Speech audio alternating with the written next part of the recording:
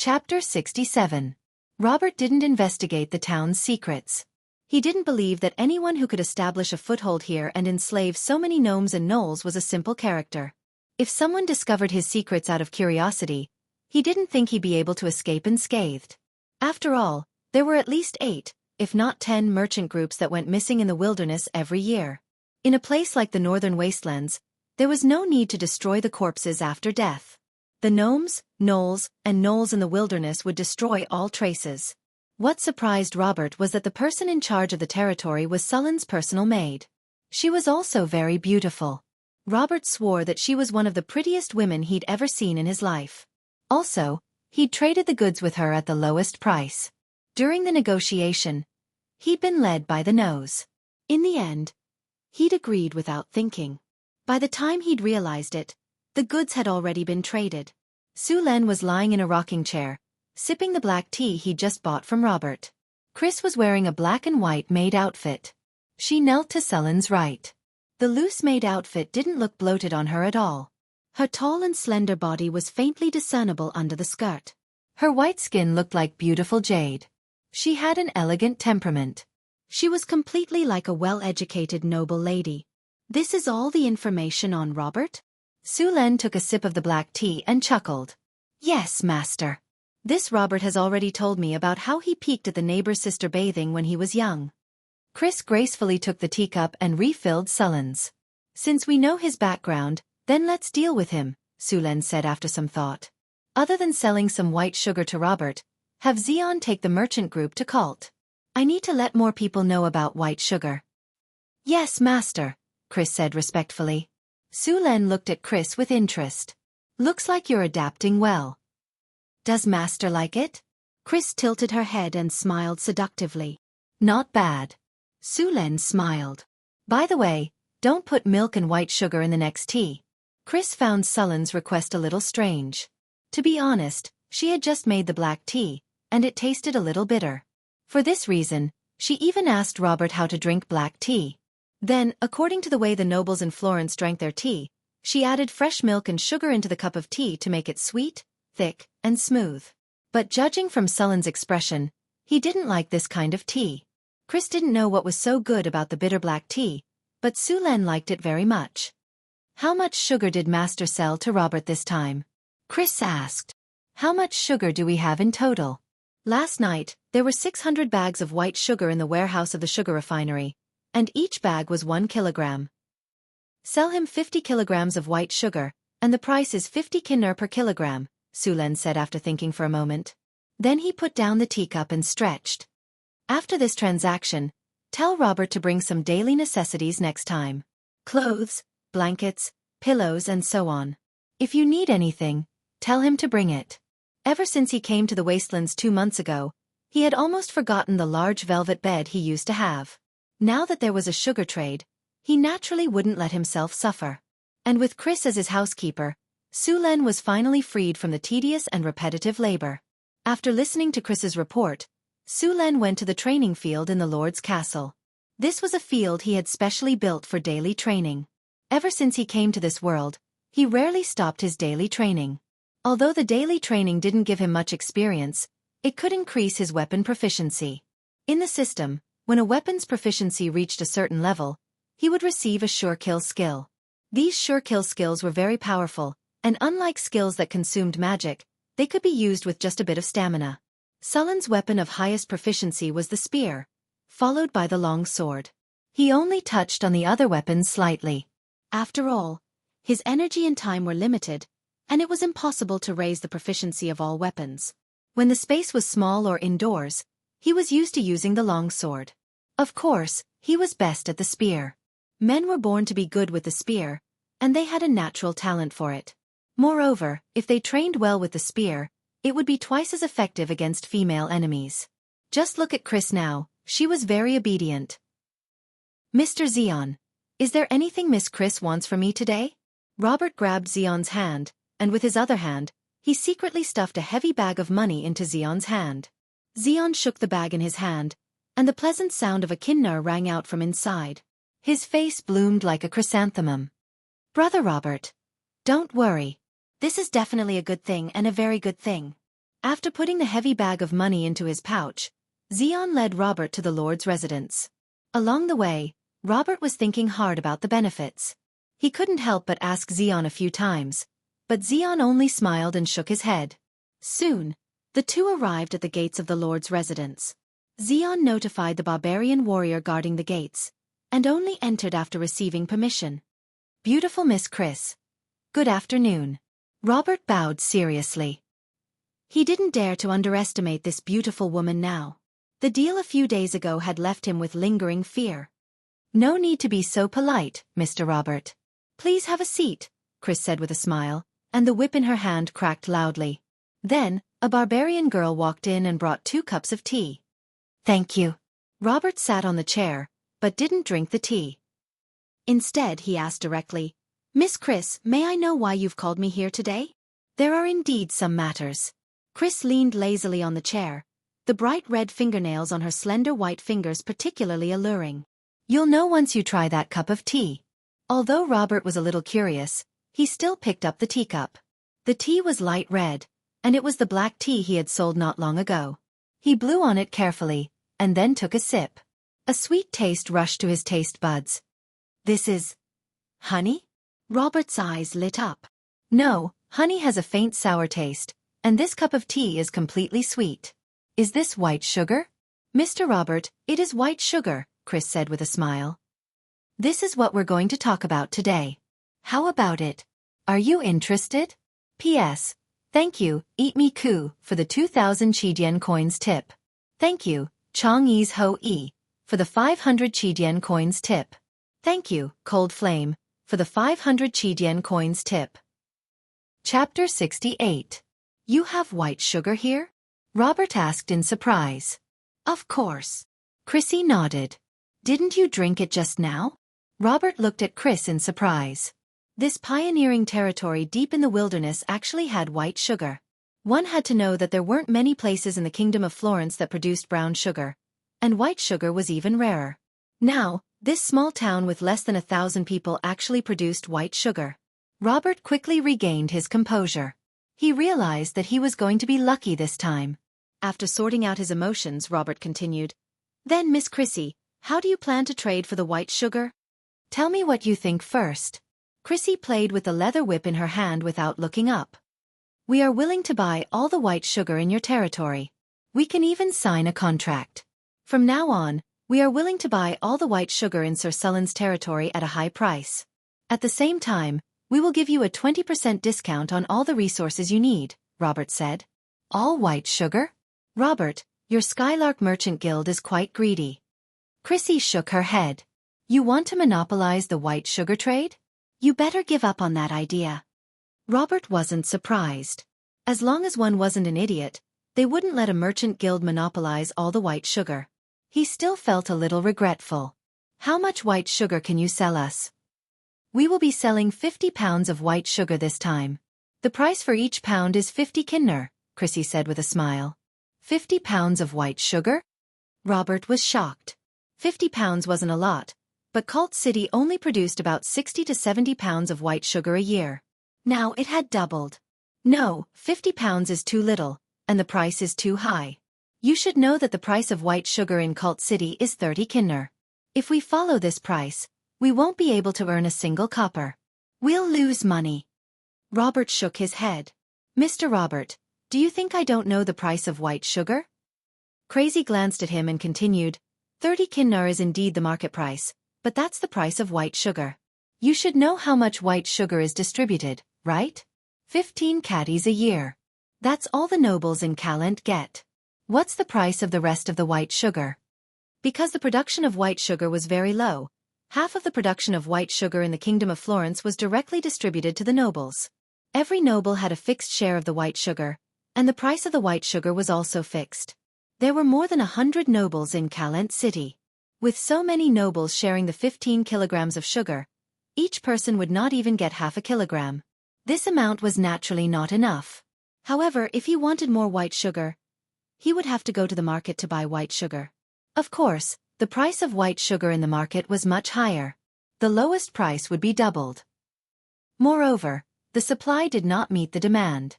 Besides, Do you think we will lack partners?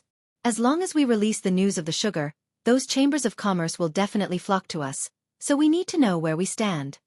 The white sugar trade had just begun in Northtown Castle. Xian also brought a caravan to Calent City. The development of the territory required a lot of resources and people, and Su Len planned to rely on the white sugar trade. In fact, only with a stable trade could a territory develop. For example, Sullen's territory. If there was a trade, more caravans would come to do business. If the caravans wanted to come to Northtown Castle, they would have to pass through the dangerous wilderness, so they had to hire guards. In this way, each caravan would have at least 100 people. The arrival of these people also increased the consumption of the locals. Soon, all kinds of hotels and taverns would appear in the town. The prosperity of the economy would attract more people. If they wanted to develop here, they would have to buy a property. The houses and land that Su Len built would also become popular. The arrival of these people would also provide a lot of tax revenue for the territory. In this way, Sullen's territory would form a virtuous cycle. Only then could the territory be considered a success. At noon, the people who had been busy all morning were resting. The women and children had already prepared a sumptuous lunch. The barbarian women were not very good at cooking. They were best at stewing. They put all kinds of meat and other food into a big pot, added water and salt, and then simmered until it was ready. The most common food in the territory was potatoes. Fortunately, it was potatoes. Otherwise, with the barbarian women's cooking, the food they made would be a disaster. Potatoes stewed with fish, potatoes stewed with beef, potatoes stewed with lamb, and so on. The barbarian warriors did not have high requirements for food.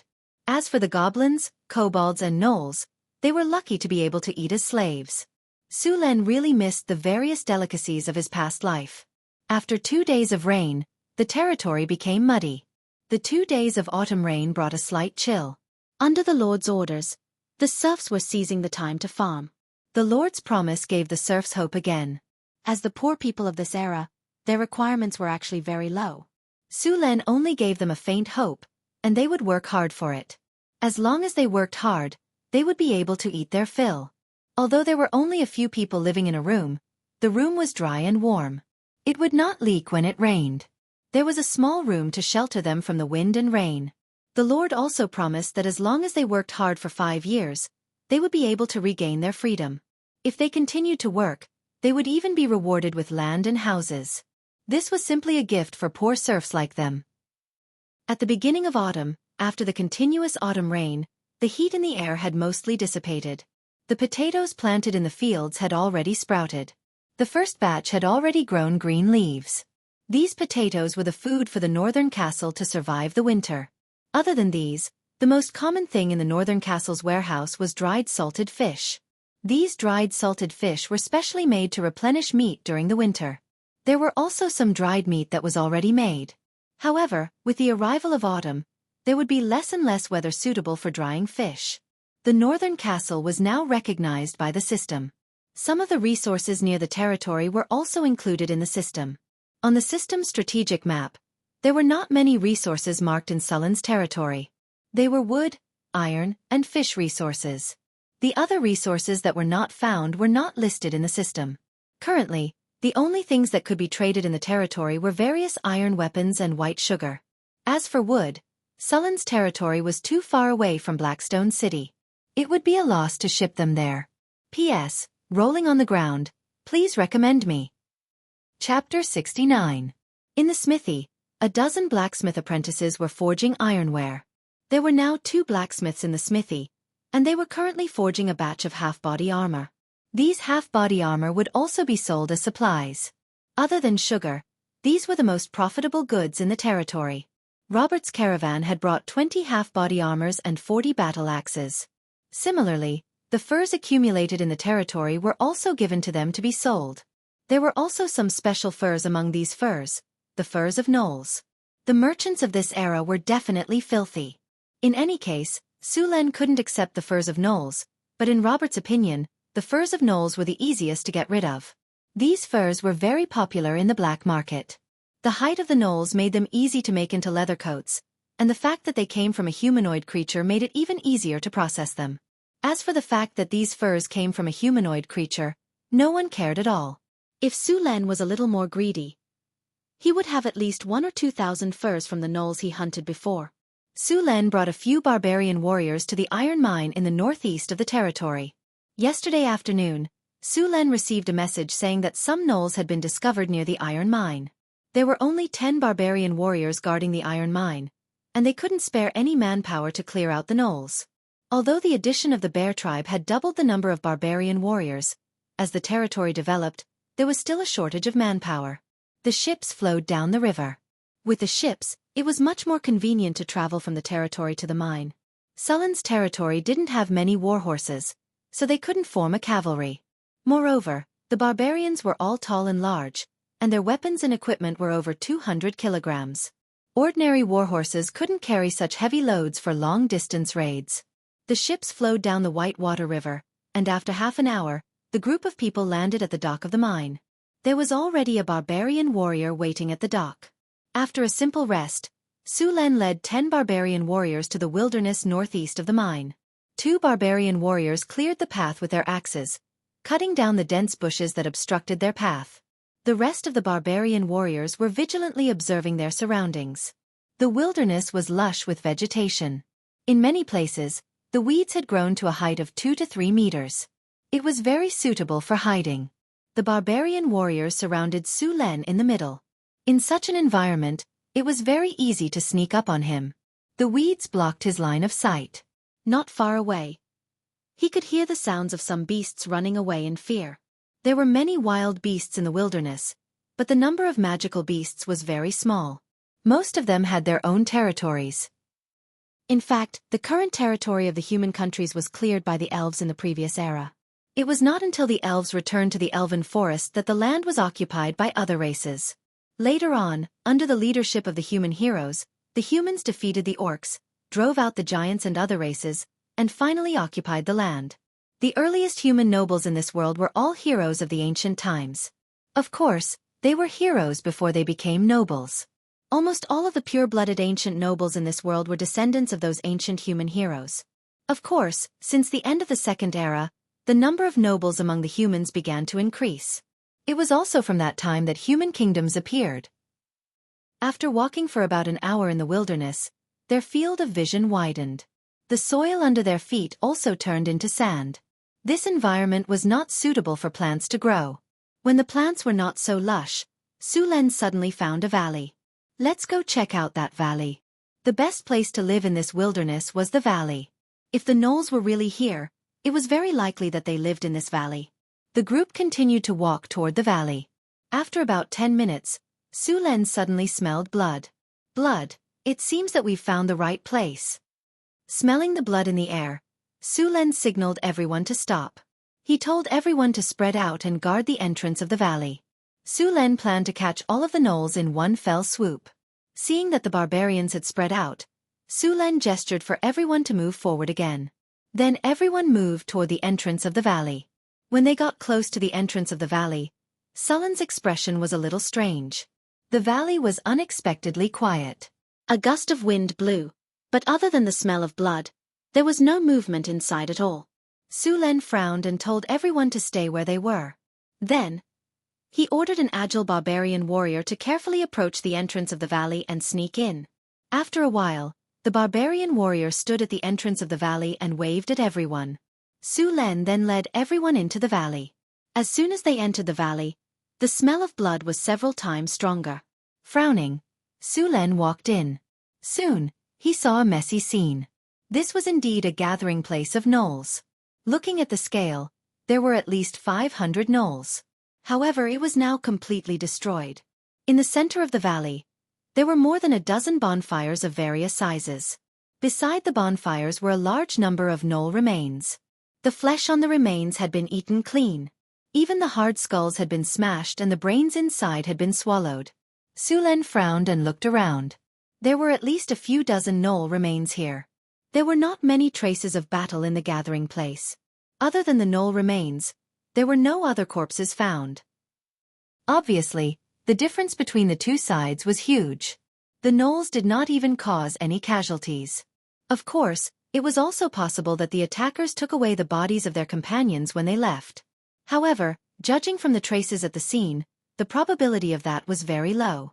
The attackers were very strong. Many parts of the knoll's bones were crushed. This kind of injury was usually caused by a blunt weapon, most likely a mace. The same was true for the knoll's skulls. The huge force directly crushed the skulls. This kind of strength was not inferior to the barbarian guards at all. The attackers ate the bodies of the gnolls. Although there were many races in the wilderness that had the habit of eating humans, there were not many races that could completely crush the gnolls. For example, swamp giants, frost giants, ogres, and so on. Although they were different races, they had one thing in common. They were not easy to deal with. Swamp giants and frost giants belonged to the giant subspecies. They were powerful creatures from the mythological era before the First Era. They were powerful creatures that were as strong as gods. However, after the mythological era ended, the powerful giants disappeared. Most of the giant subspecies only inherited their thin bloodline. Although they only inherited a thin bloodline, they were still very strong. Group number 877655894. Welcome to chat. Also, please recommend me. Recommend me, recommend me. Important things need to be said 3 times. P.S. Thank you to Chang'e's Ho E for the 100 Qidian coins reward. Thank you to Gu Yu for the 200 Qidian coins reward. Chapter 70. There were many types of giants, including sea giants, mountain giants, frost giants, swamp giants, cloud giants, and several tens of other types. There was also a huge difference in their strength. However, even the weakest giant would be at least at the level of a knight commander. Most of the giants were at the level of conferred knights. Compared to humans, giants had much stronger physiques. Therefore, even if they were of the same level, humans would not be a match for giants. However, under the same conditions, humans could advance much faster than giants. Their strong bodies gave them great power, but it also limited their development. Frost giants lived in the cold mountains in the north. It was said that there were many frost giant tribes in the polar glaciers. Swamp giants lived in the swamps. Since the endless wasteland was said to be endless, there would naturally be swamps. It was just unknown if they were nearby.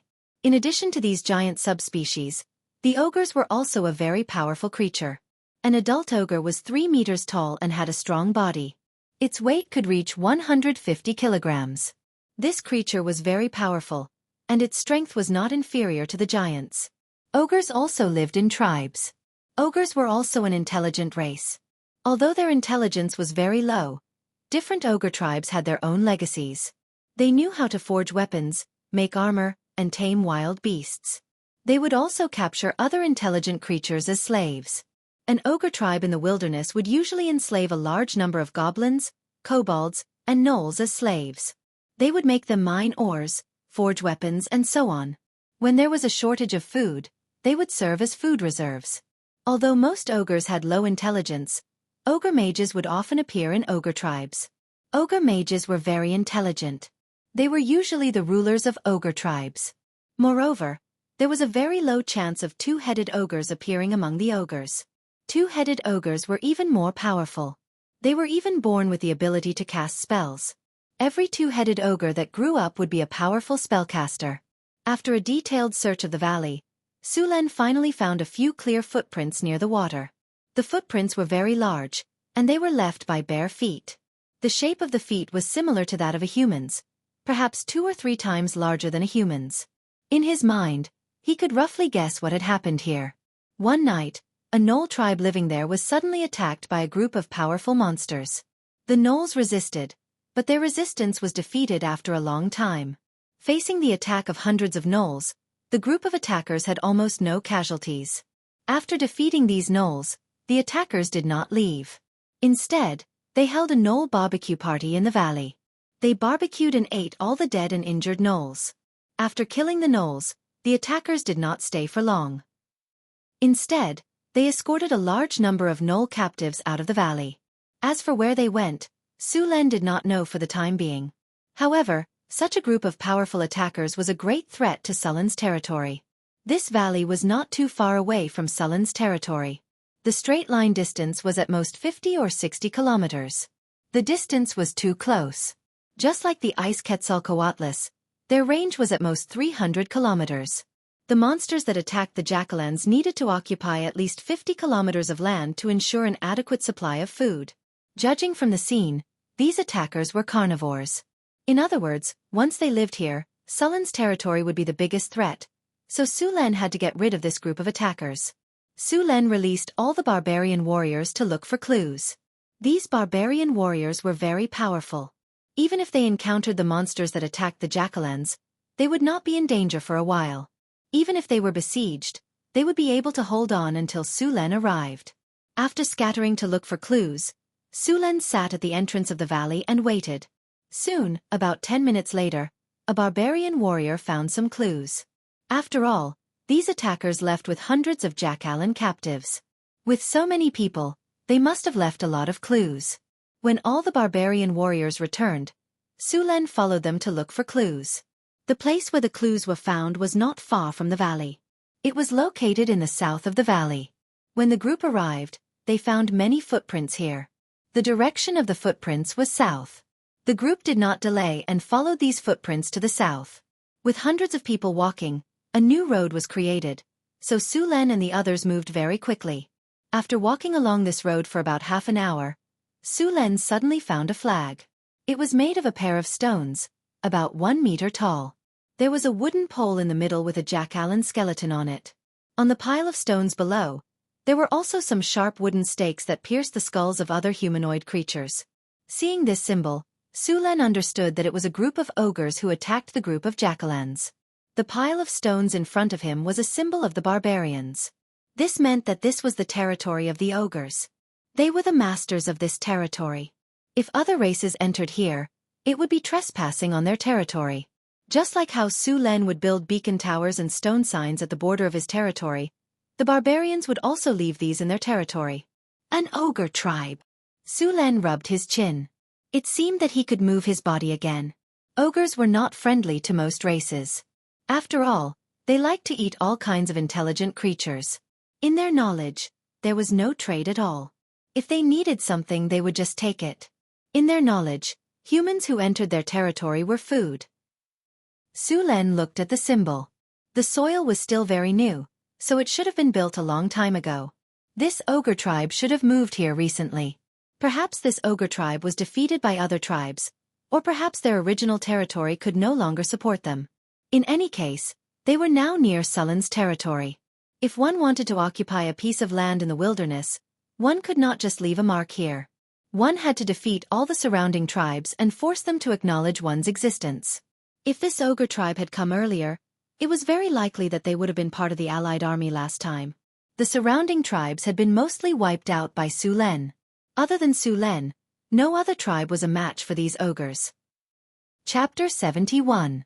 There were many monsters in the wilderness. Even in the southern countries, goblins and kobolds could be found far away from the cities. The reproduction ability of goblins and kobolds was too strong.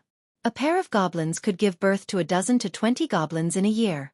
It was the same for kobolds. It would take at least 20 years for a human warrior to grow up and become a qualified warrior.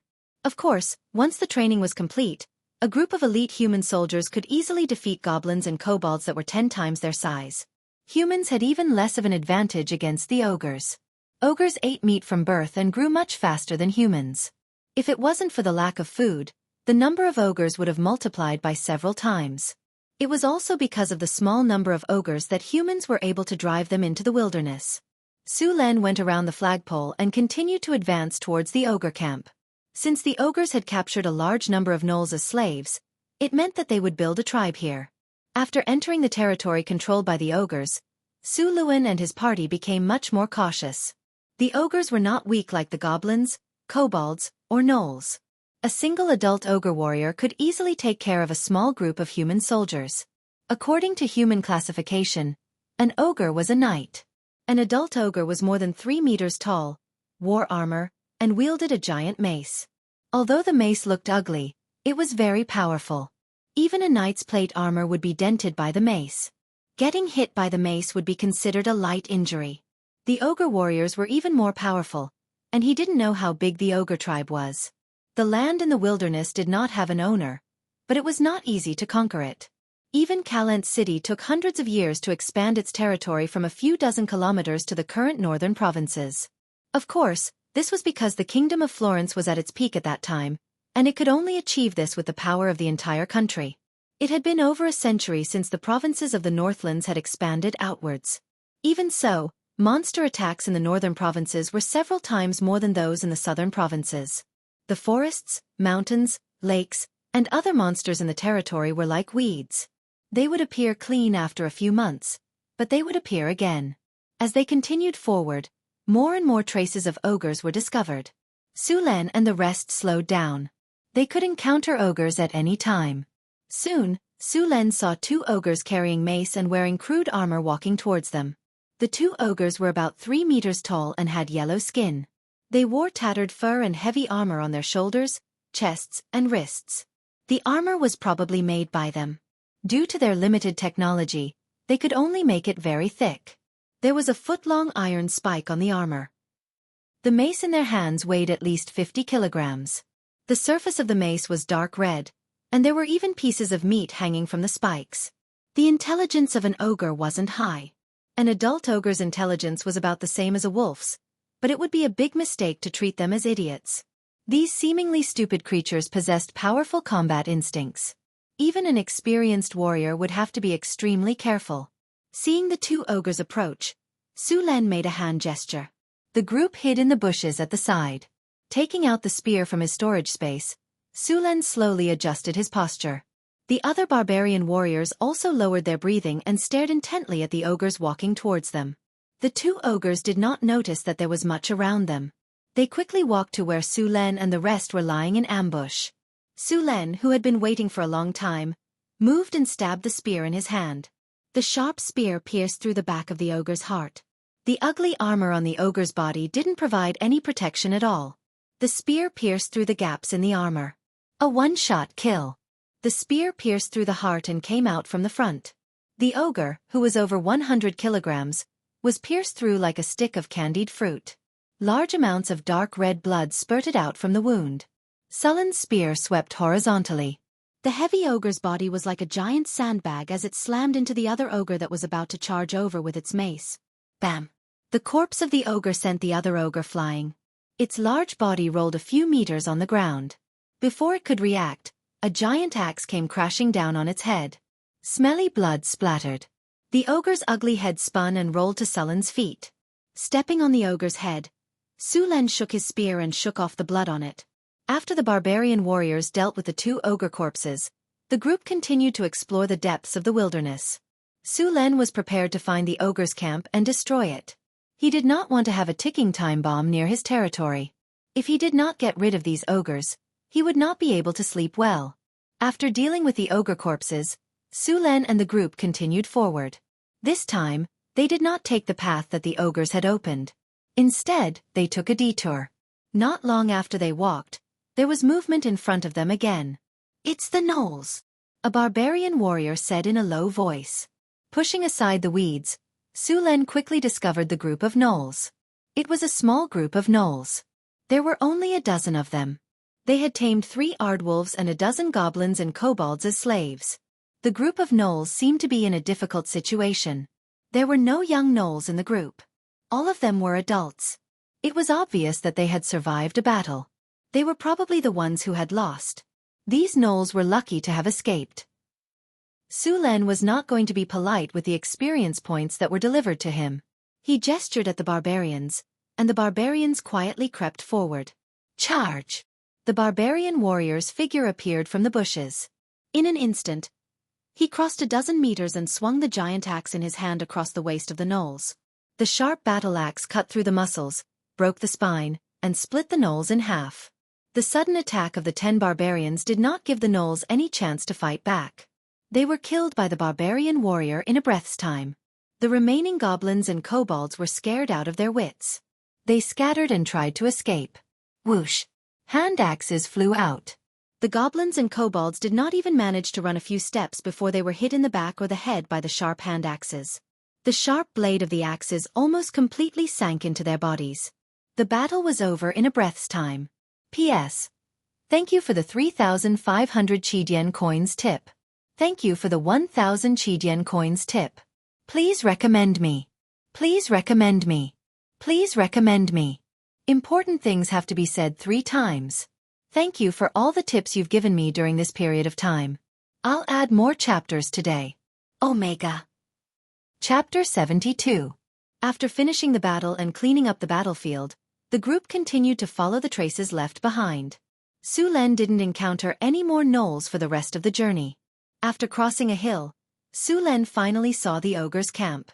I should have bought a telescope. Su Len felt a little helpless as he looked at the ogre camp in the distance. Although this world was generally at the level of the Middle Ages, there would always be new gadgets with the presence of magi. Glass, for example, had been created by magi a long time ago.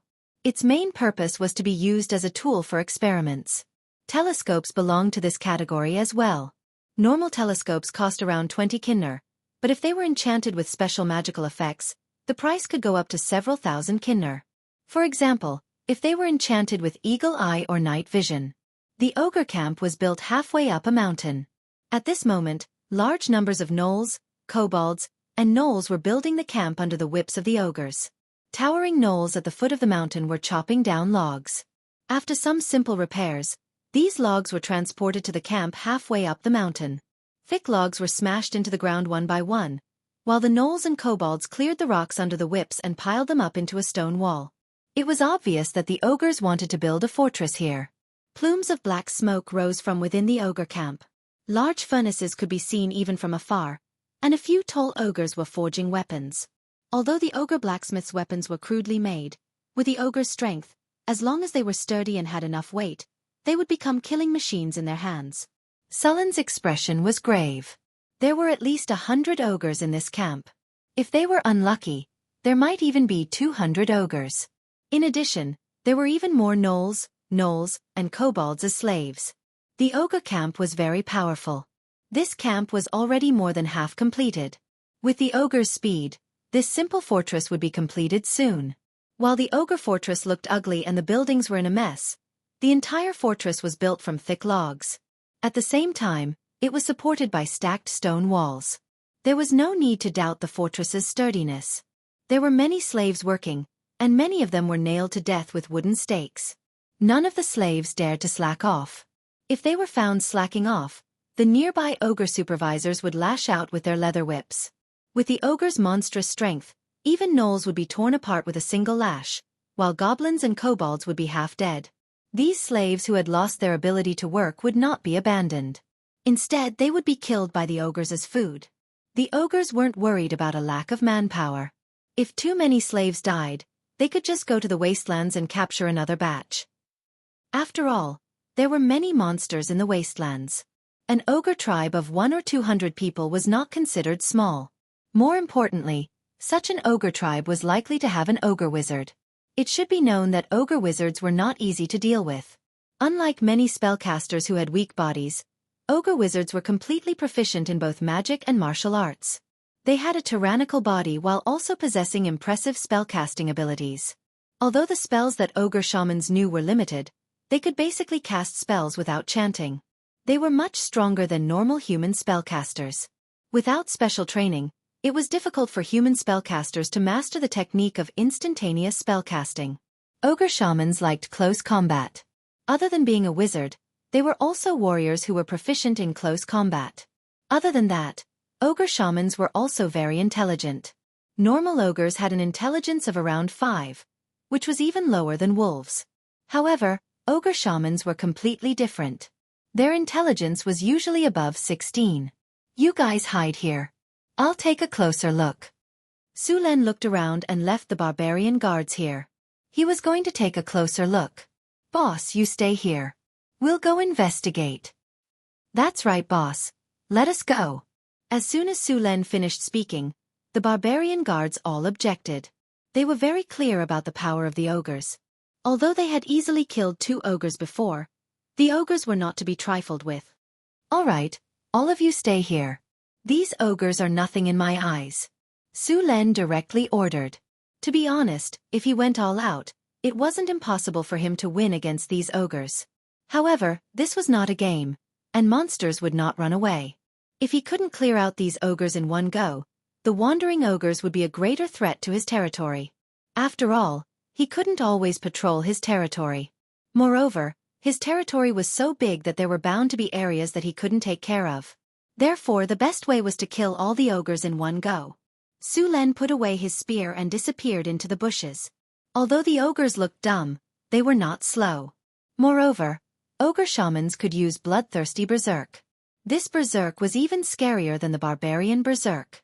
Although the ogres would be weakened for a longer period of time after going berserk, very few people could survive it. With the help of the bushes, Su Len quickly made his way to a spot about 200 meters away from his feet.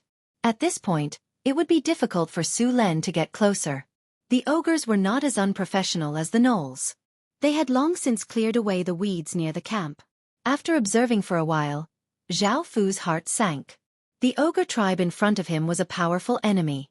Apart from the ogre warriors, there were also many ogre warriors. These ogre warriors were much larger than their own kind and used battle axes.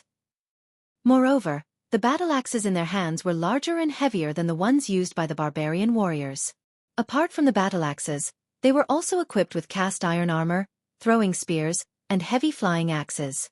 According to human standards, these ogre warriors were already at the level of Grand Knights. Most of Sullen's barbarian guards were at this level as well. However, there were only 71 barbarian guards in total, while there were at least 50 ogre warriors here. On the other side of the camp, there were a few large arrow porcupines in a large metal cage. These were one of the few wild beasts that the ogres had tamed. The arrow porcupines were 1.3 meters tall and had thick skin. They had 2 sharp fangs in their mouths and a few sharp spikes on their backs. Once they charged, they were like small bulldozers. Even the heavy cavalry of the human empire would not be willing to clash with them. Chapter 73. Su Len circled around the camp at the foot of the hill. After figuring out the general situation of the ogres, Su Len left quietly. When he returned to the hill, the barbarian warriors all came up to him. "Boss, are we ready to fight?" The barbarians around him touched their axes and asked eagerly. Bang! Su Len hit him on the head in annoyance. "What are you doing? Are you going to die? Let's go back first." Looking back at the ogre camp that was under construction, Su Len left with the barbarian warriors. It was already night when they returned to the mine. Su Len and the others didn't have time to rest and rushed back to the town through the night. "Master, what happened?" Chris was wearing a black and white maid dress, which accentuated her tall and slender figure, giving her a different kind of charm. As Su Luan's chief maid, the succubus Chris was very energetic. Now she was in charge of the whole territory on behalf of Su Luan. Both barbarians and other humans were in awe of her. "There's an ogre tribe near our territory. This is a huge threat to the safety of the territory." Chris came to Sullen's side and helped him take off his coat. "Ogre tribe? Master, are you going to chase them away this time? Can I go and help?" Chris asked as she hung Sullen's coat on the hanger. "Yes, they're already building the camp. We need to deal with it as soon as possible. If we wait a few more days and the ogres really finish building the fortress, the losses will be huge." Su Len reached out and rubbed Chris's head. "Arrange things tomorrow. I'll take you with me." Su Len was very optimistic about Chris. After all, after being strengthened by the hero model created by herself, her strength was second only to Su Len in the territory. The main thing was that her advanced charm talent was too strong. Even Johnson might not be immune to it. In addition to her demon summoning, she wasn't afraid of fighting a group or one-on-one. When Su Len first handed the matter to Chris, the barbarian guards still had objections. Su Len then let Chris fight with them.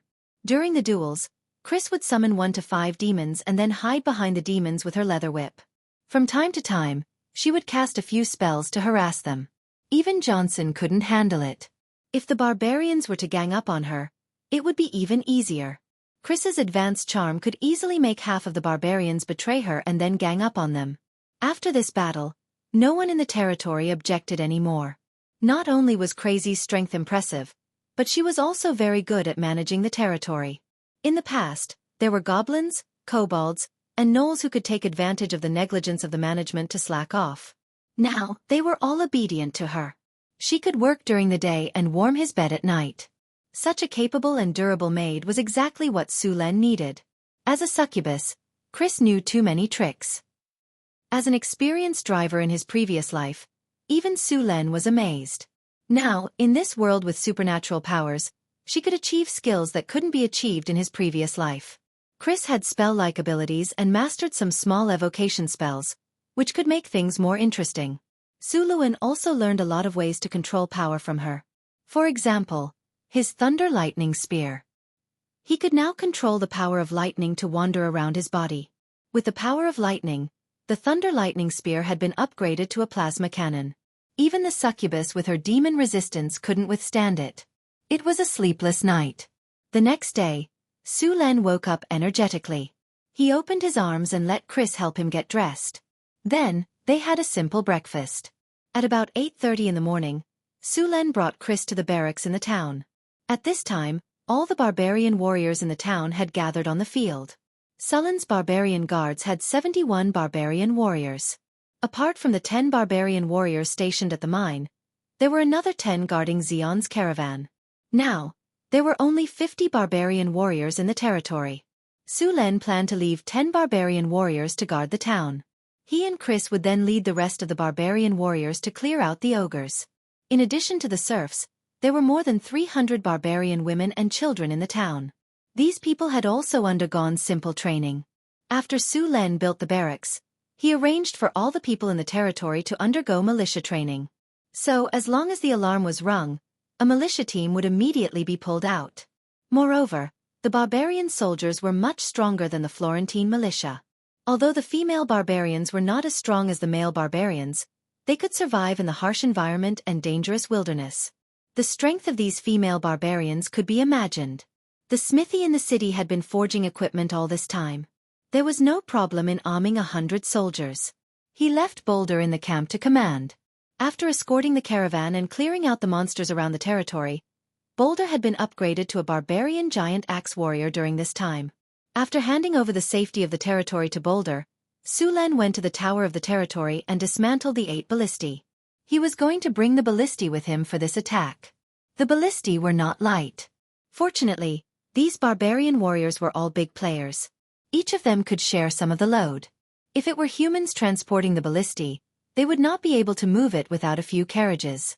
After the preparations were done, Su Len took the team to the Whitewater port ship and went down the river to the mine's wharf. After yesterday's investigation, the location of the ogre camp was clearly marked on the strategic map. Su Len led the army ashore and then directly traveled through the wilderness. After several exterminations by Su Len and the ogres, the number of goblins and gnolls had decreased by a lot. Along the way, the gnolls and goblins would turn tail and run when they saw Sullen's team from afar. After traveling for some distance in the wilderness, Su Len once again saw the war flag that marked the territory of the ogres. Destroy it! Su Len directly ordered the barbarian warriors to destroy the war flag and the stone altar below it. Bang! The pile of stones was pushed down and the flagpole was cut in half. Su Len led the army forward. The success rate of a night attack against the ogres was very low. This race was born with night vision, and the barbarians did not have an advantage in fighting in the dark. Thus, Su Len planned to attack openly. With him and Chris, he was confident that he could win even if they were outnumbered by the ogres. Although they were carrying a lot of weight, the barbarian warriors did not move slowly. Around noon, Su Len could already see the hill where the ogre camp was. Su Len did not continue to approach. If he did, he would be easily discovered by the ogres. Even a barbarian would be tired after such a long journey, so he needed to rest and eat something. Chapter 74. After the meal, everyone was back to their best condition.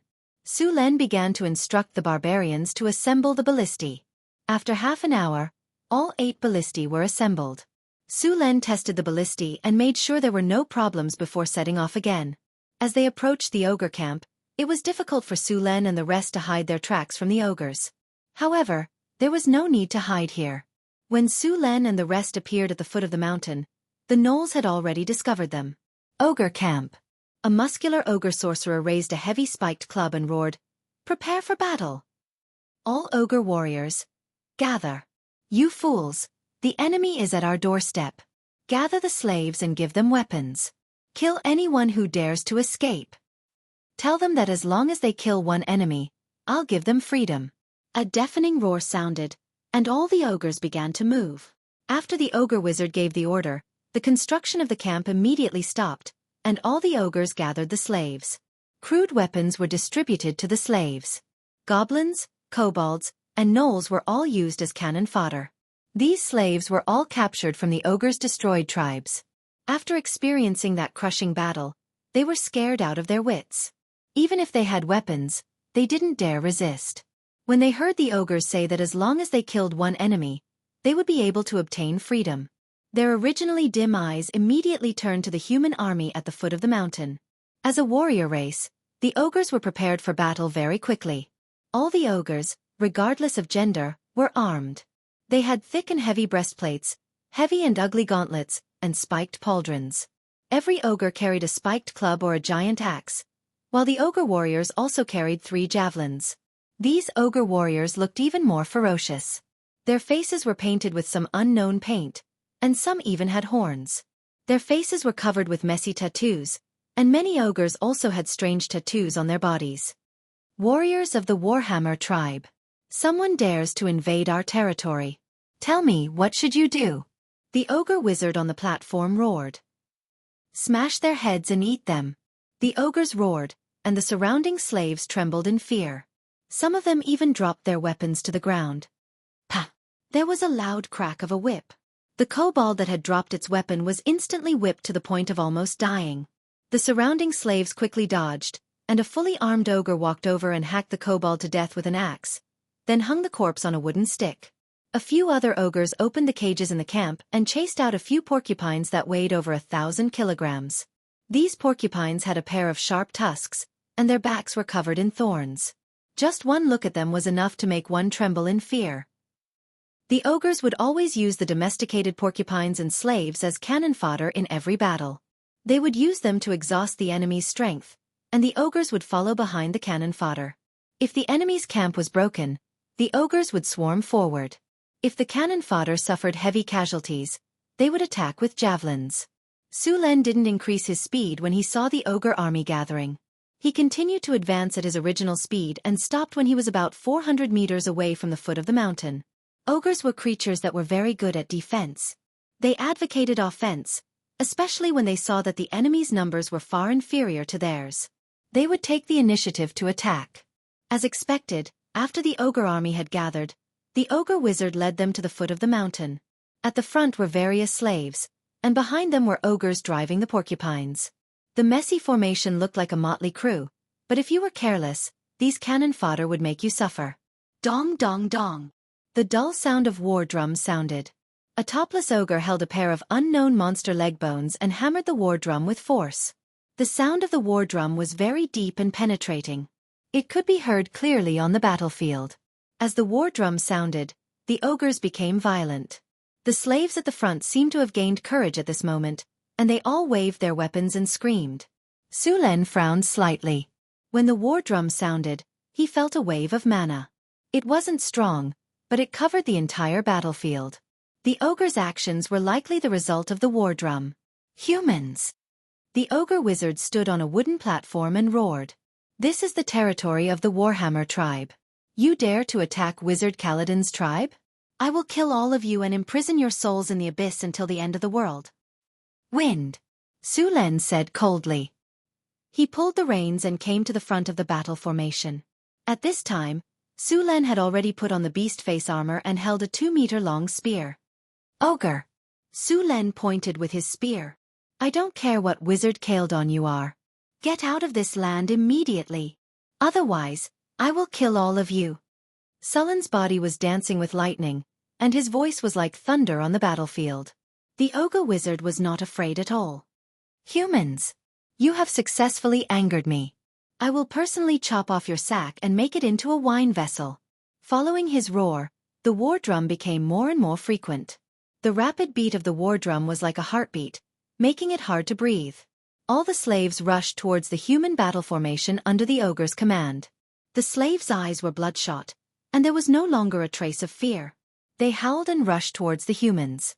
The ogre waved his whip, and a dozen large porcupines were also driven towards the humans. These porcupines were huge, and when they ran, their heavy footsteps were like muffled thunder. Some of the faster slaves were directly crushed by them, leaving behind bloody corpses. Chris! Su Len called out. Chris, who was still wearing her black and white maid uniform, came forward. She first smiled at Su Len, then looked at the battlefield. Summon demons! A dark red light suddenly appeared in the middle of the battlefield. In the next second, a 3-meter-tall demon appeared on the battlefield. At the same time, 4 smaller demons appeared. If someone who studied demons saw this, they would immediately recognize the species of these demons. The one in the lead was a high-grade demon called the Hezru, and behind it were 4 intermediate demons called snake demons. Hezru were tall and strong, and had always been the backbone of the demons. They also liked to fight. As soon as they appeared on the battlefield, they roared and rushed towards the Knoll slaves. P.S. Thank you for the 200 Chidian coins tip. Thank you for the 200 Chidian coins tip. Thank you for the 100 Chidian coins tip. Thank you for the 200 Chidian coins tip. Thank you for the 100 Chidian coins tip. Chapter 75. Hezru were high-grade demons, but they didn't have high intelligence and were easily controlled by succubi. They and Vrox were the easiest high-grade demons for succubi to control. Seeing the enemies around them, the Hezru showed no fear. Its huge body and powerful strength allowed it to easily tear apart the bodies of the enemies. The Hezru's body emitted a foul stench. This was their innate ability, a type of poison. All non-demon creatures near them were smelled by this stench and were then crushed by the Hezru. The 4 snake demons were slightly shorter than the Hezru. They looked like Nagas and wielded sharp swords made of abyssal magic iron. As mid-rank demons, they would grow a pair of arms every time they advanced. Therefore, the more arms a snake demon had, the more powerful it would be. The legendary snake demons had 8 arms. These Nagas were only low-grade Nagas with 2 arms, but they still had the upper hand against the cannon fodder slaves. They were proficient in dual wielding and could wield their weapons very quickly. The kobolds and gnolls were no match for them at all. The charging troops were also thrown into disarray. Especially the Hezru. The stench emitted from its body made all the monsters around it stumble. Even a porcupine was chopped to death by its giant axe. The Hezru was the type of demon that would go berserk the more enemies there were. At this time, the Hezru had messed up the cannon fodder army. He even used demon summon to summon another Hezru. The 2 Hezru led the 4 Nagas to mess up the cannon fodder army. Some of the cannon fodder slaves who were lucky enough to break through the demon's blockade were chopped to death by the impatient barbarians as soon as they reached the front of the army. The battlefield became more and more chaotic. Some porcupines knocked away all the cannon fodder in front of them and charged at the barbarians' formation. When the distance between the 2 sides was reduced to 100 meters, a barbarian roared, "Fire!" Bang! Bang! Bang! The ballista's bowstrings vibrated, and a 2-meter-long spear instantly pierced through the charging porcupines. The porcupines, which weighed at least 500 kilograms, were nailed to the ground by the spears. Dark red blood spurted out, and in the blink of an eye, the charging porcupines were deader than dead. 8 ballistae only shot 5 porcupines. The remaining porcupines weren't frightened by the death of their companions. They continued to charge with bloodshot eyes. There was no time to reload the ballistae. A few barbarian warriors stepped forward with giant axes. The wild porcupines ran even faster. The barbarian warriors were fearless and rushed towards the frenzied porcupines. Just as the 2 sides were about to collide, the barbarian warriors suddenly dodged to the side and then drew a beautiful arc with their sharp 2-handed axes, instantly slicing through the bodies of the charging porcupines. Blood splattered. The sharp 2-handed axes easily tore through the sturdy skin of the porcupines under the barbarians' immense strength. They also tore through the muscles and cut through the bones. The charging porcupines were instantly cut down. Their large bodies flew far away under the effect of their speed, leaving deep marks on the ground. These porcupines crashed into the ground with great momentum. The force of the impact caused their internal organs to start bleeding. The porcupines lay on the ground, dark red blood continuously flowing out of their bodies. Seeing that the cannon fodder and the charging porcupines weren't of much use, the ogre mage roared and a wave of mana exploded from his body. Bloodthirsty wonder. A faint red glow enveloped the ogres. They roared one after another. Their eyes quickly turned red, their muscles bulged, and their veins popped out. Their weapons tore through the air with the sound of air being torn apart. The dull sound of war drums also became louder at this moment. The ogres roared and circled around the chaotic battlefield, charging at the Su Len formation. The ballistae that had been reloaded fired at the ogres. However, the ogres weren't porcupines that could only charge in a straight line. Only 2 of the 8 ballista bolts hit their targets. The 2-meter-long ballista bolts instantly nailed the ogres to the ground. Even though their bodies were strong, such severe injuries weren't something they could withstand. The remaining ogres quickened their pace, taking advantage of the gap between the ballista bolts to quickly close in. After 2 more rounds of shooting, the ogres were finally within 70 to 80 meters of Su Len. The ogres pulled out their iron spears, leaned back, and threw them at the barbarians' formation. "Get out of the way!" Su Len roared. Stone wall. A stone wall 5 meters tall and 1 meter wide rose in front of the formation. Bang! Bang! Bang! Stone fragments flew everywhere. Dozens of iron spears hit the stone wall. The entire stone wall only lasted for a few seconds before collapsing. A few iron spears that flew over the stone wall were smashed away by the barbarians' giant axes. This round of spears didn't cause any casualties. Stone to mud. A ray of light flashed from Sullen's body, and instantly merged into the ground in front of him. The hard ground beneath the ogre's feet instantly turned into a pile of mud. When the ogre warriors stepped into it, their bodies couldn't help but sink. The heavy armor made the ogres even heavier. The soft mud beneath their feet made it impossible for them to bear any weight. The ogres quickly sank into it. Fireball. Just as the ogres sank into the mud, the ogre mage suddenly summoned a football-sized fireball. The fireball dragged a long trail of flames behind it as it appeared and smashed toward Su Len. Absorb energy shield. Chris, who was standing beside Su Len, immediately covered Su Len with an energy-absorbing shield. As soon as the shield appeared, it was hit by the orange fireball. The fireball continuously shrank, and the energy-absorbing shield began to tremble violently. In the end, the two disappeared at the same time. Without Sullen's continuous casting, the effect of stone to mud disappeared. The remaining ogres continued to throw iron spears at Su Len as they charged. The ogre warriors that came from the left and right did not stop. They hurled their spears at Su Len as well. These ogres were very smart. They knew that Su Len was the greatest threat. They had already determined that Su Len was a magus, and that the human magus's meager defense wouldn't be able to withstand so many iron spears. However, their plan failed. Hundreds of iron spears locked down the space around Su Len. Su Len didn't dodge, and countless arcs of electricity gathered on his body. Thunder Lightning Spear. Dazzling lightning blossomed from Sullen's body. The spear in his hand was like a lightning dragon, bringing with it a powerful current as it struck the iron spears above his head. The lightning dragon circled around, and all the iron spears flying towards Su Len were knocked away. Some were even directly melted by the powerful current. Chapter 76. The ogres had completely lost their rationality after activating bloodthirsty berserk. Apart from not attacking their comrades, they would kill anyone they saw as their target. The ogres grew even more furious after the 3 rounds of javelins had failed. An army of over 100 ogres quickly charged forward.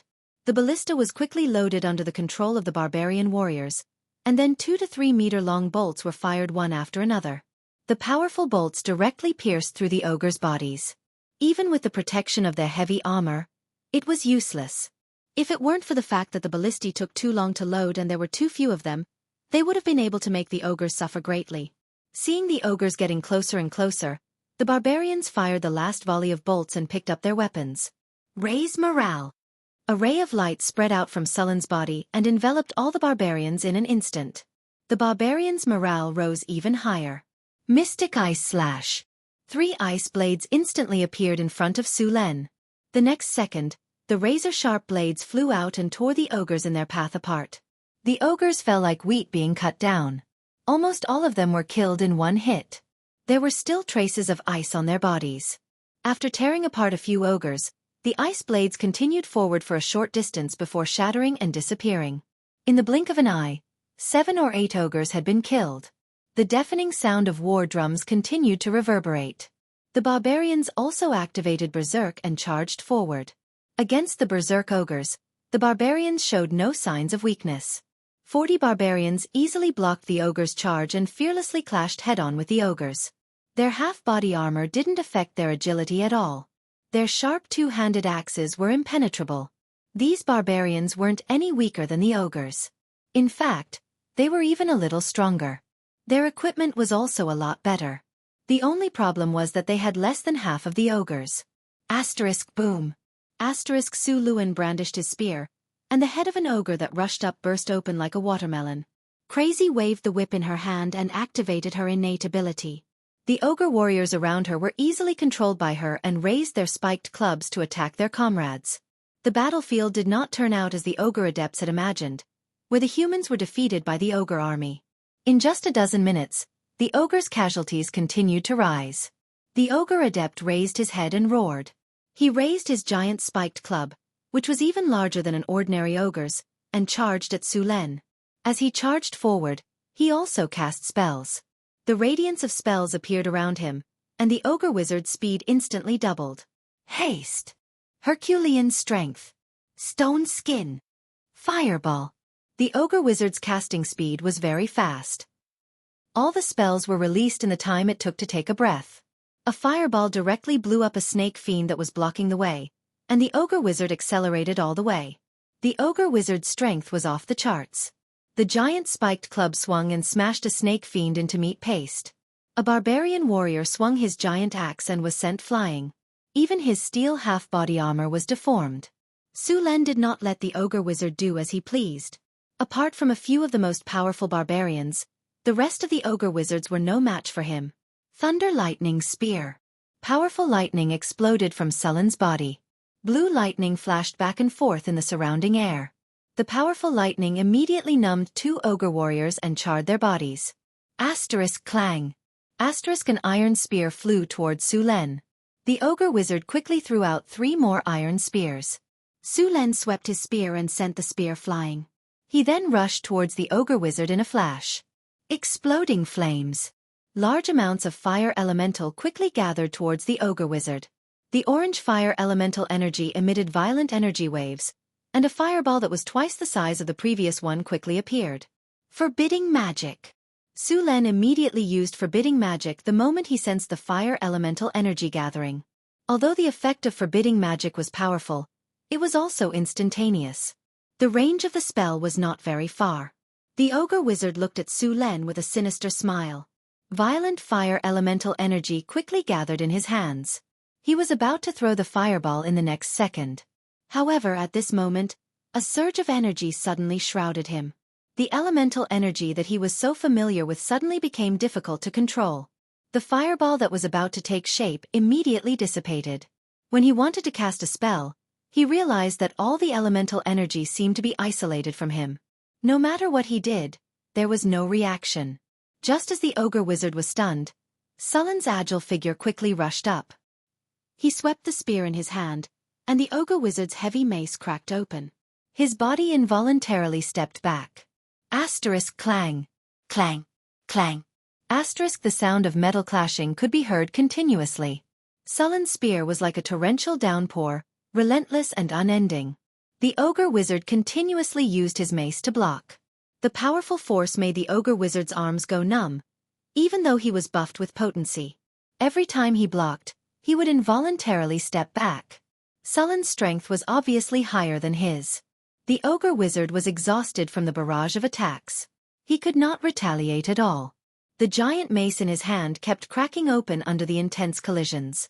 The lightning on the weapon kept jumping around the ogre wizard's body through the giant mace. Arcs of electricity flashed. If it weren't for the ogre wizard's stony skin and high elemental resistance, his body would have been numbed by the accumulated lightning. Even so, his condition was still very dangerous. The ogre wizard roared angrily when he sensed the danger. He immediately crushed the bone pendant on his neck, and a surge of elemental energy instantly exploded. Bloodthirsty berserk. The ogre wizard's eyes instantly turned blood red. His muscles bulged, and his veins bulged. His strength increased explosively once again. The ogre wizard did not enter berserk mode earlier because he had to cast a spell. When he realized that he could not cast any spells, he immediately unleashed the berserk spell that was sealed in his tools. The ogre wizard's physical strength increased exponentially in berserk mode. However, this increase came at the expense of his rationality. After casting potency and bloodthirsty berserk, the ogre wizard finally managed to block Sullen's attacks. Though his strength was still inferior to Sullen's, He was no longer in a one-sided situation like before. After clashing with Su Len once more, the two figures finally came to a stop. Chapter 77. I'm going to kill you. Your flesh and blood will make me even stronger. The ogre sorcerer roared in anger. His muscles bulged, and his veins bulged like dragons, making him look even more ferocious and terrifying. Su Len was expressionless as he coldly looked at the ogre in front of him. Lightning constantly danced around his body, and the powerful lightning energy resonated with the elemental energy in the air. Lightning constantly flashed in the air. Your head will become part of my collection. I'll hang it on the gates of my territory. The ogre mage roared and charged at Su Len again. On the other side of the battlefield, the barbarian warriors and ogres were in full swing. Both sides were warriors with thick skin and powerful strength. Compared to the ogres, the barbarian warriors were a bit stronger, but the ogres had an absolute advantage in terms of numbers. But with Chris, the situation was different. Chrissy flew into the air. Around her, 2 ogre warriors and 4 ogre warriors were madly attacking the other ogres. The sudden betrayal of these ogres caught the other ogres off guard. 3 ogres died on the spot, and 2 more were heavily injured. More ogres were thrown into chaos. Crazy's innate ability to sow discord was at the highest level. Soon, the ogres became even more chaotic. With Crazy's help, the barbarian warriors didn't suffer too much damage.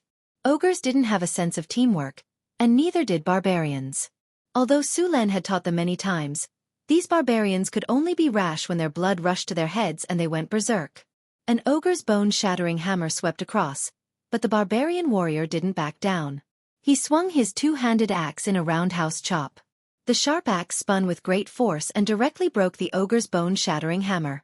Then, without slowing down, the ogre's arm was cut off. The spinning axe was like a large windmill, barbarically breaking through all obstacles. The heavy armor on the ogre warrior's body didn't protect him at all. The barbarian warrior's axe directly chopped off the ogre's head. Blood splattered everywhere, and the watermelon-sized head flew high into the air. After finishing his whirlwind slash, an ogre sent him flying before he could even regain his balance. The battlefield was completely entangled. Be it the barbarians or the ogres, both sides fought without any formations or formations. However, the barbarians were like fish in water. While the ogres had the advantage in numbers, they still couldn't gain the upper hand. In reality, the main battlefield was still Su Len and the barbarian wizards. Bang! Su Luen's figure flashed, and his long spear swept out with a lightning aura. The layer of stone skin on the ogre adept's body was easily torn apart. The ogre wizard didn't seem to care about his injuries at all. He held a battle axe in his other hand and swung it at Su Luen. Su Luen blocked it with his long spear, but he was still pushed back a few steps. A deep dent was left on the body of the spear, which was made of stainless steel. No one knew when it started, but a patch of dark clouds drifted in from the sky. A gentle breeze blew across the battlefield, bringing with it a chill and traces of moisture. It was obvious that it was about to rain. The lightning energy on Sullen's body continued to gather. The dark clouds in the sky grew lower and lower, and the lightning energy in the surroundings grew more and more. Following a furious roar, bolts of lightning struck down from the dark clouds in the sky. The lightning instantly turned a few ogre warriors into charcoal. Su Len had a strange feeling. The lightning in the sky had a strange connection with him. While he couldn't control the violent lightning, he could use his own strength to guide it. Lightning snakes dance. The lightning in the dark clouds grew more and more violent. Countless bolts of lightning rolled in the clouds. Everyone on the battlefield could see the strange phenomenon in the sky. The goblins, kobolds, and gnolls woke up. Seeing this apocalyptic scene, they couldn't care less about anything else. The Hezru and Naga also returned to the abyss because their summoning time was up. The berserk ogres didn't notice what was happening outside. Su Len only used the energy in his body to guide the lightning. Then, bolts of lightning struck down from the sky. Sensing Sullen's aura growing stronger, the ogre adept roared and charged at him. Crackling lightning surrounded her body, and countless tiny lightning bolts drifted in the surrounding air. When Chris got closer, she felt her body go slightly numb, and tiny lightning bolts jumped on her body. Seeing this situation, Chris immediately retreated from the area. The ogre wizard's body was surrounded by a large amount of electricity. The layer of stone on the surface of his body had become tattered. Su Luan's body moved, and the surrounding electricity instantly gathered on his weapon. The steel spear seemed to have turned into a bolt of lightning at this moment. Sullen's figure appeared beside the barbarian adept in an instant. The weapon in his hand left after images as he attacked the ogre adept. The ogre adept couldn't resist at all. Soon, wounds appeared on his body. The flesh around the wounds was burned to charcoal by the lightning. The ogre adept roared again and again. But anger was useless. Soon, his anger turned into screams of agony. He swung his heavy mace wildly. He wanted to fight Su Len to the death. But at this point, he couldn't keep up with Sullen's rhythm. Su Luan dodged the ogre wizard's dying counterattack and stabbed his spear into the ogre wizard's chest like a bolt of lightning. A bowl-sized wound appeared on the ogre wizard's chest with lightning surrounding the wound. A large amount of blood gushed out from the wound and came out from the ogre wizard's back. The heavy mace slipped from the ogre adept's hand. The ogre adept took a few steps back and collapsed. Su Luan roared, thunder and lightning surged in the sky, and his whole body was surrounded by thunder and lightning. Su Luan waved his long spear, and thunder and lightning flew out from his body. They hit the ogre warriors who were fighting the barbarians. The lightning surrounded the ogre warriors and paralyzed them for a few seconds. The barbarians were very experienced. They took this opportunity to kill the ogres. In just a few seconds, more than 90% of the ogres on the battlefield were dead or severely injured. Dozens of lightning bolts shot out. Sullen's figure gradually appeared. The lightning energy around him had dissipated. Only the flashes of lightning told the story of what had just happened. Chapter 78. Su Luan arrived in front of the ogre wizard's corpse. He lightly tiptoed and reached out to catch the battle axe. He looked down at the ogre wizard and chopped off its head with the axe. Su Len put the head in a bag and looked at the other parts of the battlefield. Master, the rest of the ogres have been killed.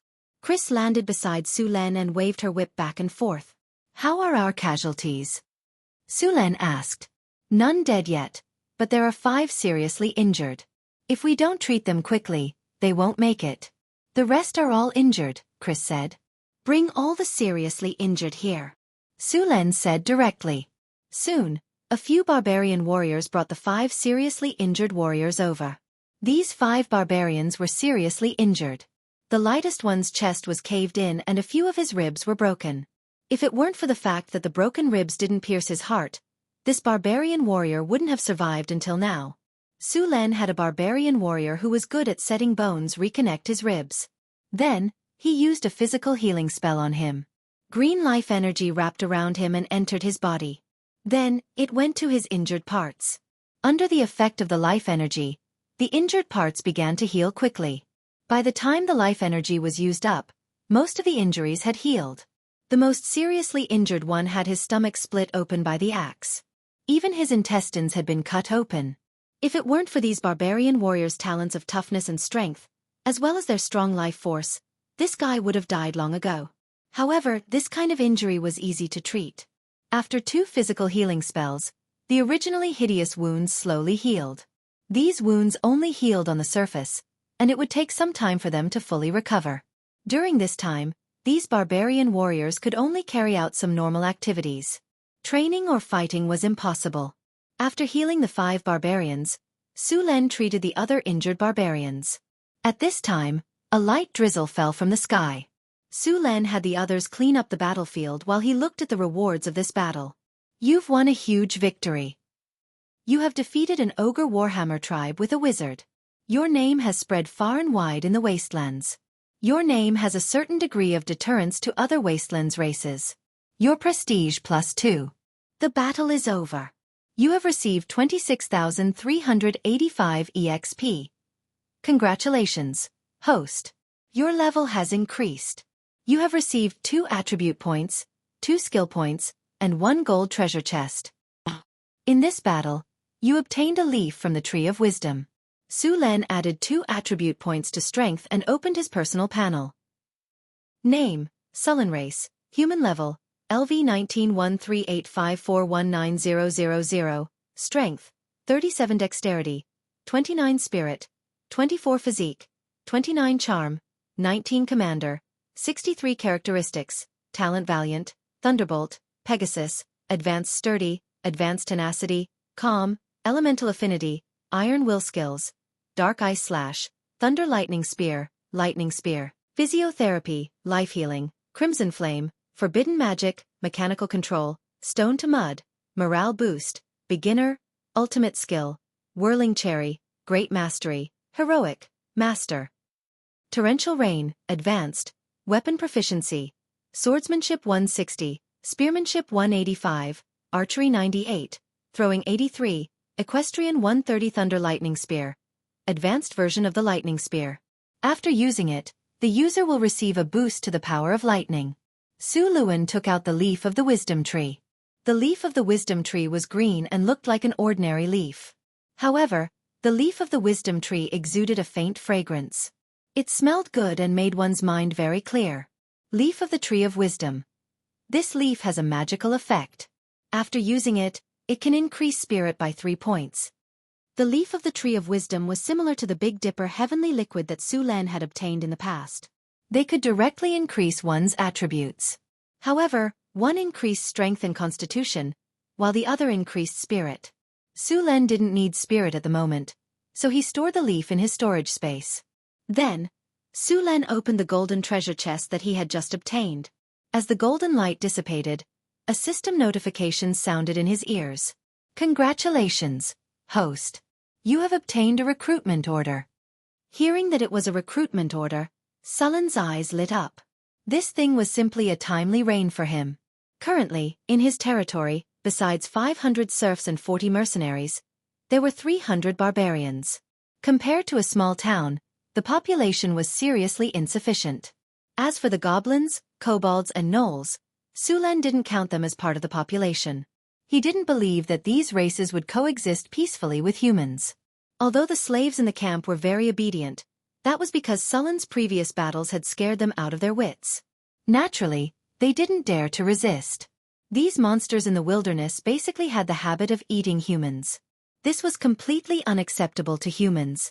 In reality, whether it was humans, dwarves, barbarians, half-elves, half-orcs, elves, centaurs, and other races, these monsters could only be slaves in Sullen's territory. The development of his territory required a large number of people. Originally, Su Lan had asked Xion to take advantage of the trade caravans to advertise and recruit people in the northern provinces. However, Sullen's territory was 300 kilometers away from the nearest human city. This was too far for these people. Moreover, they were also suspicious of Sullen's policies, so no one was willing to come here for the time being. In order to replenish the number of humans in the town, Su Lan had asked Xion to buy a batch of slaves every time he returned to the camp. However, relying on slaves to replenish the population of his territory was too expensive, and the quality of the slaves was also worrying. The slave traders had long since picked out slaves with skills, and it wasn't cheap to buy these slaves. Now that he had this recruitment order, although it couldn't completely solve the lack of population, it was still very good for recruiting people. Last time, he had used the recruitment order to recruit more than 100 barbarians. He didn't know how many people he could recruit this time, and what race he could recruit. Of course, as long as it wasn't a cannibal race, Su Lan would accept it. He took out the recruitment order and chose to use it. The recruitment order, which was made of an unknown material, turned into a pile of dust in an instant, and then a gentle breeze blew past, leaving no trace behind. After using the recruitment order, Su Lan no longer paid attention to it. This kind of thing had a long-term effect. Soon, a group of people would come to apply to join, and he only needed to wait quietly. P.S. The Ogre Wizard stats are posted below. Ogre Wizard, Kalando, Race, Ogre, Class, Wizard/Berserker, Strength, 21, Potency +6, Berserk +6, 33 under Berserk, Agility, 16, +4 Haste, Vitality, 23, Spirit, 22, Charm, 8. I really don't understand, such an ugly ogre's charm can reach the standard of a normal person. Skills: Fireball, Exploding Flames, Potency, Haste, Stony Skin, Short Distance Displacement, Voodoo Curse, Magician's Hand, Bloodthirsty Berserk. Innate abilities: Sturdy, Tenacious, Intelligent. Every creature will be different, and have the talent to become a wizard, Spirit +4. Instant cast, dual-wielding weapons. Chapter 79. After the battle, Su Lan checked on the 8 ballistae. Fortunately, they weren't damaged.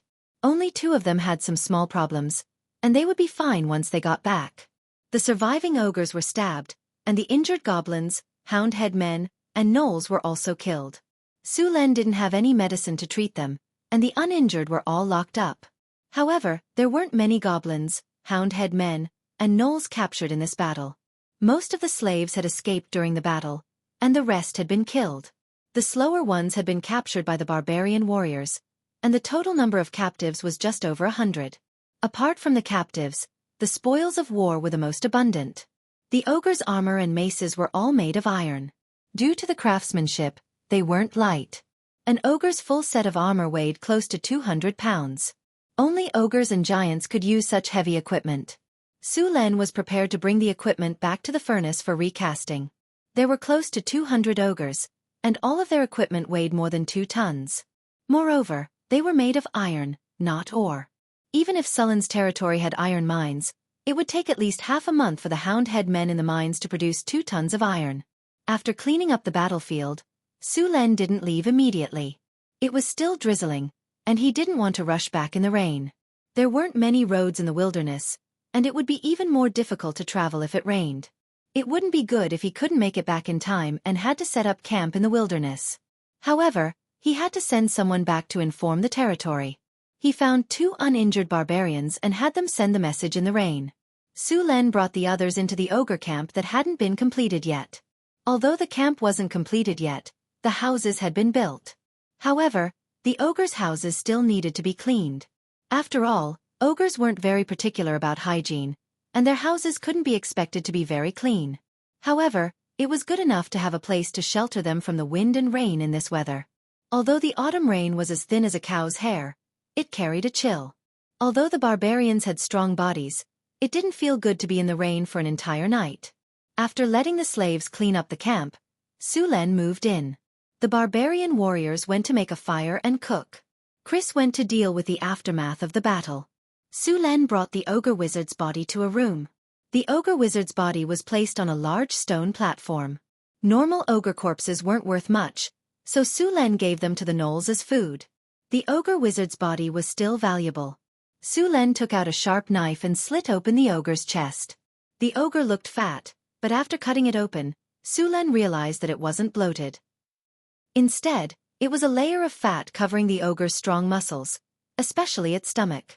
It looked like a swimming ring, but upon closer inspection, one could vaguely see the outline of strong muscles.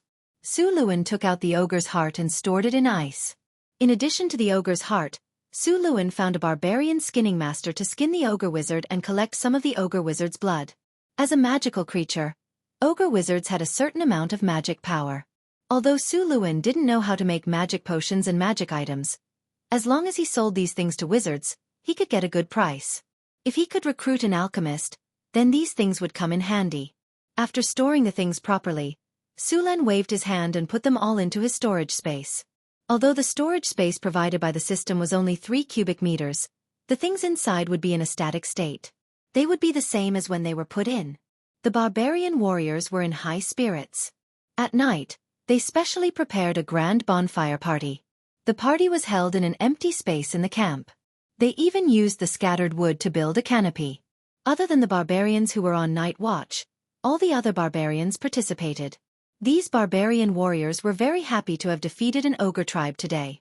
They saw this battle as an honor. All the barbarians used special paint to leave a tattoo on their bodies. After this battle, all the barbarians who participated in the battle leveled up. The strongest barbarian warriors had already leveled up to the barbarian Great Axe Berserker. As a non-hero profession, they were almost at the top at this level. If they wanted to continue leveling up, they would need to create their own hero template and become a hero. The number of self-created hero templates was very small, and Su Luen only had one so far, so this path was not realistic. Even if Su Luen got a self-created hero template in the future, it would definitely not be enough for them to upgrade all of their units to the top tier. Of course, this didn't mean that they couldn't level up in the future. It was just that they couldn't rely on the system's experience to level up. If they worked hard, there was still hope to break through the bottleneck and become a hero. However, the probability was too low.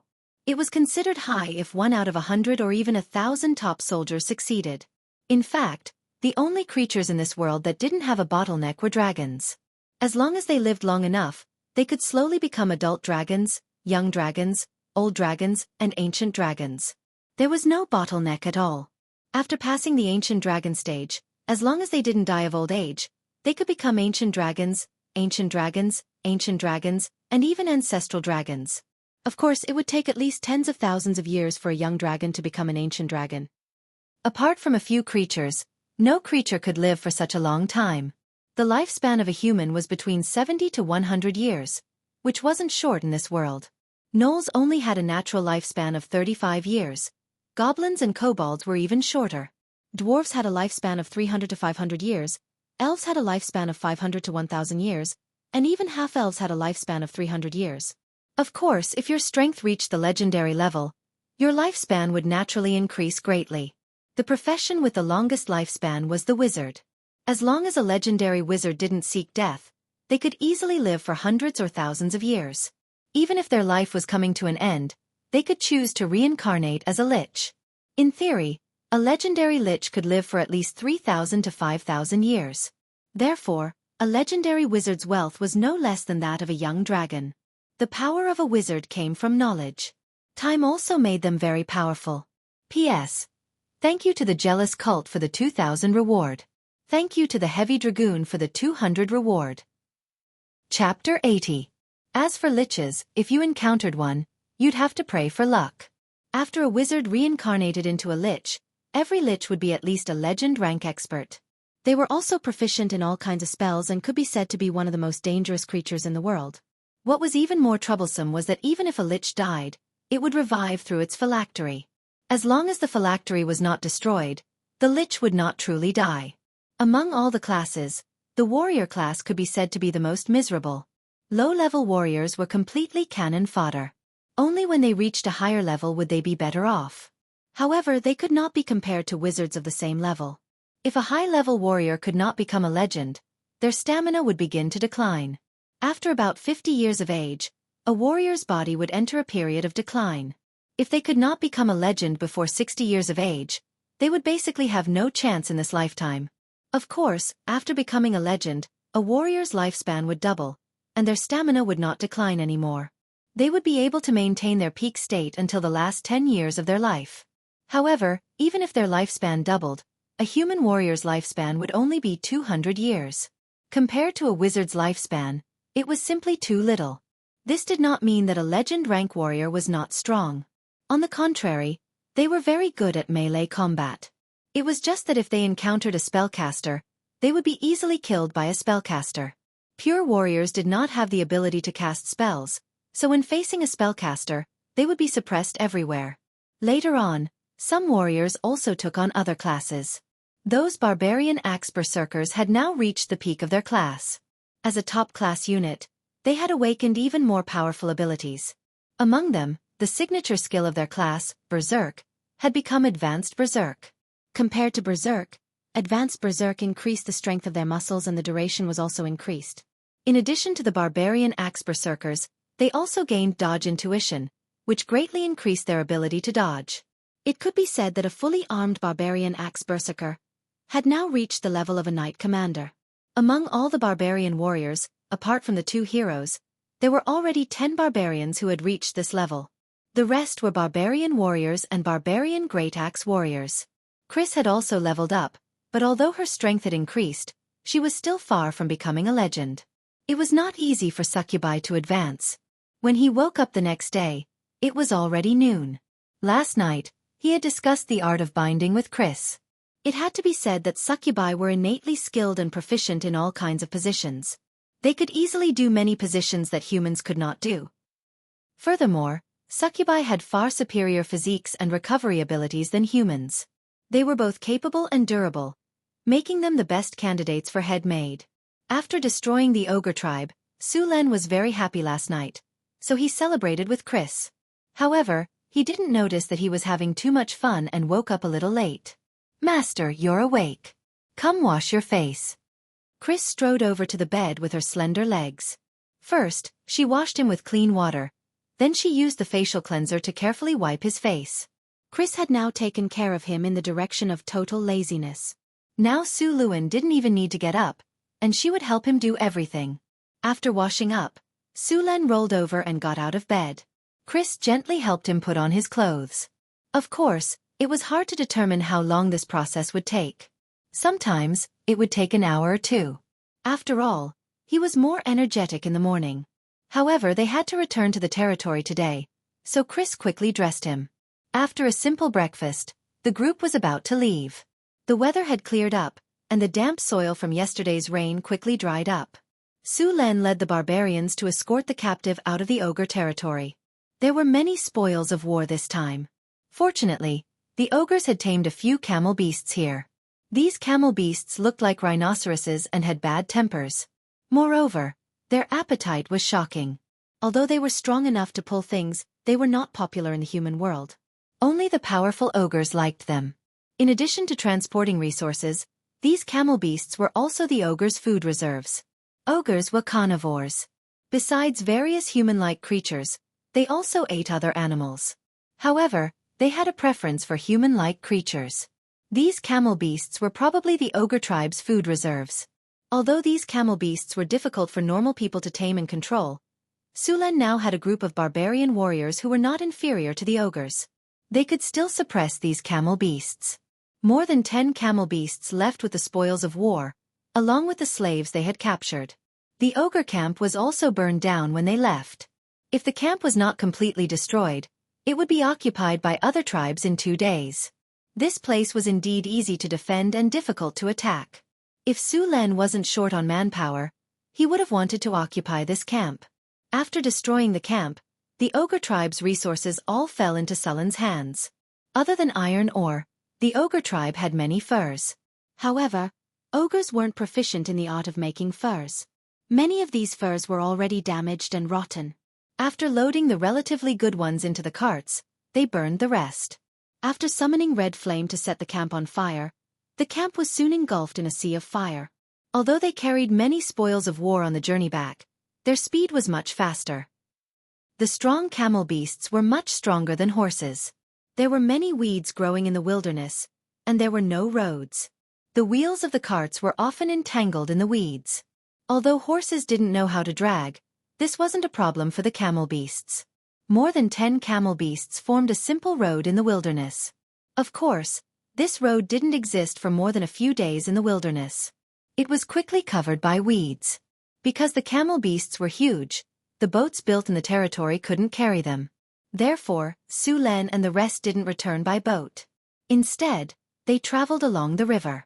After returning to Northgard Castle, it was still in a state of alert. When he saw Su Len return with the team, Boulder heaved a sigh of relief. Although he already knew that the army had defeated the ogre tribe yesterday, anything could happen in the wilderness. Before the team returned, he didn't dare to let his guard down. "Boss, the welcoming ceremony is ready," Boulder said fawningly. "Welcoming ceremony?" Su Len was a little surprised. "Yes, boss. Let's go into the city now." When they entered the town, the army received cheers and welcomes. The 2 sides of the road were filled with people. The serfs looked excitedly at the ogre corpses and exclaimed from time to time. Some hot barbarian girls even boldly blew kisses to the team. "Boulder, keep this welcoming ceremony in the future." "Boss, as you wish." Chapter 81. The corpses of the ogres were salted with lime and hung on the walls of the town. This was actually a strategic deterrent. Other monsters and humans would be scared when they saw the corpses. In the northern wastelands, this was even more of a deterrent to other tribes. If more tribes migrated here, most of them would avoid this place after seeing the corpses of the ogres, unless they were much stronger than the ogres. After eliminating the ogres, Northgard Castle was filled with cheers. However, after a short celebration, the town returned to its original state. Because the planting season was coming to an end, all the land in the territory had been put on hold for a while. All the land was used for farming. Of the 12,000 mu of land in the territory, more than 8,000 mu were planted with potatoes. The remaining 2,000 mu were planted with winter wheat. This was specifically requested by Chris. Xion had bought it from Cult City last time. According to Chris, a lord's diet must include fine flour. As for the last 2,000 mu of land, they were all planted with sugar beets. These sugar beet seeds were all collected from the wild. It could be said that more than 90% of the sugar beets within 30 kilometers of Sulan's territory had been collected. The yield of the sugar beets was still unknown, but it shouldn't be too low. The sugar beets that grew in the wild were the size of small radishes. The yield of 1 mu of sugar beets was probably close to that of potatoes. Territory farmland frowny face quantity. 12,000 mu. Current status, planting complete type, 2,000 mu of winter wheat, 2,000 mu of sugar beets, 8,000 mu of potato diseases and pests. Health fertilization, little or no maturity. Winter wheat, 237 days. Potato, 104 days. Sugar beets, 352 days. Agricultural special effect. None after seeing that the sugar beets would take a year to mature. Su Len was a little anxious. After all, the sugar trade had just started. The demand for sugar would definitely increase in the future. The sugar beets collected from the wild wouldn't last long. Only by planting them on a large scale could they provide sufficient production. Without sugar beets, there was no way to extract sugar. Sulan's sugar trade would probably end prematurely. There were other ways to speed up the growth of plants. For example, the elves had ways to speed up the growth of plants. However, the elves hadn't appeared for hundreds of years. The other option was for wizards to cast spells that could speed up the growth of plants, or druids who were proficient in planting. Of course, they could also ask the priests of the goddess of earth for help. They also had spells that could speed up the growth of plants. However, these methods were not very useful for Su Len since his territory was so remote. For the time being, there was no way to speed up the growth of plants. Su Len could only continue to collect sugar beets in the wild. At the same time, he limited the amount of sugar he could trade. He would start implementing it after Xion returned. After the farmland in the territory was planted, the construction of the town was once again put on the agenda. Previously, because of the rush to plant the farmland, the construction of the town was basically stagnant. Now that the farmland was planted, only a small number of people were needed to maintain it. The extra people could start the construction of the town. The dozen or so camel beasts obtained from the ogre tribe were not killed. Although they had bad tempers, they were strong and could carry a lot of weight. They were very useful for transporting goods or building roads. The dozen or so beasts weighed several tons, so it was very convenient for them to transport wood and stone. Su Len specially made a few huge stone rollers and let the camel beasts roll them back and forth when they were building roads. The effect was not inferior to the professional road rollers in his previous life. With the addition of the camel beasts, the construction of the roads in the territory was very fast. In addition to the roads, the construction of Sulan's Lord's castle also sped up. Due to the small size of the town, Sulan's Lord's castle was not built too big. Apart from the town hall, there was also his residence, a small drill ground, and a garden where he lived. The garden was built with pure white marble. Su Len specially found these marbles in the nearby Sierra de Lotus. Su Len also used stone to mud to remove the impurities in the stone, so the marbles were as white as jade. According to Sulan's idea, he also wanted to build a fountain. However, he did not have a skilled sculptor, so the statue in the fountain could not be made. He did not want to just find a random statue, so he could only wait for the sculptors in the territory to improve their skills. A week later, Sulan's Lord's castle was finally completed. Congratulations, host. The Lord's castle is completed. The city management interface has been opened. Lord's castle. Simple. This is a simple and crude Lord's castle. The bonuses to the territory are limited. Note, a dignified and majestic Lord's castle can better set off the Lord's dignity. Dignity +2, security +2, defense +2, popular +1, comfort +1.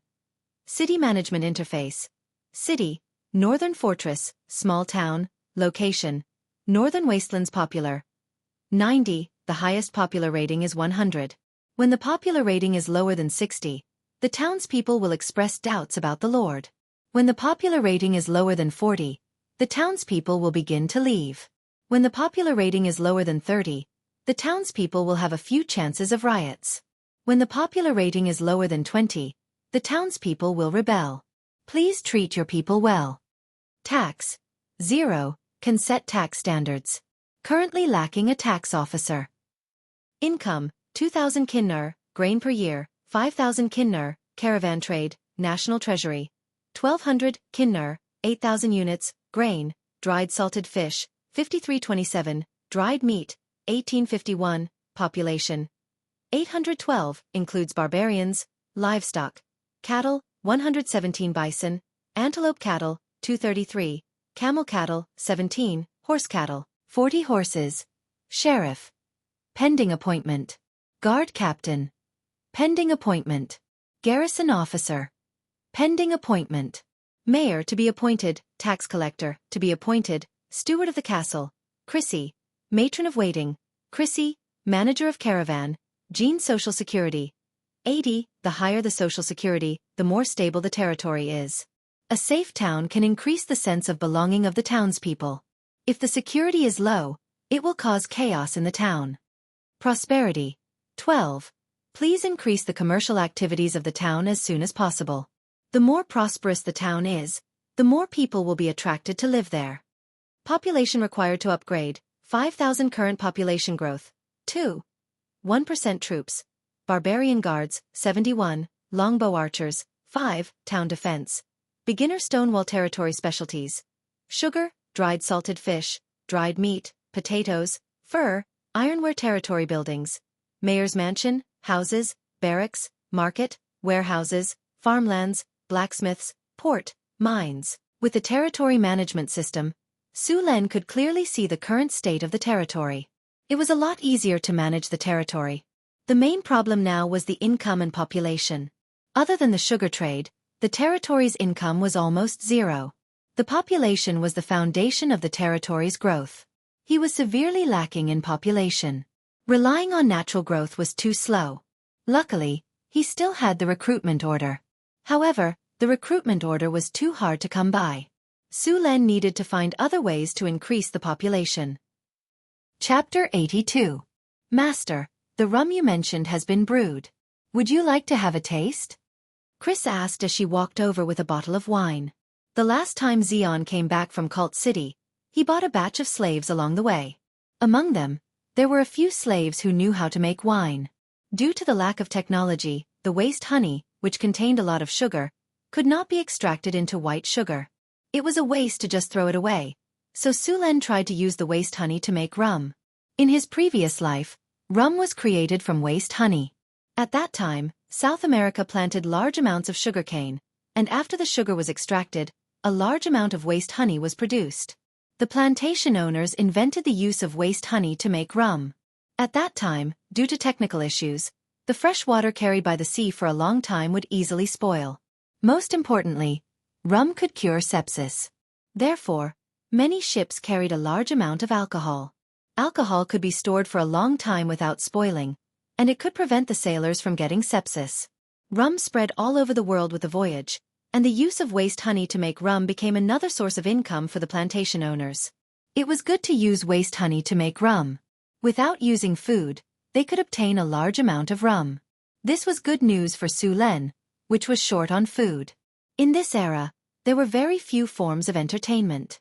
Even in Kalen City in the south, the only entertainment among the nobles was hunting or banquets. There were also very few bards or circus performances, and even fewer forms of entertainment for the commoners. The most common form of entertainment was to go to a tavern and have a drink.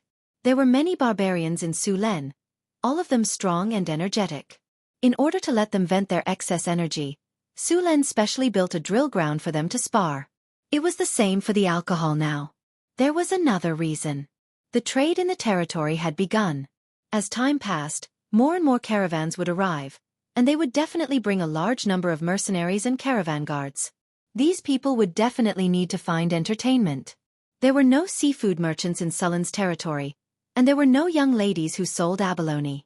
There was still a long way to go. Therefore, they could only come to the tavern. Mercenaries and guards were paid well, and they spent money quickly. As long as the tavern was built, it would definitely become an important source of income for the camp. There was no reason not to do something like this that could solve the problem of wasted honey, increase the number of entertainment options, and even make money. Taking the rum, Su Len smelled it first. There was a faint aroma of alcohol. He poured the rum out. The rum was amber in color. He tasted it slightly. The taste was not bad. The taste was refreshing and the smell was fragrant. It was much better than the ale he had drunk before. The ale that Su Luan bought before was cheap and tasted a little sour, so the merchants added a lot of water into it. This kind of ale was also the most popular in the tavern, because it was cheap enough. It only cost 2 copper nars to drink a cup. It could be said that the ale was actually water with a little bit of alcohol, which was far inferior to the rum. This wine tastes pretty good, Su Luan said in a good mood as he put down the cup. This kind of rum is the best one they've ever made. Chris picked up Su Luan's unfinished glass and tasted it. How much is the cost? Su Luan asked. If the cost of this wine was too high, he could only sell it as a high-end wine and continue to make cheap wines. According to your instructions, the rum is brewed using waste honey. A lot of water is added to dilute it, and then yeast is added to ferment it. The cost of a barrel of 100 liters of rum is about 2 kinnar, Chris said as if she was familiar with it. Su Luan did a quick calculation. This price still did not have any price advantage compared to ale. Master, this rum can be diluted with water. The one you're drinking is not diluted. Chris explained with a smile. This kind of wine can be diluted by 1-fold. The taste will be much lighter, but it's still much better than ale. Then dilute it by 1-fold. You can calculate the price. Su Luan agreed immediately. Adding water into the wine was a normal operation in this era. Of course, high-end wines would not do this. Make this rum into a low-grade wine and a high-end wine. Change the high-end wine to a better name and mix the taste. We'll sell the 2 wines together, Su Luan said.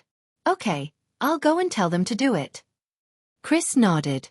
Right, give each of the slaves who make the wine 30 points.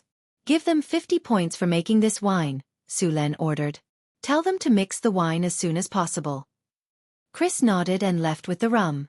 Next, the slaves quickly mixed the 2 wines according to Su Luan's request. The high-end rum was clearer and almost transparent. It had a strange fruity smell. The taste was refreshing and sweet, and the taste was sweet and fragrant. It was very good. The taste of the low-grade rum was much worse, but it was refreshing and had a translucent reddish-brown color. From its appearance to its taste, it was still much better than ale. At the same time, the cost of producing it was only 10 silver nars per barrel, which was already close to the price of ale. The high-end rum was more expensive. After mixing, this kind of rum cost 2 kinnar per barrel. Su Luan was going to build a glass factory in his territory and bottle it for sale. He was not going to sell a bottle more than 2 kinnar per bottle. 1 barrel could hold at least 200 bottles. Su Luan also came up with a name for this wine, Cold Dew Wine. He also made up a story to raise the price of this wine. This was a common marketing method in his previous world, but it was definitely the first time he used it in this world. As long as the story was moving enough, and the wine tasted good, this kind of wine would be able to sell quickly. Of course, if Su Luan had enough connections, he could let the king use this kind of wine in court banquets. That way, the effect would be even better. But if he had enough connections, why would he come to this god-forsaken place to explore? After the wine was made, Su Luan immediately began to build a tavern in the town. The location of the tavern had been chosen long ago, and it was ready to start construction. The progress of the tavern was very fast. It only took 2 days to build a tavern that could accommodate 70 to 80 people. Tavern. A town building. A lively tavern can let people relax after a day of work and have a drink. The tavern's appearance makes the town more prosperous. The tavern's existence will attract people who like to drink. Prosperity +5. Happiness +5. Information +5. Security -2. Special effect. Chance to attract wandering heroes to stay here. Chapter 83. Attract wandering heroes? After seeing this information, Su Luan's breathing instantly became heavier. He only had 3 heroes in his territory, Johnson, Boulder, and Chris. None of them were weak. If he could recruit heroes, the tavern's value would be even higher. After arranging for people to open the tavern, Su Luan purposely went to the tavern to sit for a while. After experiencing the tavern for a while, he ordered the person in charge to collect information in the tavern and pay attention to some strange people. After the tavern opened, Su Luan found that the barbarian warriors liked the tavern more than the drill ground, so Su Luan had no choice but to restrict them. In order to deal with the upcoming trade, Su Luan built a barracks near the trading market. It was a place for soldiers to rest. Next to the barracks was the trading market's tax office. The tax office was very simple now. The territory had not even appointed a tax officer, so Chris had to take up the post. Fortunately, there were no other taxes in the territory except for trade with caravans. This was also why Su Len had not appointed a tax officer. After all, there was no tax. Merchant caravans would definitely be taxed if they came to do business. In the fief, any transaction worth more than 100 gold coins would have to be filed with the tax office and paid a certain amount of tax. If anyone tried to take advantage of the loophole and purposely limit a transaction to less than 100 gold coins, they would be punished 10 times the amount. All trades had to be done in the trading market. Trading outside the market was considered illegal. The goods would be confiscated by the soldiers in charge of the market's security. Coming out of the tavern, Su Len saw Xian with a face full of dust. "Monseigneur, it's great to see you. I was just about to report to you." Xian was overjoyed when he saw Su Len. He quickly walked to Su Len and bowed. "Monseigneur, the caravan has returned safely to the territory. All the goods are undamaged. This time, we bought 300 slaves from Cult City. We also earned 1,500 kinnar from this trade." "So much." Su Len paused for a moment, then took the bill and flipped through it. The biggest item on the bill was the white sugar. Xian had brought a total of 50 caddies of white sugar to Cult City for trade. The rest were furs and other things. They were sold for less than 500 kinnar in total. 50 caddies of sugar sold for nearly 3,000 kinnar in Calent. After that, he spent more than 1,000 kinnar to purchase supplies in Cult City. He spent more than 1,000 kinnar to purchase 300 slaves. After paying taxes, he still had 1,500 kinnar left. The average price of the white sugar that Jean sold was about 60 kinnar per caddy. Compared to the distribution of the white sugar, the price was double. In the end, the white sugar was sold out in less than half a day. Moreover, there were many nobles and merchants who did not manage to buy the white sugar and wanted to pre-order it. However, without Sullen's order, Jean did not dare to accept. "It seems that the nobles have quite a high demand for white sugar," Su Len thought to himself. Although he was mentally prepared, he still underestimated the nobles' love for white sugar. These nobles who lived extravagant lives had reached a very high level in their pursuit of all kinds of material comforts. The long period of peace had caused them to become more and more extravagant. "Well done," Su Len praised as he patted Jean's shoulder. Xian was very satisfied with his current job. He had gone from a penniless mercenary who lived on the wind and dew, to a merchant who worked for a noble. This huge change made him extremely grateful to Su Luen, the man who had bestowed him with all this. "This is all thanks to your guidance. I only did the most basic things," Jean said respectfully. As one of the first mercenaries hired by Su Len to expand his territory, Jean had personally witnessed how Su Len cut through all obstacles and established a firm foothold in this dangerous wilderness. Then, Su Len led the barbarian warriors to victory after victory.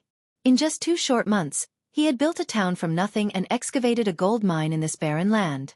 Now, Jean believed that he was witnessing the rise of a legendary figure.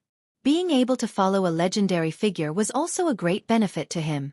Perhaps he could use this opportunity to rise from a commoner to a new noble. "Jean, no need to be humble. I know your hard work." Su Len nodded at him. After working as a merchant for a while, Jean's negotiation and trading skills had improved. This was the most obvious change. "Monseigneur, only a few of the nobles we bought this time have skills. The rest of the slaves can only be serfs or handymen." "I'm sorry, Monseigneur. Most of the artisan slaves with skills have been bought by the nobles." Slaves with skills were in high demand in the slave market. They were basically monopolized by the merchants and nobles. Others could only pick up the leftovers from them. Su Len was able to buy dozens of artisan slaves because of his noble status. There are more than 300 slaves. Divide the artisan slaves according to their skills. As for the rest, let them build roads. Su Len quickly arranged the slaves' jobs. "Monseigneur, many people have been asking about our supply of sugar in Cult. I've followed your instructions and told a few merchants. They've decided to come to our territory to trade." "All right, I understand." Su Len released the news to attract other merchants. He wanted more people to compete for the sugar. Of course, other than the sugar, the arrival of many merchants would also lead to the discovery of the territory's commerce. This was very important to Sullen's territory. As for the sugar, He planned to take out 500 pounds of sugar every month to trade. The 500 pounds of sugar would be divided into 5 portions and auctioned off one by one. The highest bidder would win. To prevent the merchants from secretly colluding with each other to suppress the price, Su Len used a secret auction. The price was kept secret. Each person only had one chance to bid. This way, even if they had discussed the price beforehand and divided the shares, it would be useless. In order to not be eliminated, they had to raise the price. The merchants did not follow Jean to Northtown Castle. They were prepared to come together. For the upcoming trade, Su Len gave the slaves priority to build roads to the market. At the same time, the roads in the territory began to expand. In this era, it cost a lot to build roads. Su Len required the roads in the territory to be at least stone. Some places even needed to be paved with stone slabs. The roads would not be dusty on a sunny day or muddy on a rainy day. Chapter 84. Apart from roads, Su Len also started to build a water supply system for his territory. Although he had been in this world for more than 10 years, Su Len was still not used to living without running water. In this era, most cities relied on well water, and well water could be bought with money. Having a sweet well in the city was a stable source of income. Of course, some poor people would choose to fetch water from the river, while the nobles would choose to get water from the nearby mountain springs. Because it wasn't easy to get water, people in this era rarely took a bath. It was considered hygienic for a commoner to take a bath once a month. Su Luen couldn't accept his barbarian warriors not taking a bath for a month. These energetic burly men had to patrol and sweep the wastelands every day, so it was inevitable that they would be covered in dust and sweat. Therefore, Su Len forced them to bathe every day. Of course, this request was unanimously supported by the barbarian women. Now, even if Su Len did not supervise them, the barbarian women would supervise their husbands. If they did not bathe, they would have to sleep outside for the night. When Su Len came to the riverside to inspect, he saw a group of naked men and children jumping into the red sand river to bathe. The weather was not cold at this time, so it was not bad to bathe here. It would not be good if it started snowing. Su Len planned to build a water supply system as well as some public baths. Magic in this world could do many things that technology could not do in his previous world, but the number of wizards made it difficult to spread magic. Su Len planned to build a water supply system that was similar to the Lanzhou water wheel in ancient times. With a mechanical manipulation skill, Su Len was very familiar with the principles and manufacturing of various machines. He planned to build 3 or 4 Lanzhou water wheels on the Red Sand River. First, the water wheel would raise the water in the river, then send the water through the water supply channel to the city's reservoir. The reservoir had to be built at a high place, or the water would not be able to flow. The aqueducts outside the city used the elevated aqueducts of ancient Rome in his previous life. In order to ensure that these aqueducts were sturdy and durable, Su Len used mud to stone to reinforce these aqueducts. The aqueduct was built from the river all the way to the outskirts of the city.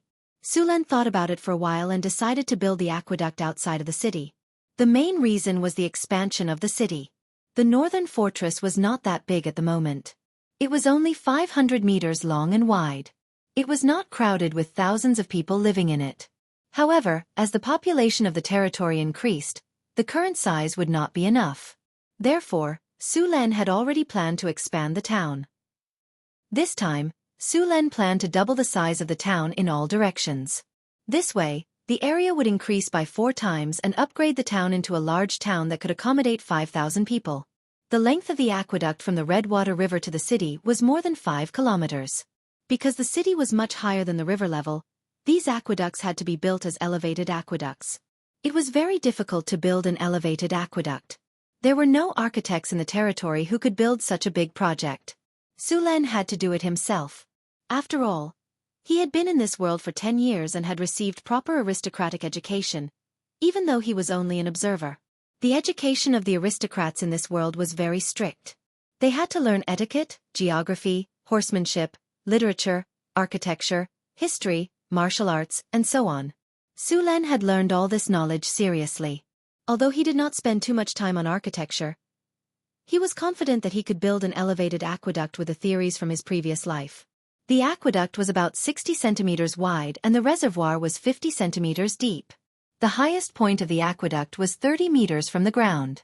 The diameter of the water wheel was 35 meters. In order to build such a water wheel, Su Len personally brought people to the Sierra de Lotus to cut down the iron oaks that had been growing for hundreds of years. Iron oaks lived in cold environments. The wood was hard and did not easily deform. It was also resistant to corrosion and did not burn easily. It also grew very slowly. It would take at least 200 to 300 years to grow to 40 to 50 meters tall. The water wheel built with this kind of wood was light and durable. After spending a few days cutting down 8 iron oaks in the Sierra de Lotus, Su Len brought his people back with him. In order to cut down the iron oaks, Su Len brought people to exterminate 2 Jackalan tribes. Su Len had seen the Lanzhou water wheel in his previous life at the water wheel park. When he saw it up close for the first time, he was very shocked. The water wheel, which was 20 to 30 meters tall, was driven by the flow of water. It did not rely on steam or electricity to raise the water level of the river to 20 to 30 meters. The structure of the water wheel was not very complicated. According to the memories of his previous life, Su Len combined them with his mechanical control skills and finally built the first Lanzhou water wheel. The huge water wheel stood on the Red Sand River. The rapid flow of water pushed the water wheel to turn. The water tank on the outer ring of the water wheel was filled during this process. As the water wheel turned, the water rose to 30 meters in the air and poured into the aqueduct. As long as the water wheel was not damaged and the Red Sand River was not cut off, the water could be transported continuously. Water wheel. A giant water wheel built with iron oaks. The structure is ingenious, sturdy, and durable. It is a very good tool to carry water. Sturdiness plus 10, abrasion plus 10, water carrying plus 10, power plus 15. The aqueduct was built with rocks. Because it had to reach a height of 30 meters, a very deep foundation was dug underneath. The construction of the aqueduct also required Sulen's personal command. In this era, there were very few adhesives used to glue walls together. Most of them used glutinous rice juice or volcanic ash cement. Glutinous rice juice required a lot of food, and Su Len did not want to waste it. Su Len could not afford to ship the volcanic ash cement here either, so he had to work hard himself. After every section was built, he would cast mud to stone on the aqueduct. After using the mud to rock spell, these rocks would completely fuse and no cracks could be seen. The effect was much better than that of the glutinous rice juice and cement. The effect was good, but it was too expensive. In Cult City, hiring a wizard who was proficient in mud to stone would cost at least 300 kinner per day. Even nobles could not afford this price. If Su Len really ran out of money in the future, he could also consider becoming an architect. Mud to stone could turn a 10-meter-long aqueduct into rocks every time he cast mud to stone. Su Len would cast the spell more than 10 times a day. He had spent a lot of effort on this water system. P.S. Thank you Eater Ku for your 1,000 Qidian coins tip. Thank you Ho E from Chongyi's family for your 200 Qidian coins tip. Thank you NPC 123689 for your 100 Qidian coins tip. Thank you Abba Bababa for your 100 Qidian coins tip. Chapter 85. The water supply system had built a large reservoir outside the city. The water from the Red Sand River was not drinkable. Although the water was clear in this era, many people drank it directly. If there were dead animals upstream, the drinking water of the entire city would be threatened. One of the reasons Su Len built the reservoir was to disinfect the water. The reservoir would be lined with pebbles, fine sand, and charcoal to filter the water.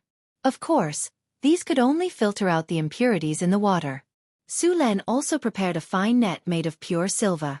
After a few steps of filtering and disinfecting, the water source would be safe. It would take a long time to complete the water supply system. While the water supply system was being built, the caravan from Calent City arrived. After Jean left Calent City, Fernan was the manager of the caravan sent by the Fiery Bird Chamber of Commerce to the Northern Fortress. At the same time, he was also the biggest merchant among the 8.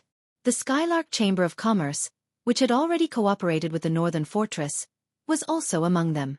However, the Skylark Chamber of Commerce was only ranked 4th among the 8. Other than Robert from the Skylark Chamber of Commerce, there was another person Su Len knew.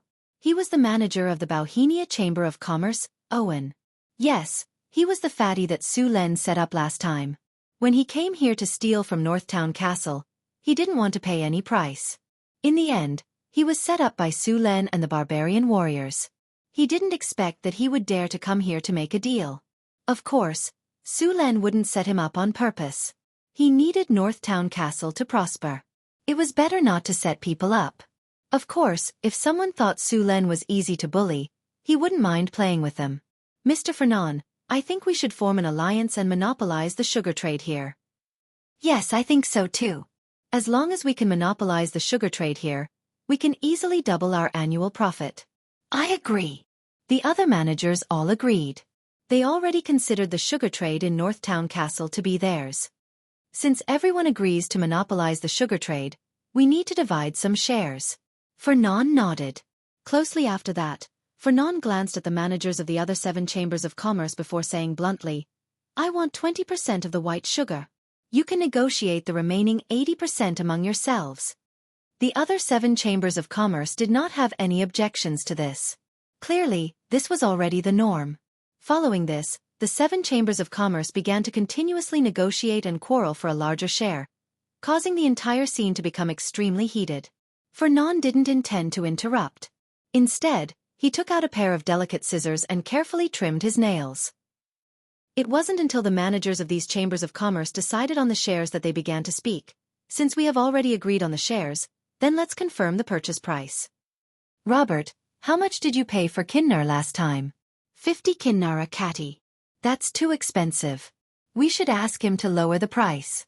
Owen said impatiently as soon as Robert finished his sentence. Yes, lower the price. I think we should lower it to at least 35 Kinnar before we can accept it. Another manager of the caravan agreed. You're oversimplifying the problem. In order to get a high price, he might be preparing to auction it off. Robert knew how difficult it was to deal with Chris, so he directly poured cold water on her. So what? We've already agreed on the price. If it's higher than that, we won't bid. Yes, let's do that. The group of people agreed. What if he's not willing to sell? One of them suddenly asked. Simple. If he dares to reject the deal, then we'll show him the power of our 8 chambers of commerce. I think he'll agree.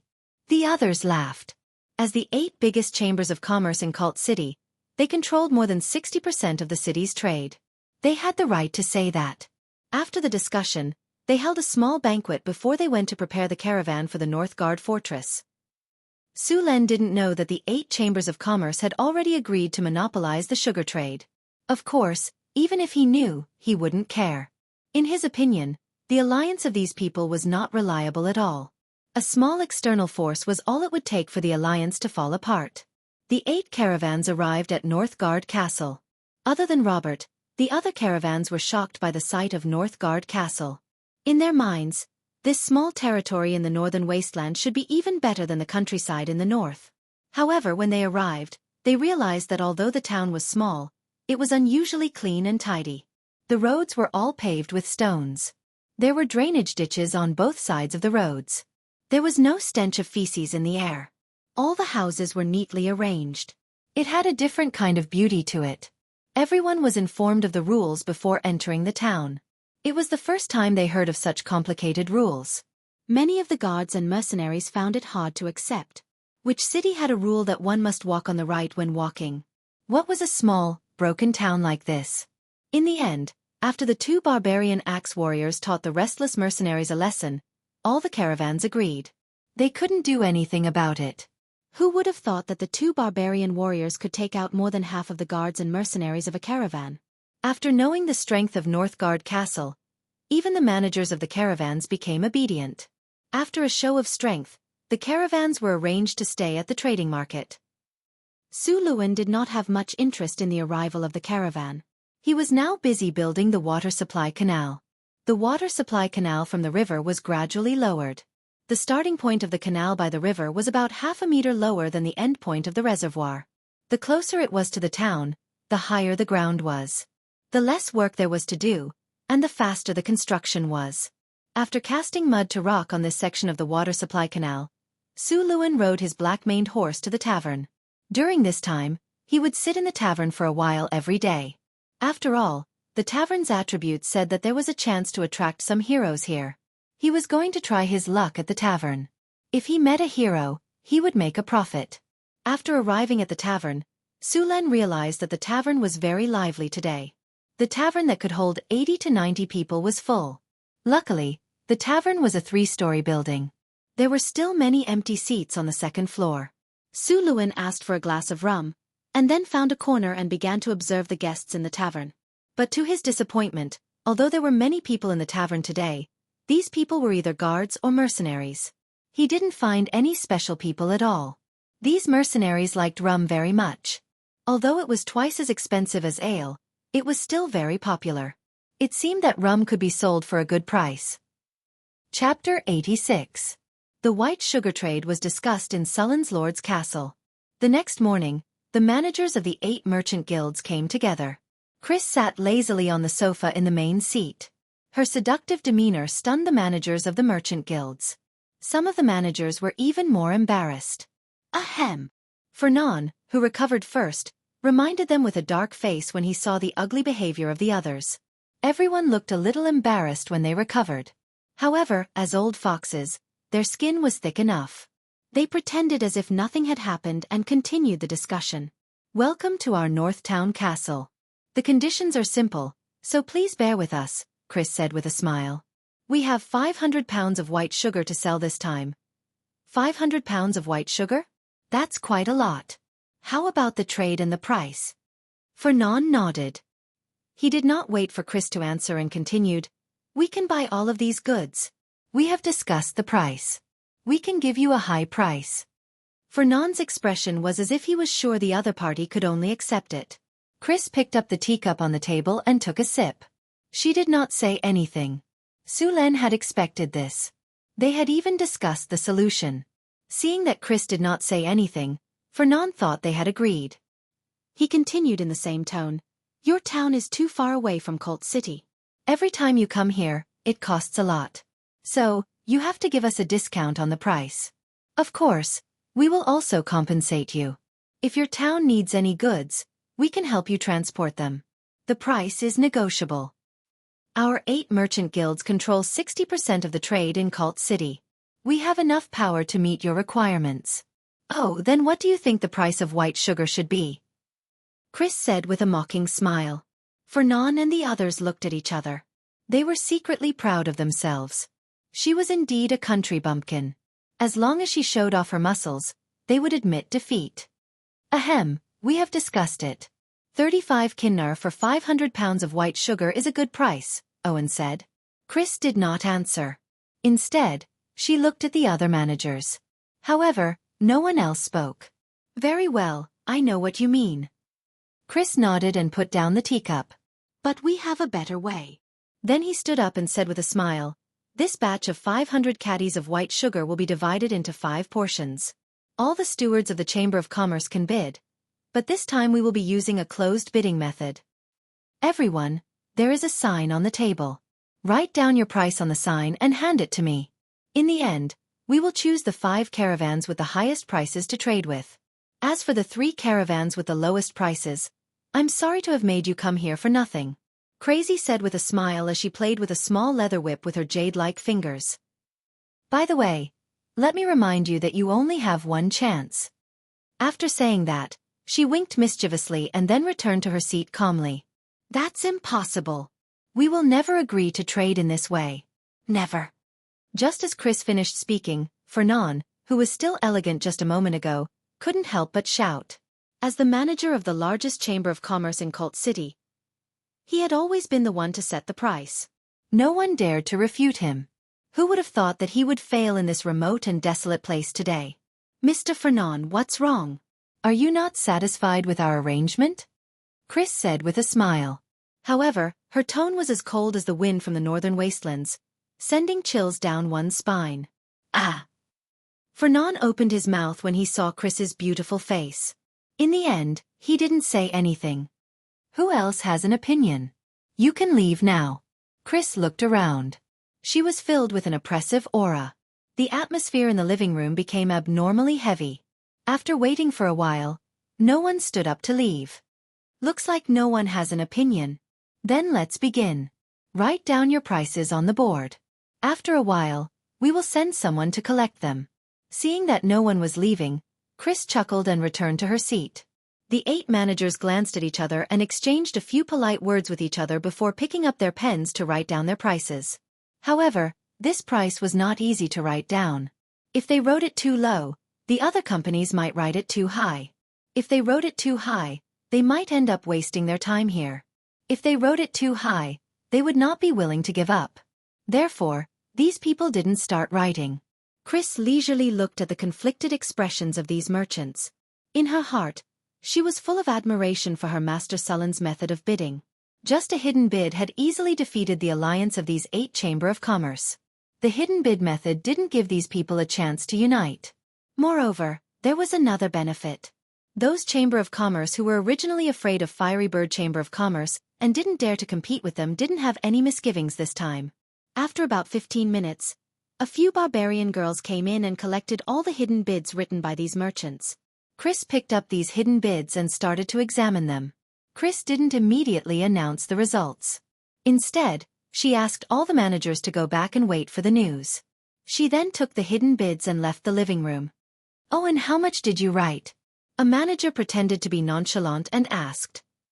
35 kinner. We agreed to give them this price. We can't change it. Owen said unyieldingly. Robert, what about you? Of course I firmly support the price we agreed on previously. Not a single copper kinner can be added. Robert said righteously. His expression was like that of a knight who is expressing his loyalty to the king during a knighthood ceremony. Yes, we should unite. We can't let these country bumpkins take advantage of us. Another manager said loudly. Hearing these people's words, Fernand nodded to himself. It seemed like this time it was in the bag.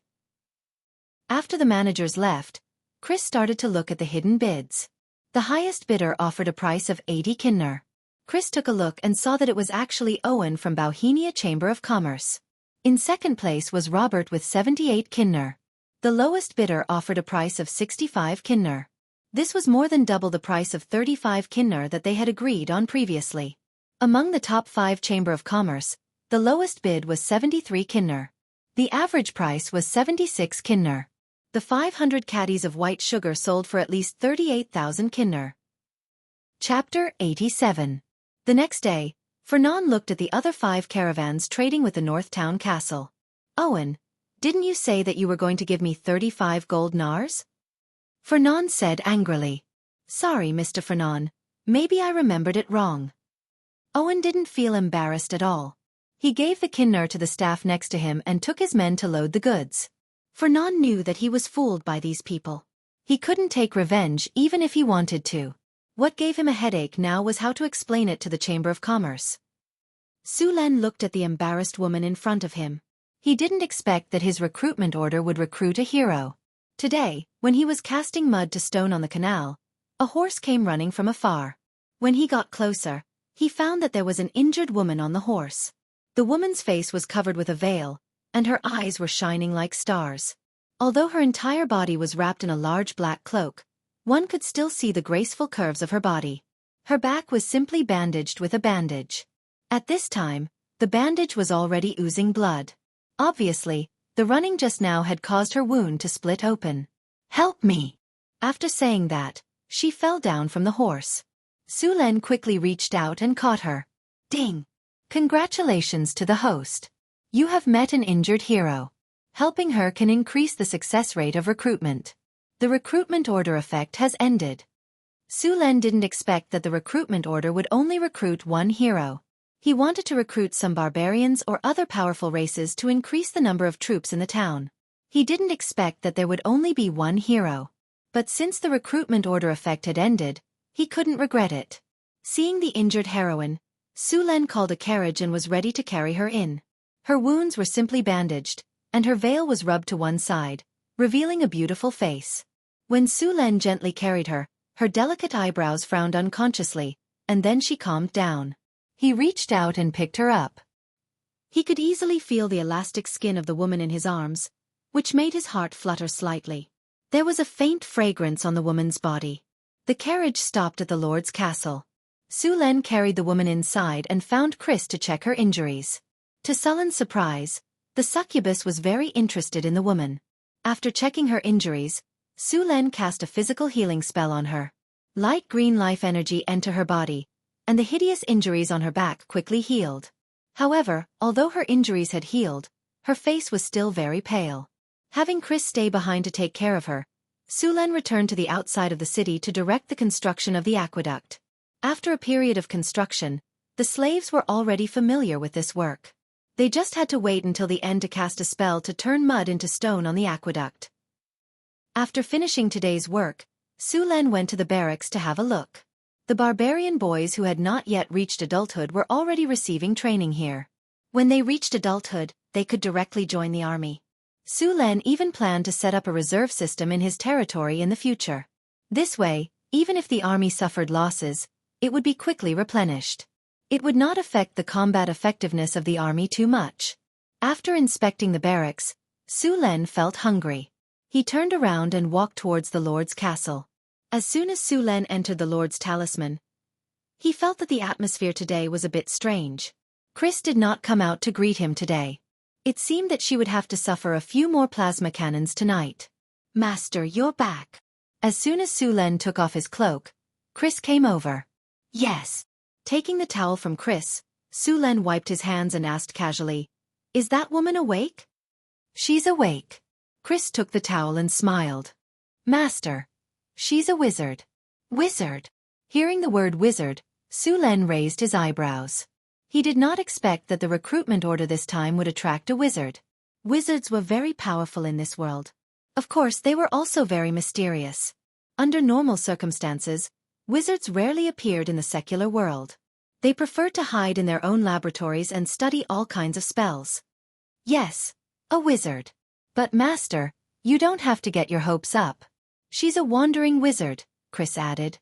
Chris then told Sulen the news she learned not long ago. A few minutes later, Sulen rubbed between his eyebrows and quickly digested what he had just heard. After sorting out his thoughts, Sulen continued to say, "You mean, she's the only one left in her school of wizards?" "That's right."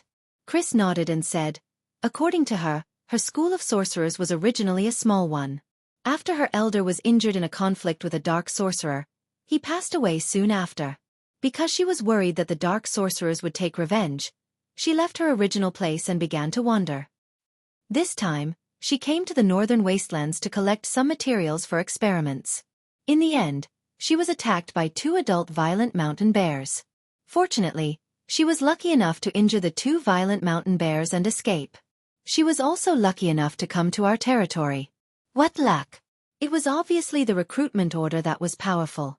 Sulen complained about the recruitment order in his heart. Then he continued to say, "In other words, she's a lousy wizard?" Chris glared at Sulen coquettishly and said softly, "She's a girl." "How can you say that?" Okay. She's a mysterious witch." Sulen shrugged. "Then does she have any plans?" "It seems like she wants to stay here for the time being. Of course, she said that she's willing to serve you, the great lord." "Master, she's also an alchemist, and very beautiful." After saying that, she even winked at Sulen teasingly. Alchemists were also a branch of wizards. Most wizards would take on this profession. Alchemists could use all kinds of materials to create things with magical powers. All kinds of magic weapons, armors and magic tools in the human world were basically made by alchemists.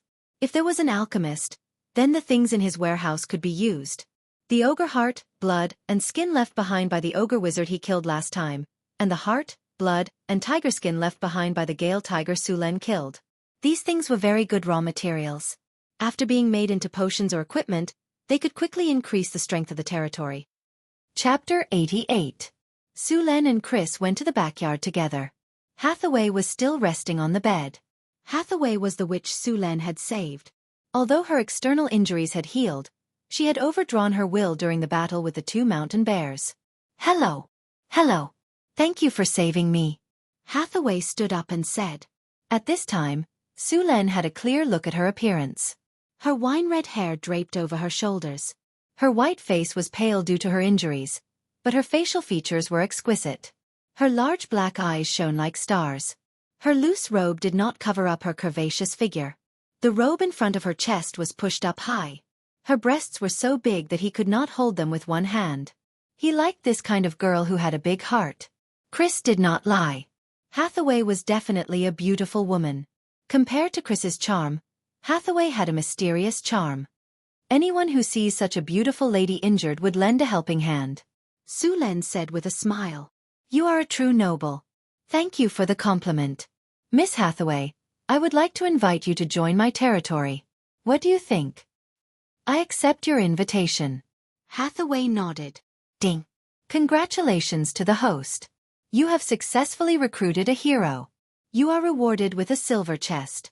Name, Hathaway, loyalty, 80 profession, wizard, alchemist rank, beginner wizard, intermediate alchemist strength, 11 agility, 10 will, 18 vitality, 13 charm, 25 command, 30 characteristics, talent elemental affinity, strengthened spirit, focus, strengthened perception, energy control, bloodline awakening, intelligence skills, magic trick, magician's hand, illumination, hypnosis, charm person, arcane missile, grease, shield, featherfall, web, burning hand, acid arrow, invisibility, scorching ray, protective arrow, intermediate alchemy abilities, combat casting, proficient casting, rapid casting, meditation, talent for magic weapon proficiency, sword weapon 60, staff 95, horsemanship 107. Note: wizard research costs a lot of money.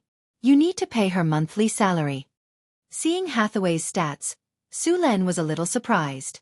He didn't expect her charm to reach 25, only slightly higher than Chris. No wonder she was so beautiful. It could be said that she was one of the top beauties among humans, and she was also a sorcerer. Warlocks were also a class of spellcasters. Compared to normal wizards, warlocks were tall, rich, and handsome. This class depended on one's looks. As long as one's charisma was high enough, they could obtain the ability to cast spells. In other words, ugly people couldn't become warlock chi chi. Compared to wizards, warlocks didn't need to learn all kinds of spell knowledge, study spell models, and all kinds of spell theories. They could easily cast spells. Think about it.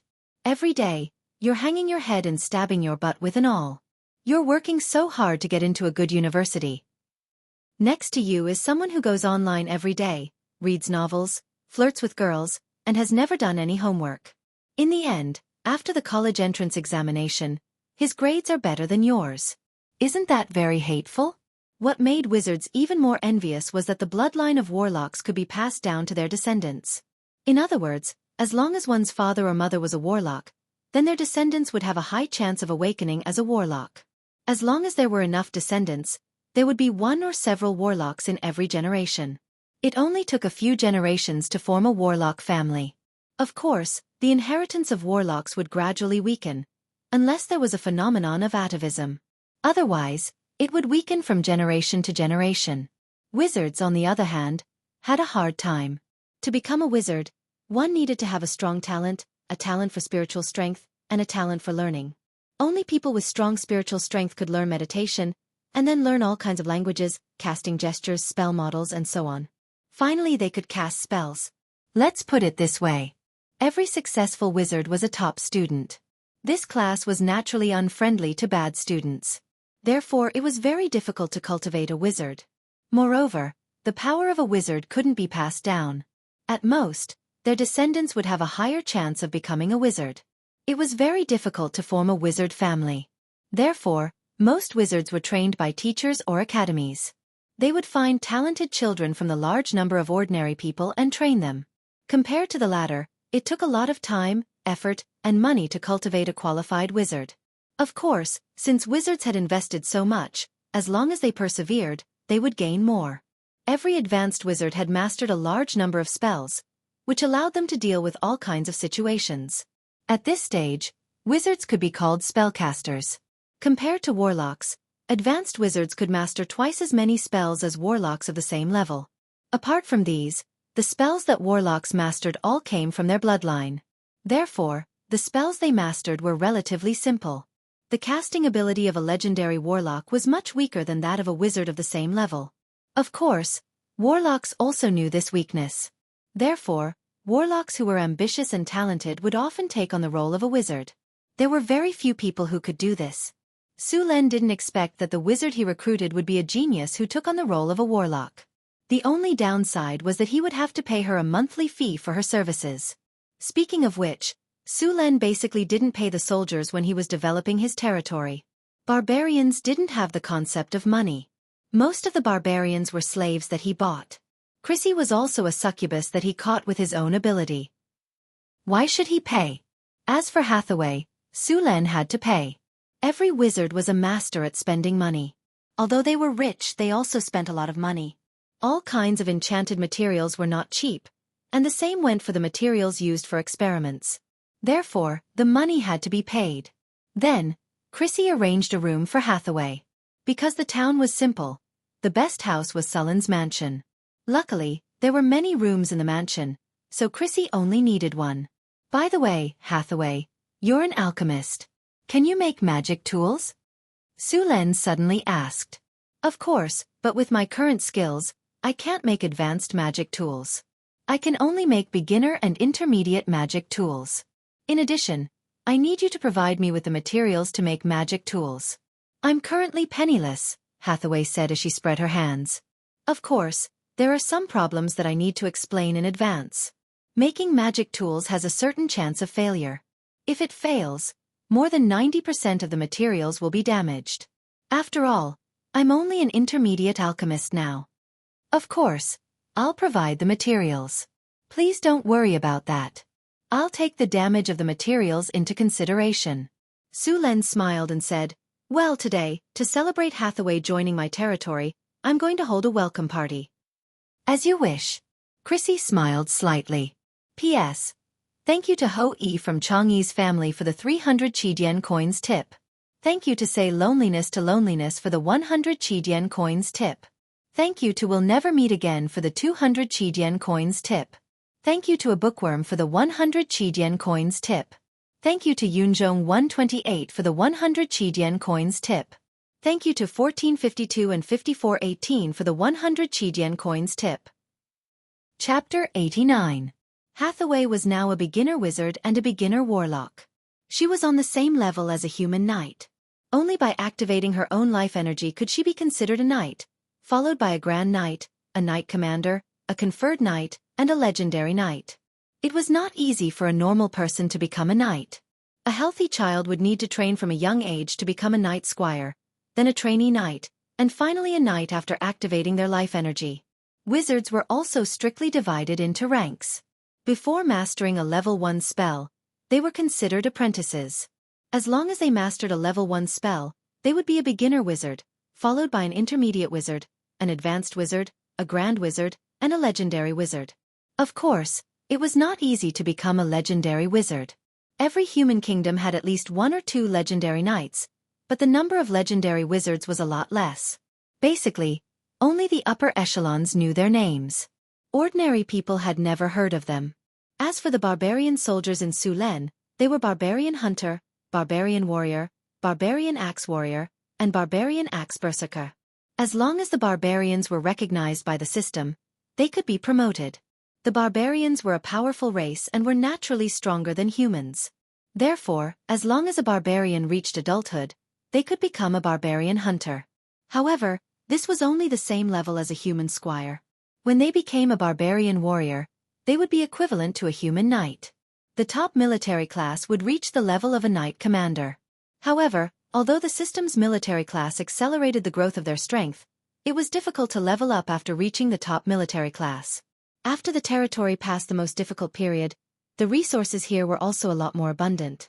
More than half of the 38,000 kinnar from the sugar trade had been spent to buy various daily necessities brought by the merchants.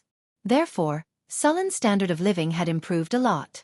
Although the dinner was prepared at the last minute, there was still a lot of food. There were roasted whole lamb, steak, roast goose, and various desserts. The most popular desserts were the various desserts. It took Su Len a lot of effort to make this ice cream after he had white sugar. He added all kinds of fruit sugar to milk and then froze it with ice magic to make this ice cream. Chris liked the taste after eating it once. Hathaway also had no resistance to this ice cream. Ding!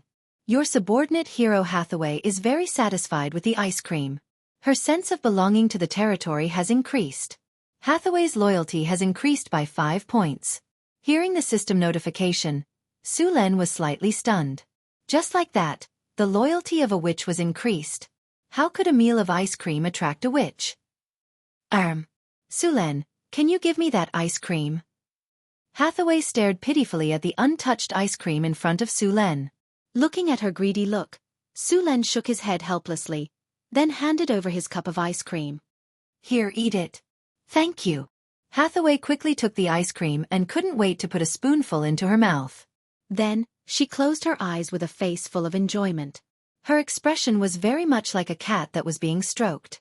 After the banquet, everyone went back to have a rest. In this era, there were few ways of entertainment, especially at night. Su Luan was very vengeful, so he took Chris back. He was going to teach this little succubus a lesson tonight. He would use the plasma cannon as much as he wanted. The house was covered with velvet, and the quilt was very soft. Ever since she started wandering, she hadn't slept in such a comfortable bed for a long time.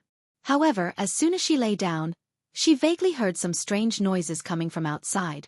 At first, she thought it was strange, but when she realized, Hathaway blushed and spat in the direction of the noise. Then, she covered her head with the quilt and went to sleep. However, the velvet quilt couldn't block out the noises. Although she was covered with the quilt, the noises were getting louder and louder. It was like a cat's paw scratching back and forth in her heart. The noises lasted until midnight before it finally stopped. The next morning, Su Len woke up feeling refreshed. When he was having breakfast, he bumped into Hathaway. However, Hathaway didn't seem to have slept well last night. The dark circles on her face were very obvious, and she couldn't stop yawning while eating. Hathaway, didn't you sleep well last night? Is the bed uncomfortable? Su Len asked with concern. The bed is very comfortable, but there were 2 cats outside the window last night that kept meowing until midnight. It was so noisy that I couldn't sleep until midnight. Hathaway rolled her eyes at Su Len. Then, she finished her breakfast, yawned, and went back to sleep. Cats meowing? There are cats here? Su Len was a little confused. What he didn't know was that Succubi's voice had a special magic that could easily transmit the sound to Hathaway's room. Since there were wizards in the territory, they needed to build a laboratory.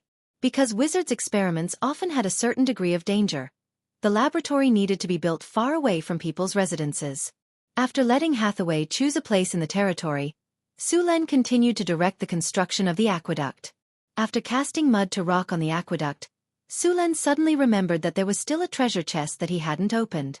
While the slaves were working, Su Len opened the storage space and opened the silver treasure chest inside. Congratulations! You have opened the silver treasure chest. You have received the skill Earth Spring Surge. Earth Spring Surge. After use, a fountain can be created in the underground water veins, and enemies on the ground will be blasted into the air. Su Len looked at the skill. To be honest, the power of this skill was just it consumed a lot of mana, and the damage was average. However, it didn't mean that this skill was useless. On the contrary, this skill had many uses.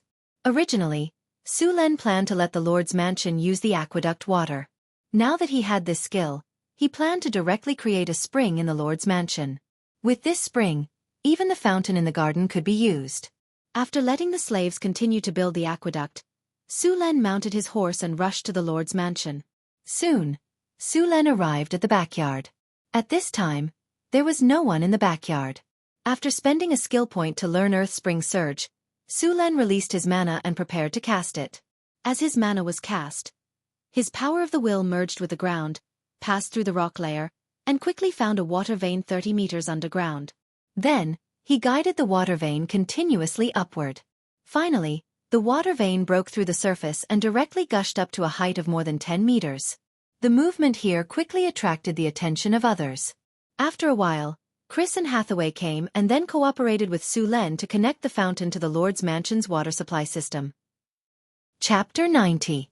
The water supply system in the Lord's castle had been built a long time ago. Previously, they had been waiting for the water supply system outside the city. Now that Su Len had brought in the fountain, the problem of the water supply system in the castle was solved. Even the fountain in the garden had started working. Although he could use the underground spring spell to guide the underground water to create a fountain, Su Len did not stop the water supply project outside the city. After all, when the territory expanded, the population would definitely skyrocket. He could not let the Lord dig wells for those people every day. Therefore, building a complete water supply system was the best way. Hathaway's laboratory was built very quickly. It was located in the northeast corner of the town. Su Len purposely went to take a look at her laboratory and found that it was somewhat similar to the ones he saw in his previous life. The only difference was that there were none of the various advanced equipment in his previous life. "This is your laboratory?" Su Len reached out and picked up a glass beaker. "How is it? Are you curious about the wizard's experiments?" Hathaway happily placed all kinds of strange tools in the laboratory. "There's nothing to be curious about. It's not some alchemy master's laboratory." Su Len pursed his lips and said, "Oh right, you said that you can make magic tools. I have some materials here. See if you can make them." "Magic materials? Where are they?" "Let me see." Hathaway grabbed Sullen's arm and asked when she heard that Su Len had magic materials. Feeling the amazing elasticity from his arm, Sullen's heart skipped a beat. He could not help but rub against her. Hathaway suddenly felt something strange in front of her chest. Her face instantly turned red and she quickly let go of his hand. Seeing that Su Len still wanted more, she could not help but step on his foot. Sorry. It's a reflex." Su Len smiled awkwardly. It did not feel good to be caught red-handed. "All right, these are the materials I was talking about." Su Len took out the items from his storage space and wanted to change the topic. Sure enough, as soon as he took out the magic tiger skin, it attracted Hathaway's attention. "Stormwind tiger skin?" Hathaway said in surprise after carefully inspecting it and sensing the mana within. "That's right. How is it? Can you use this magic tiger skin to make a magic tool?" The skin of the Stormwind tiger can be made into many magic tools. The simplest one is to make blank spell scrolls and sell them to wizards. Hathaway stroked the Stormwind tiger's hide as she spoke. The hide of this high-grade magical beast naturally contains mana. It's an excellent medium for creating high-grade spell scrolls. It's very popular among magi. Of course, this is a bit of a waste. Just use the edges and corners to make blank spell scrolls. A complete tiger skin like this is too extravagant. I have two plans for this Stormwind demon tiger pelt. Su Len leaned back in his chair and crossed his legs, looking like he was listening attentively. "Tell me about the two plans. One is to use the Stormwind tiger pelt to make a cloak, and the other is to make a leather armor."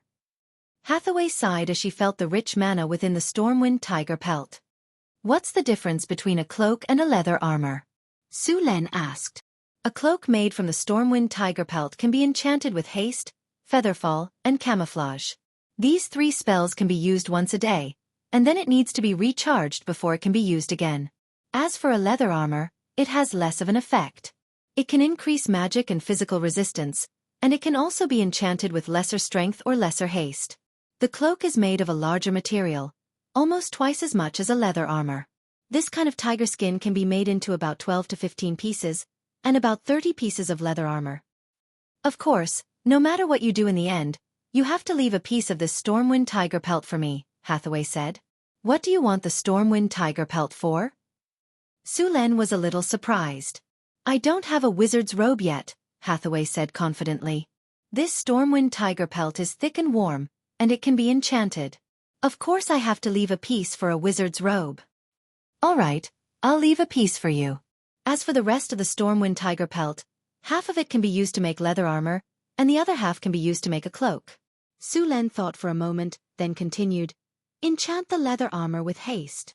"Sure, but this is a lot of work. It'll take me a long time to finish it." Hathaway nodded.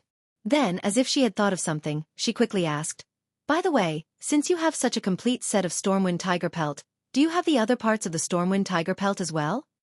"Yes, do you want them?" Su Len asked. Hathaway said, "To make leather armor and cloaks, you need to carve runes on them. The most suitable material for carving runes on a Stormwind tiger pelt is its blood. Carving runes with its blood will have a higher success rate. I have quite a lot of blood stored in the Lord's Castle's warehouse. I'll have Chris send it over to you later. By the way, do you know what to do with the Stormwind tiger pelt's heart?" "The heart, huh?" "It can be used to make potions, but I've only made low-level potions. I haven't made any mid-level potions with the heart of a Stormwind tiger pelt, so I can't guarantee the success rate. It's fine. It's okay if you fail. Just treat it as practice. Su Len waved his hand casually. I still have the skin and heart of the ogre shamans. I'll give them to you when you're done with them. Ogre shamans? Hathaway looked at Su Len in surprise. Ogre shamans? What about them? Ogre shamans are at the level of great wizards. You killed them. Great wizard level. It's okay. Su Len didn't take it to heart. Hearing Surin's words, Hathaway was speechless for a while. What did he mean by not bad? That was the level of a great wizard. As long as it advanced one more time, it would become a powerful legendary monster. Why did he say that it was similar to a gnoll? The heart and skin of the ogre shamans. I can't handle these materials, but I know what kind of tools they can be used to make. What kind of equipment can they be used to make? Su Len was interested. There aren't many things that can be made from the skin of the ogre shamans.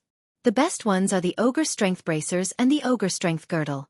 The ogre strength bracers and the ogre strength girdle can both increase strength by 2 points. When combined into a set, it can increase strength by 6 points. The maximum strength increase won't exceed the strength of an adult ogre. The strength of an adult ogre was 16 points. This meant that the maximum increase from this set of equipment was 16 points. A novice knight with 10 points of strength would become a Hercules with 16 points of strength after equipping this set of equipment. However, this set of equipment was useless to Su Len. Chapter 91. An adult barbarian's strength was around 12 points. After leveling up, the best barbarian berserker's strength was around 18 points. The ogre set had limited effects on them, but it was effective on normal humans. It could be sold for a good price. The ogre heart could also be used to make magic potions, but Hathaway couldn't make them. Here are some demon materials. Claws of claw demons. Deal with them as you see fit. Su Len took out various materials from his storage space. Wait, how many materials do you have?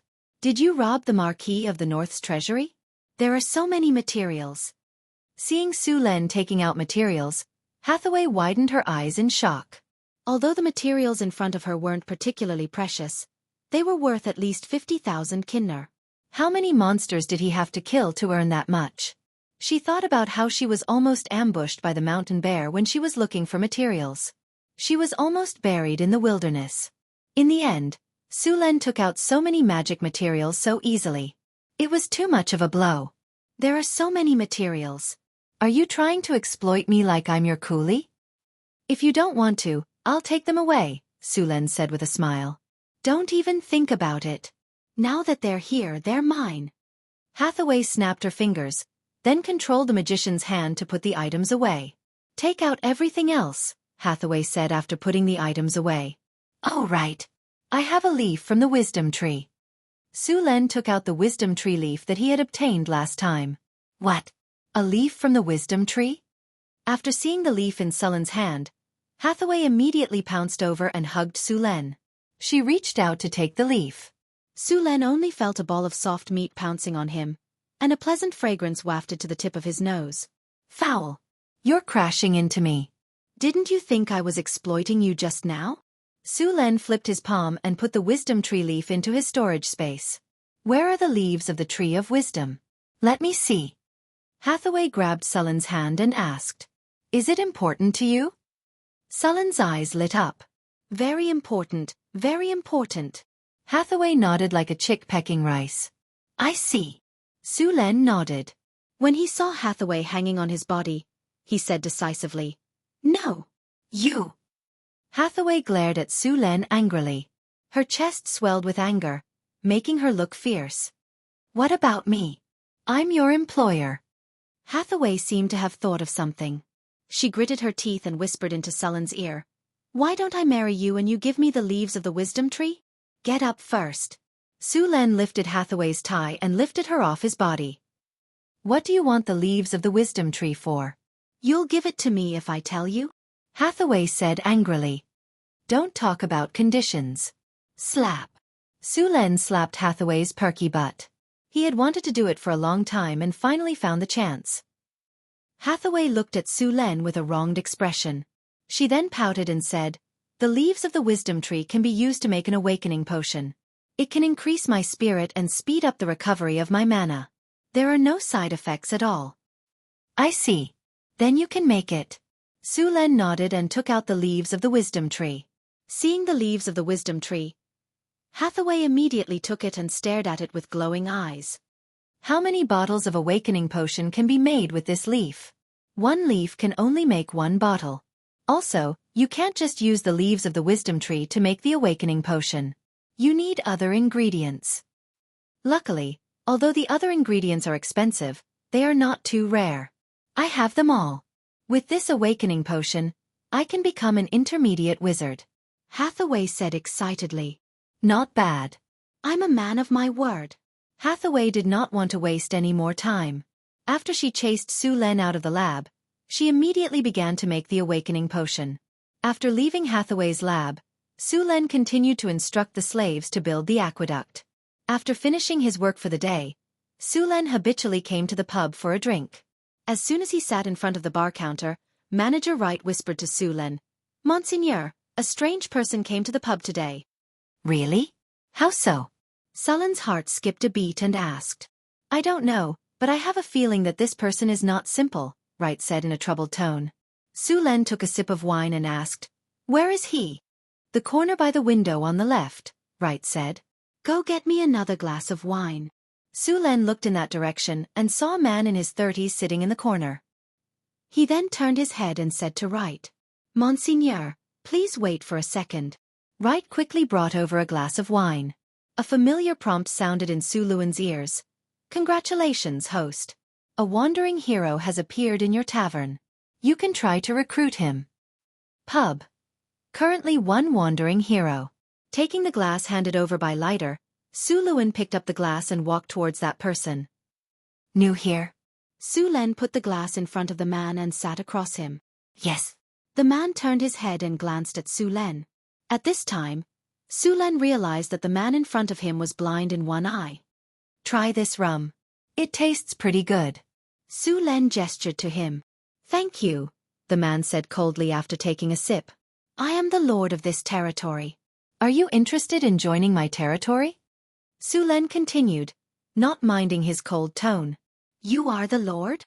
Hearing Sullen's words, the man looked at Su Len seriously. "Yes. Why is there someone else pretending to be me?" "I heard that the lord of this territory is very powerful. I want to compete with you. If I lose, I will join your territory." The man nodded and said, "You want to compete with me?" Su Len looked at the man in front of him with interest. "Yes." "Okay, then come with me."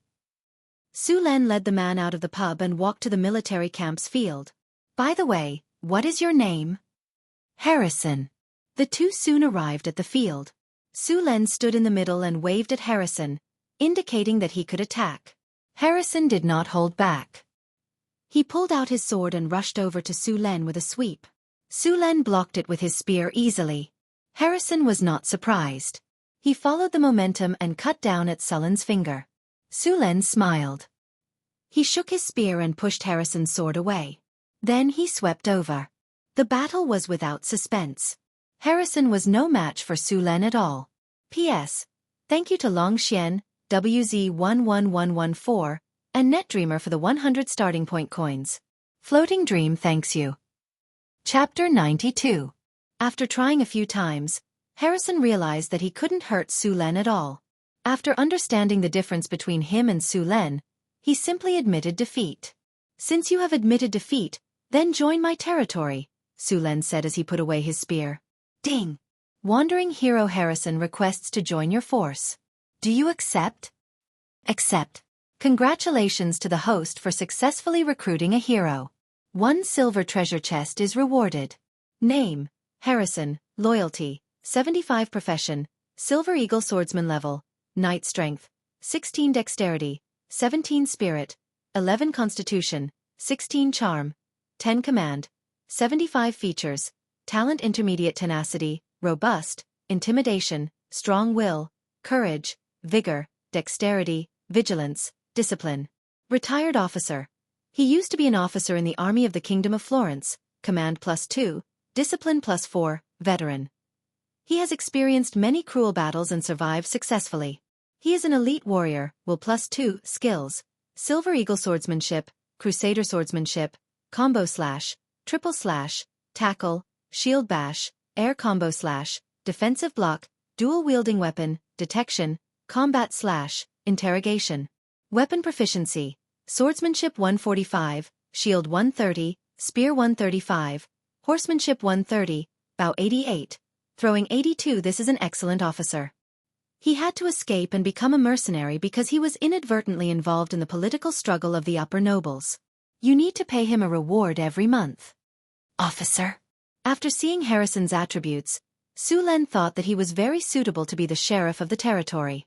Although his strength was not outstanding, as a hero, as long as he was willing to spend time, his strength would steadily improve.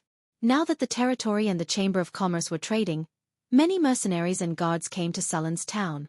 Although the town became more prosperous, it also caused the security of the territory to deteriorate. He was going to appoint a sheriff to manage the town's security and punish those who violated the rules. Harrison's appearance just satisfied Sullen's requirements. "Welcome to the North Castle," Su Len said with a smile. "It's an honor to serve you," Harrison said with a knight's salute. Su Len opened his storage space and opened the silver treasure chest. A burst of spiritual light dissipated, and 2 pieces of tempered steel appeared in his storage. After that, Su Len appointed Harrison as the security officer of Northtown Castle and formed a security team. The members of the security team were selected from the mercenaries and trained in the military camp for a period of time. The mercenaries Su Len had hired in the past had all settled down here. A few of them had even brought their lovers over to live here. Harrison recruited 30 security officers and formed a security team. Of course, the strength of these vigilantes wasn't high.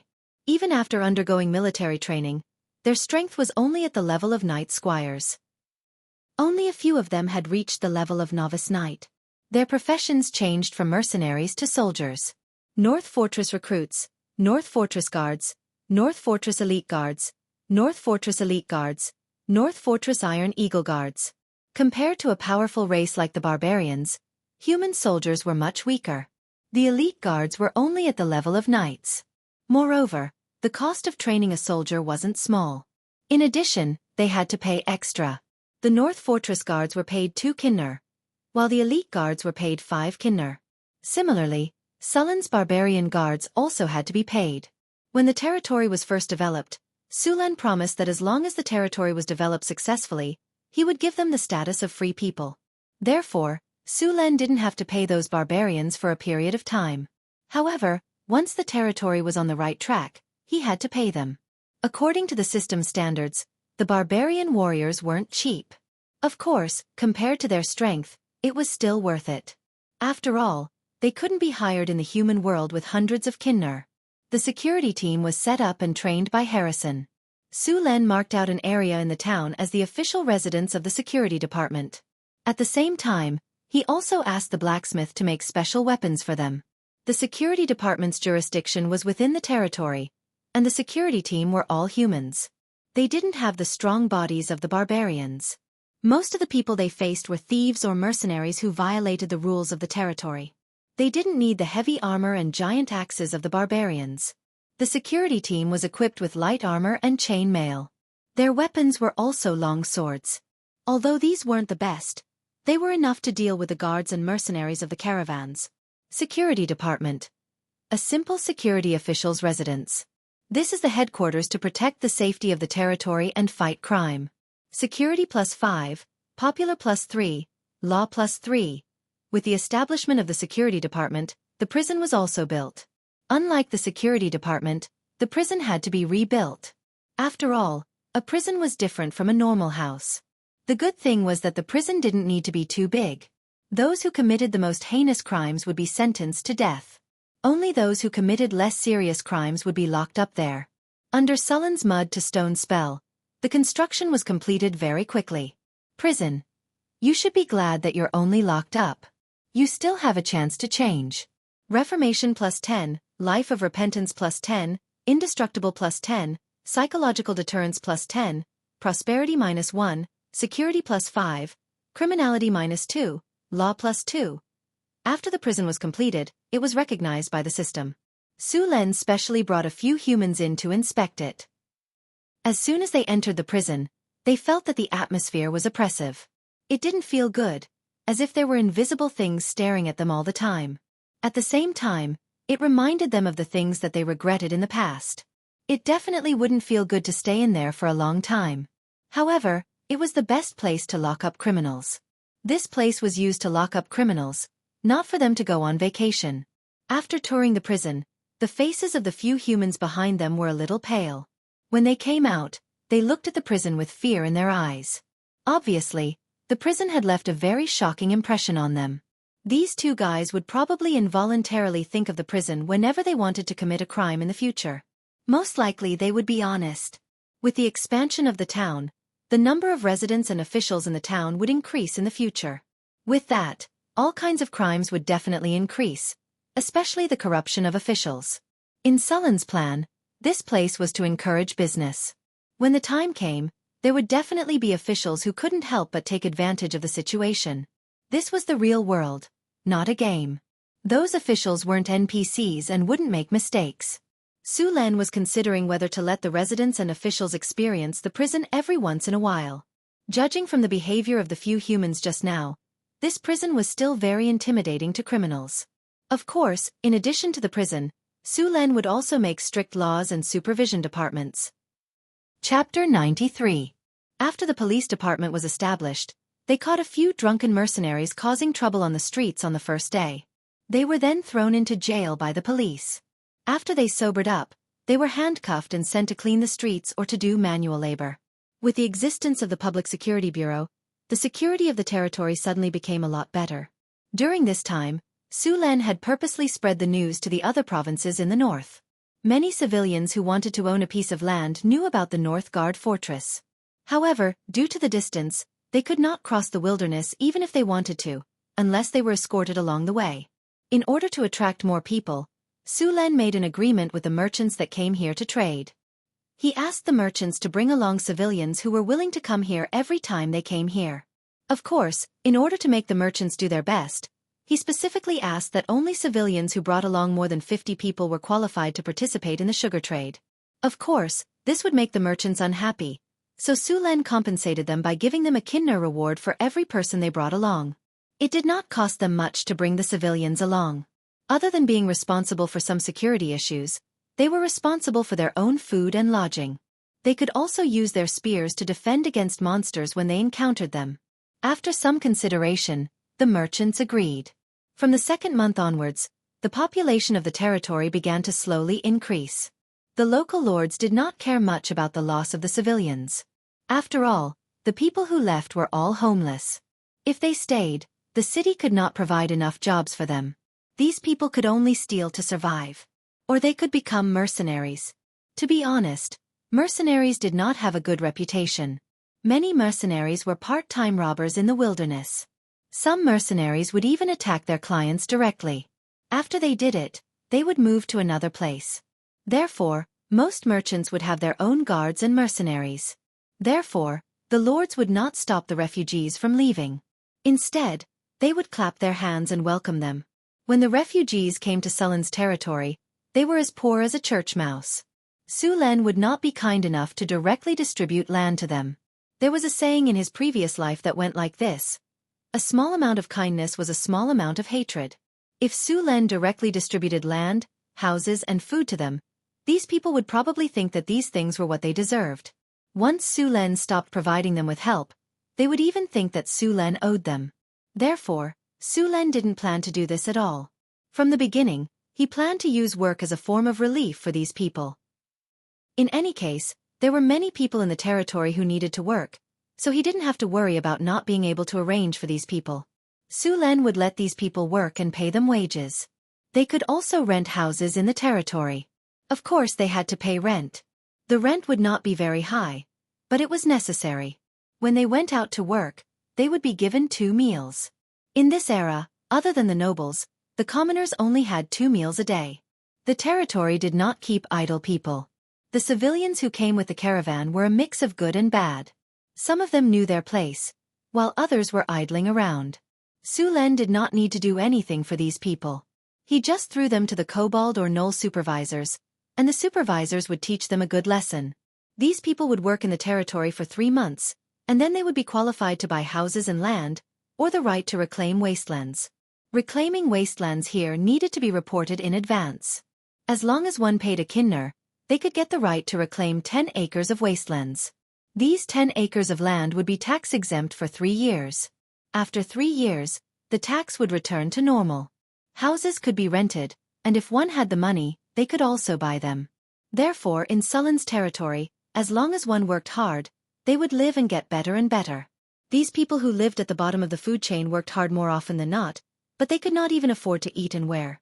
With the addition of population, the territory became more and more lively. In addition to white sugar, the rum in Sullen's territory also began to be sold. This kind of refreshing and sweet rum became very popular as soon as it appeared. Therefore, several chambers of commerce were fighting for a share of the rum's sales.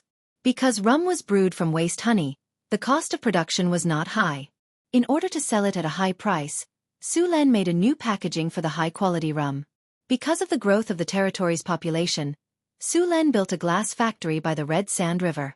He used the river sand to calcine the glass. At first, he was worried that the quality of the calcined glass would not be good. He did not expect Hathaway to be so good at making glass. Thinking about it, as an intermediate alchemist, making glass was too easy for them. With Hathaway's guidance, Sullen's glass factory successfully produced qualified glass. After the packaging, the price of rum naturally increased. However, rum was not irreplaceable like white sugar. Therefore, Sulen wanted to let the chambers of commerce help to sell it, but he still had to pay a lot of price. However, these efforts were rewarded. Soon, the rum would become another important source of income for the territory. The glass factory was handed over to Chris to manage. Sulen found something interesting. Chris was actually a management genius. As long as she managed something, there would not be any mistakes. Therefore, Sulen planned to learn management from Chris. However, after seeing Chris's management methods, he directly gave up. There was no other way. This was a matter of talent. As long as Chris used her advanced charm, basically everyone would become her lackeys. Those people worked as hard as if they had been injected with chicken blood. If Sulen was a little black-hearted, he would not even give them a salary. After seeing Chris's management methods, Sulen directly gave up. He could not learn the advantage of talent unless he was willing to cross-dress and get an advanced charm talent. Hathaway had been cooped up in the lab all this time. She only appeared for a short while to bake the glass. Now, she was completely focused on making the awakening potion. She did not make any of the magic items that Sulen asked her to make. Fortunately, the awakening potion was finally completed. The awakening potion was stored in a magic crystal bottle. This kind of magic crystal bottle was specially used to store advanced magic potions. As long as the bottle was not opened, the potion inside could be perfectly stored for about 500 years. The awakening potion was a blue-purple translucent liquid. The inside of the liquid was like a starry night sky, constantly flashing with spiritual light. It looked very beautiful, and the attributes of the potion were very powerful. Awakening potion.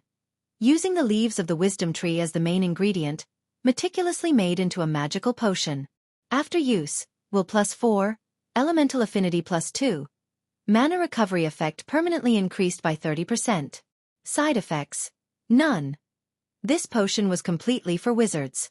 It could even change the physique of a normal person, allowing them to learn magic. P.S. Thank you to Qing Ji and 2 other book friends for their 500 Qidian coins tip. Thank you to Chong Ease Ho E, Mature and Steady, Jesso 1111, and book friend 161220005055989 for their 100 Qidian coins tip. Chapter 94. Hathaway needed a quiet environment to take the potion, so Sulen specially prepared a quiet room for everyone in the castle. He also arranged some barbarian guards to stand guard outside. Hathaway's advancement went smoothly. Sulen could clearly feel the elemental energy in the surroundings gathering towards the room. After about 3 hours, the situation finally calmed down. After another 2 hours, the tightly shut door opened. Hathaway walked out of the room with a face full of joy. When she saw Sulen and Chris, she immediately jumped towards them in excitement. I did it! I'm an intermediate wizard now. Hathaway hugged the two of them and yelled in excitement. It took a while for her to calm down. Su Len also opened Hathaway's status window to check. Name: Hathaway. Loyalty: 95. Profession: Wizard, Alchemist rank, Intermediate Wizard, Intermediate Warlock, Intermediate Alchemist strength, 13 Agility, 12 Will, 23 Vitality, 15 Charm, 23 Command, 30 Characteristics, Talents: Intermediate Elemental Affinity, Strengthened Will, Focus, Strengthened Sense, Energy Control, Bloodline Awakening, Intelligence, Mana Regeneration Skills, Magic Trick, Magician's Hand, Illuminate, Hypnosis, Charm Person, Arcane Missile, Grease, Shield, Featherfall, Web, Burning Hand, Acid Arrow, Invisibility, Scorching Ray, Protective Arrow, Intermediate Alchemy, Potency, Elemental Resistance, Fly, Fireball, Lightning, Summon Magic Creature, Freeze. Abilities: Combat Casting, Proficient Casting, Rapid Casting, Meditation, Magic Talent, Spell Maximization. Weapon Proficiency: Sword Weapon 60, Staff 95, Horsemanship 107. Note: a wizard's research costs a lot of money. You need to pay her every month. This time, not only did her wizard profession level up, but her sorcerer profession also leveled up. The power of her bloodline had improved her physical fitness, and her will had improved the most. It had increased by 5 points, 4 of which were from the awakening potion, and the other one should be from her advancement. At the same time, her talents and skills had also changed.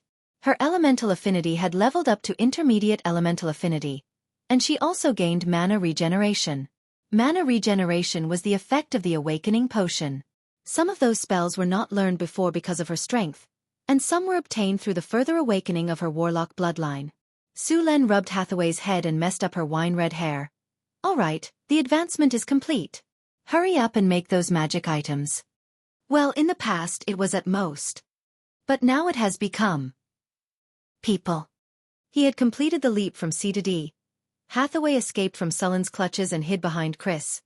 Sister Chris, look at this greedy face of the nobles.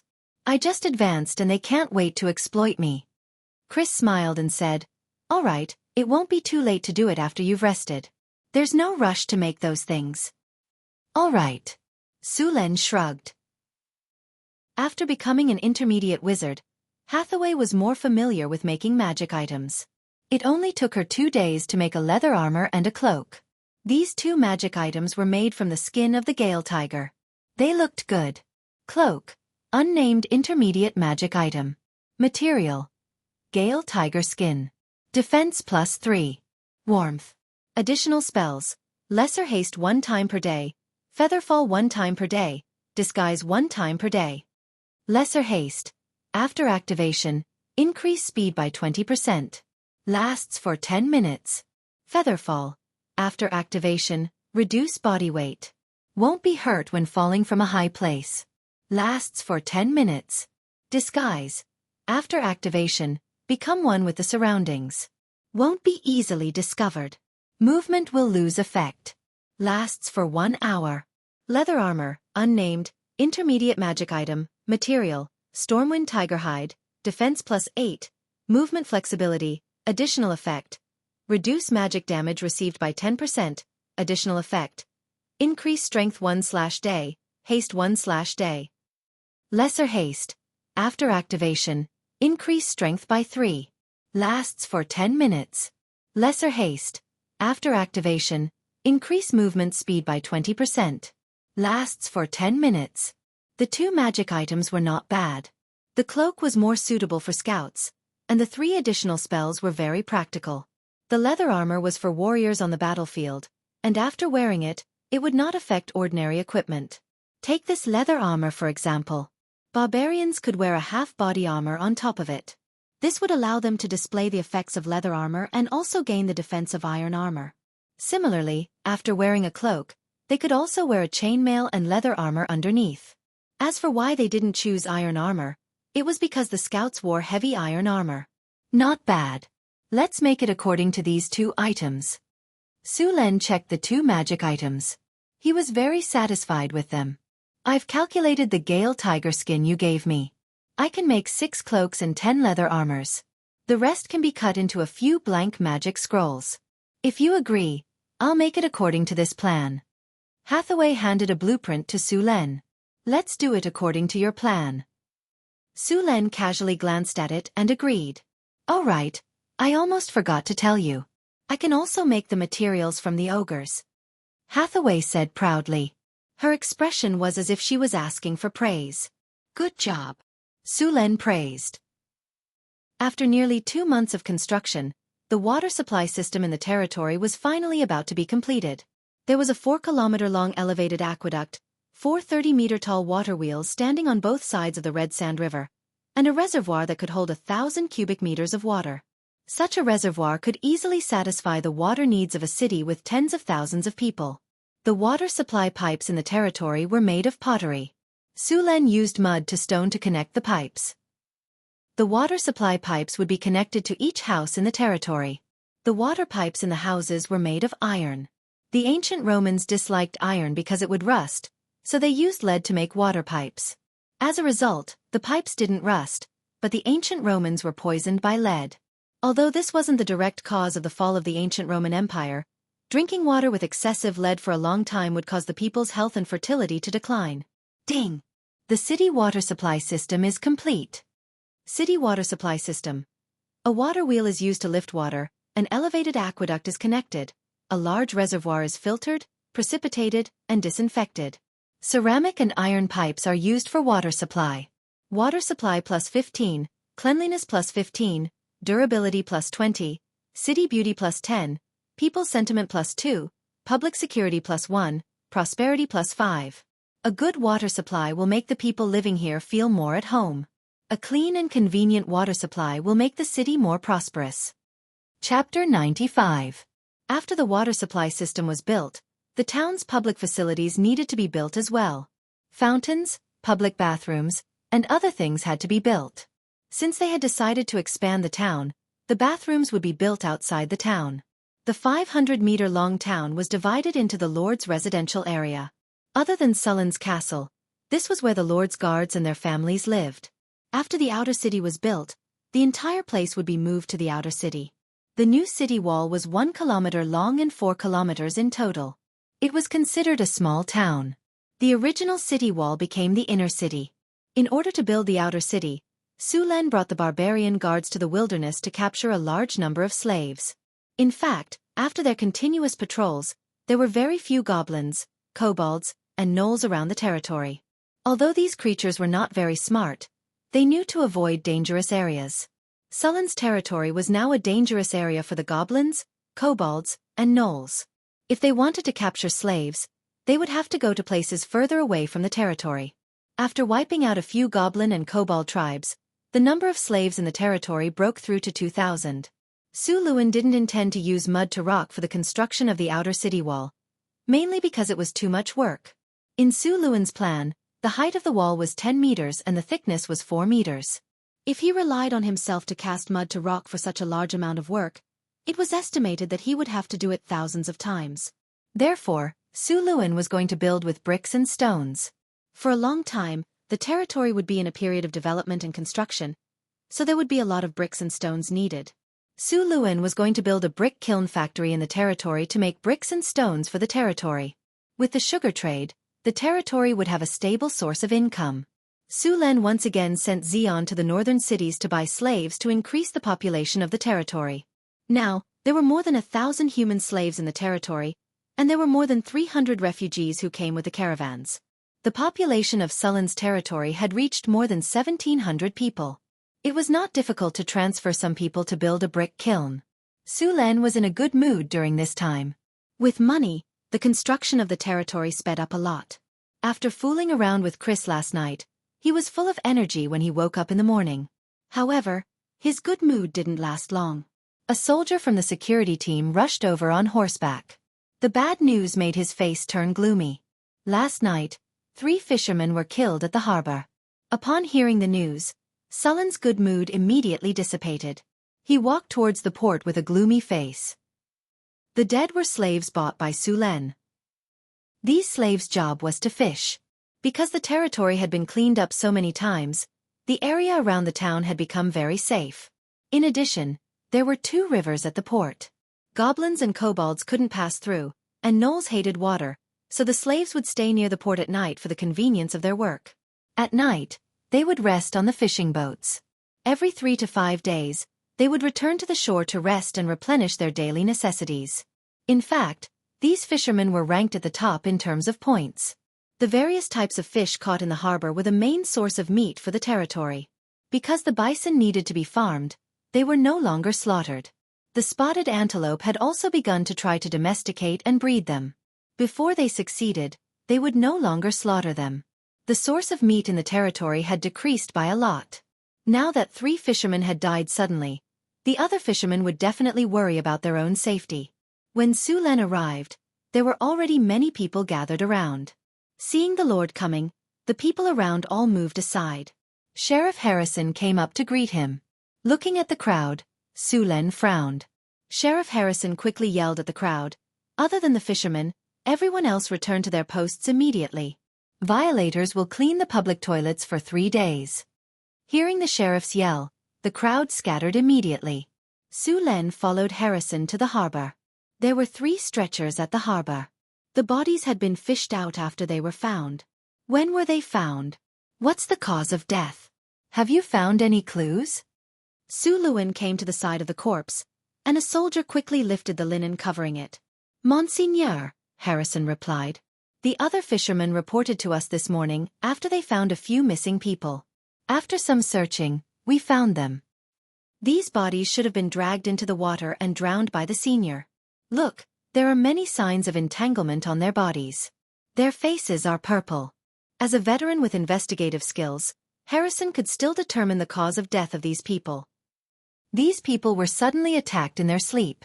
The enemy they met was very strong. The 3 of them could not fight back at all. After they died, the murderer even dug out their hearts. Preliminary judgment is that the murderer is not human. It should be a kind of monster in the water.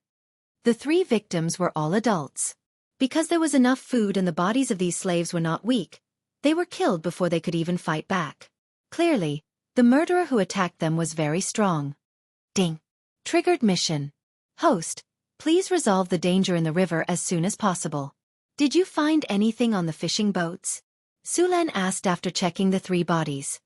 The 3 fishing boats are slightly damaged. There's also a lot of mucus on the fishing boats.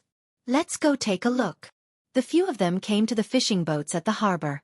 The fishing boats had already been towed to the shore. The 3 fishing boats were slightly damaged. There was a kind of translucent mucus in many places. The mucus was very smooth and had a fishy smell. Clearly, the murderer was a creature in the river. A monster in the water? Could it be murlocs? Su Len said with a frown. But murlocs lived by the sea. This place was at least a few hundred kilometers away from the sea. Why would those murlocs come here to kill people? No, judging from the bodies of these people, they were probably dragged into the water by tentacles. Murlocs do not have tentacles. Su Len quickly thought. Where were the bodies found? Su Len continued asking. Harrison brought Su Len to a bend in the river and pointed at a patch of seaweed. In a patch of seaweed. When they were found, the 3 bodies were all wrapped up in seaweed. Soon, the few of them arrived. As expected, there was a lot of mucus on the seaweed. Su Len and the others continued to search around and expanded the search area. Not long after, one of the soldiers found a new clue. Monseigneur, there's mucus here too. Su Len went to check it out. There was also a lot of mucus on the seaweed. Following that, the group continued to search along the mucus. More and more clues were found. The group continued to follow the clues. After searching for half an hour, there was no other discovery ahead. The group shifted the main search area to this body of water. P.S. Thank you to say loneliness to loneliness for the 200 Qidian coins tip. Thank you to Jean Ing for the 500 Qidian coins tip. Thank you to Heavy Dragon Rider for your 200 Qidian coins tip. Eat Well Ku for your 1000 Qidian coins tip. Heshapeng for your 100 Qidian coins tip. Old Cat for your 233 Qidian coins tip. And Chang'e's Hui for your 100 Qidian coins tip. Chapter 96. After searching for a while, they didn't find anything. Su Len frowned and looked for a long time. He had no choice but to put the matter aside for now. He turned to Harrison and said, Give all the fishermen weapons. Also, from today onwards, all the fishermen are to return to the city to spend the night. No one is allowed to rest outside the city at night. Yes, Harrison replied. It was already noon. The sun was about to rise to the highest point in the sky. The sun shone on the water, making it sparkle. Suddenly, Su Len saw a huge shadow emerging from the bottom of the water. Get out of there! Su Len took a few steps forward and shouted at the soldiers who were looking for clues on the water. Hearing Sullen's warning, the soldiers didn't even look back. They hurriedly paddled to the shore. Ding! Discovered water monster. Host, please deal with it as soon as possible. The shadow under the water grew bigger and bigger. Suddenly, the monster rushed out of the water. Under the sun, Su Len saw the monster clearly for the first time. It was a monster with a few huge tentacles. The monster had 4 limbs like a human, but below the joints of the limbs were fish-like fins. The head looked very ugly, and the body of the monster was huge. Those tentacles were at least 8 or 9 meters long. After seeing the fishing boats, it swam directly toward them. Although the water monster was huge, it was very fast in the water. In a breath's time, it was about to catch up with the fishing boat at the back. The shockingly long tentacles flew toward the fishing boat quickly. As long as the soldiers on the boat were caught by the tentacles, they would be easily pulled into the water. Whoosh! Just then, a long spear flew over and pierced the tentacle of the water monster. The tentacle was knocked away. However, for some reason, the long spear didn't pierce the tentacle. Instead, it slid to the side.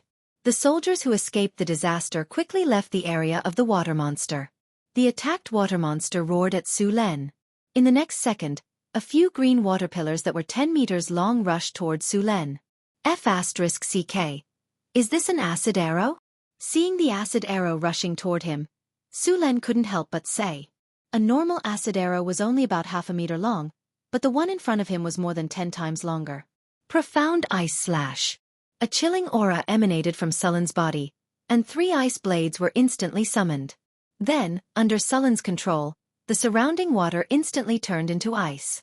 Then, with a flick of his spear, a huge ice shield appeared in front of him, blocking the acid arrow. The acid arrow hit the ice shield and splashed everywhere. The surrounding reeds and water plants instantly withered and turned black. Even the soil turned black. The ice shield was hit and cracks quickly appeared like a spider web. However, it was frozen again by Sullen's cold air. With a flick of his spear, the massive ice shield was instantly shattered. Countless ice shards scattered in all directions, reflecting a 5-colored light under the sunlight. Su Len did not hesitate. The chilling aura emanating from his body grew even colder, and one ice blade after another swiftly appeared before slashing towards the water Yao. The ice blade flew across the surface of the river, freezing the water surface in its path. In the blink of an eye, 3 ice paths had appeared on the surface of the river. The water Yao raised a huge wave with its tentacles and rushed towards the 3 ice blades. The ice blades collided with the huge wave and the huge wave turned into an ice mountain. Then, the next side was smashed by the waves behind it. Sullen's body flashed and directly rushed towards the 3 ice paths on the river. In a breath's time, he was in front of the water Yao. Seeing that Su Len dared to rush over, the water Yao became even angrier. 6 of its tentacles whipped towards Su Len. Sullen's spear swept across and the 6 tentacles were swept away. However, Su Len felt as if he had missed his target. It was very uncomfortable. After the tentacles were sent flying, the water Yao circled around and whipped towards Su Len again. Su Len roared and exerted force with his feet. The ice path instantly collapsed. Su Len jumped a few meters into the air and swept towards the water Yao. Bang! The water Yao's huge body was sent flying a few meters away by Sullen's attack. This time, he finally saw that the water Yao's body was wrapped in a layer of transparent liquid. It was also because of this layer of liquid that Sullen's attacks were dodged. The water Yao's body flew out and smashed into the water with a bang. Although most of the force had been neutralized, the water Yao still cried out in pain. The stimulation of the pain made the water Yao even more confused. The water Yao waved its tentacles and attacked Su Len continuously. Huge waves several meters high rose from the surrounding river. Fortunately, the fishing boats had already gone far away. Otherwise, under such huge waves, the boats would have been destroyed and the people on board would have died instantly. Sullen's body was getting colder and colder. The ice under his feet stood firm under the huge waves. Mystic Ice Slash. The 3 ice blades froze the huge waves. Su Len exerted force with his feet and jumped high in an instant, dodging the huge waves that came crashing down from below. His 29 points of agility made his body very agile. With the help of the floating ice on the river, Su Len directly jumped onto the water Yao's tentacles. Lightning Spear. Rays of blue lightning appeared on the surface of Sullen's body.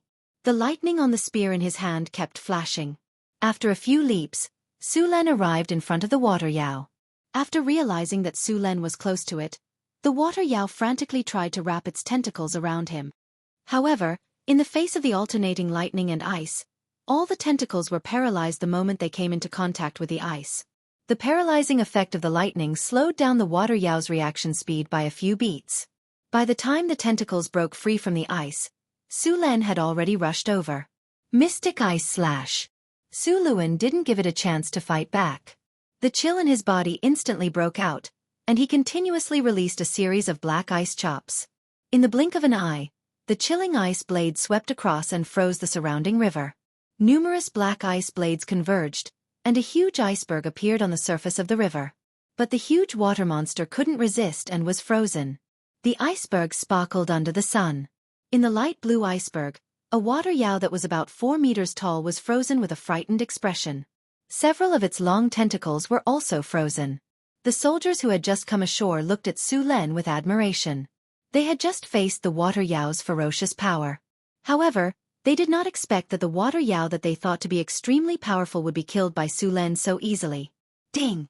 Congratulations to the host. You have killed the water Yao. You have received 13,252 experience points. The system notification sounded in his ears. Ding!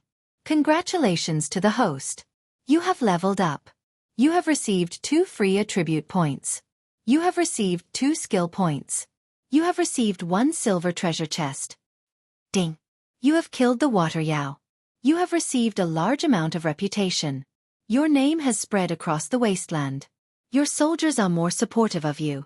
Reputation +1. Congratulations to the host. You have successfully killed the water Yao. Your territory's security +2. People's sentiment +5. Su Len did not open his status window to check. Instead, he ordered the soldiers to transport the huge ice block back to the port. P.S. Sacrificing 2 books. Potioneer. There are runes, magic, runes, alchemy, and magic engineering. This is an interesting world. Lord of Souls. Traversing through the boundless world, hiding the souls of 10,000 souls and merging into one's body. When Lincoln woke up, he found himself in an unfamiliar world. Chapter 97. Both the Red Sand River and the White Water River were rich in aquatic plants, and there were plenty of fish in both rivers. They could completely satisfy the demand for meat in the town. Currently, fishing was far more important than agriculture in Northgard Castle. Although 3 fishermen had died at the harbor last night, they still had to fish today. However, the territory gave each fisherman a weapon, and the fishermen were not allowed to act alone. After the weapons were distributed, the fishermen formed groups of 3 to 5 and went into the river to fish.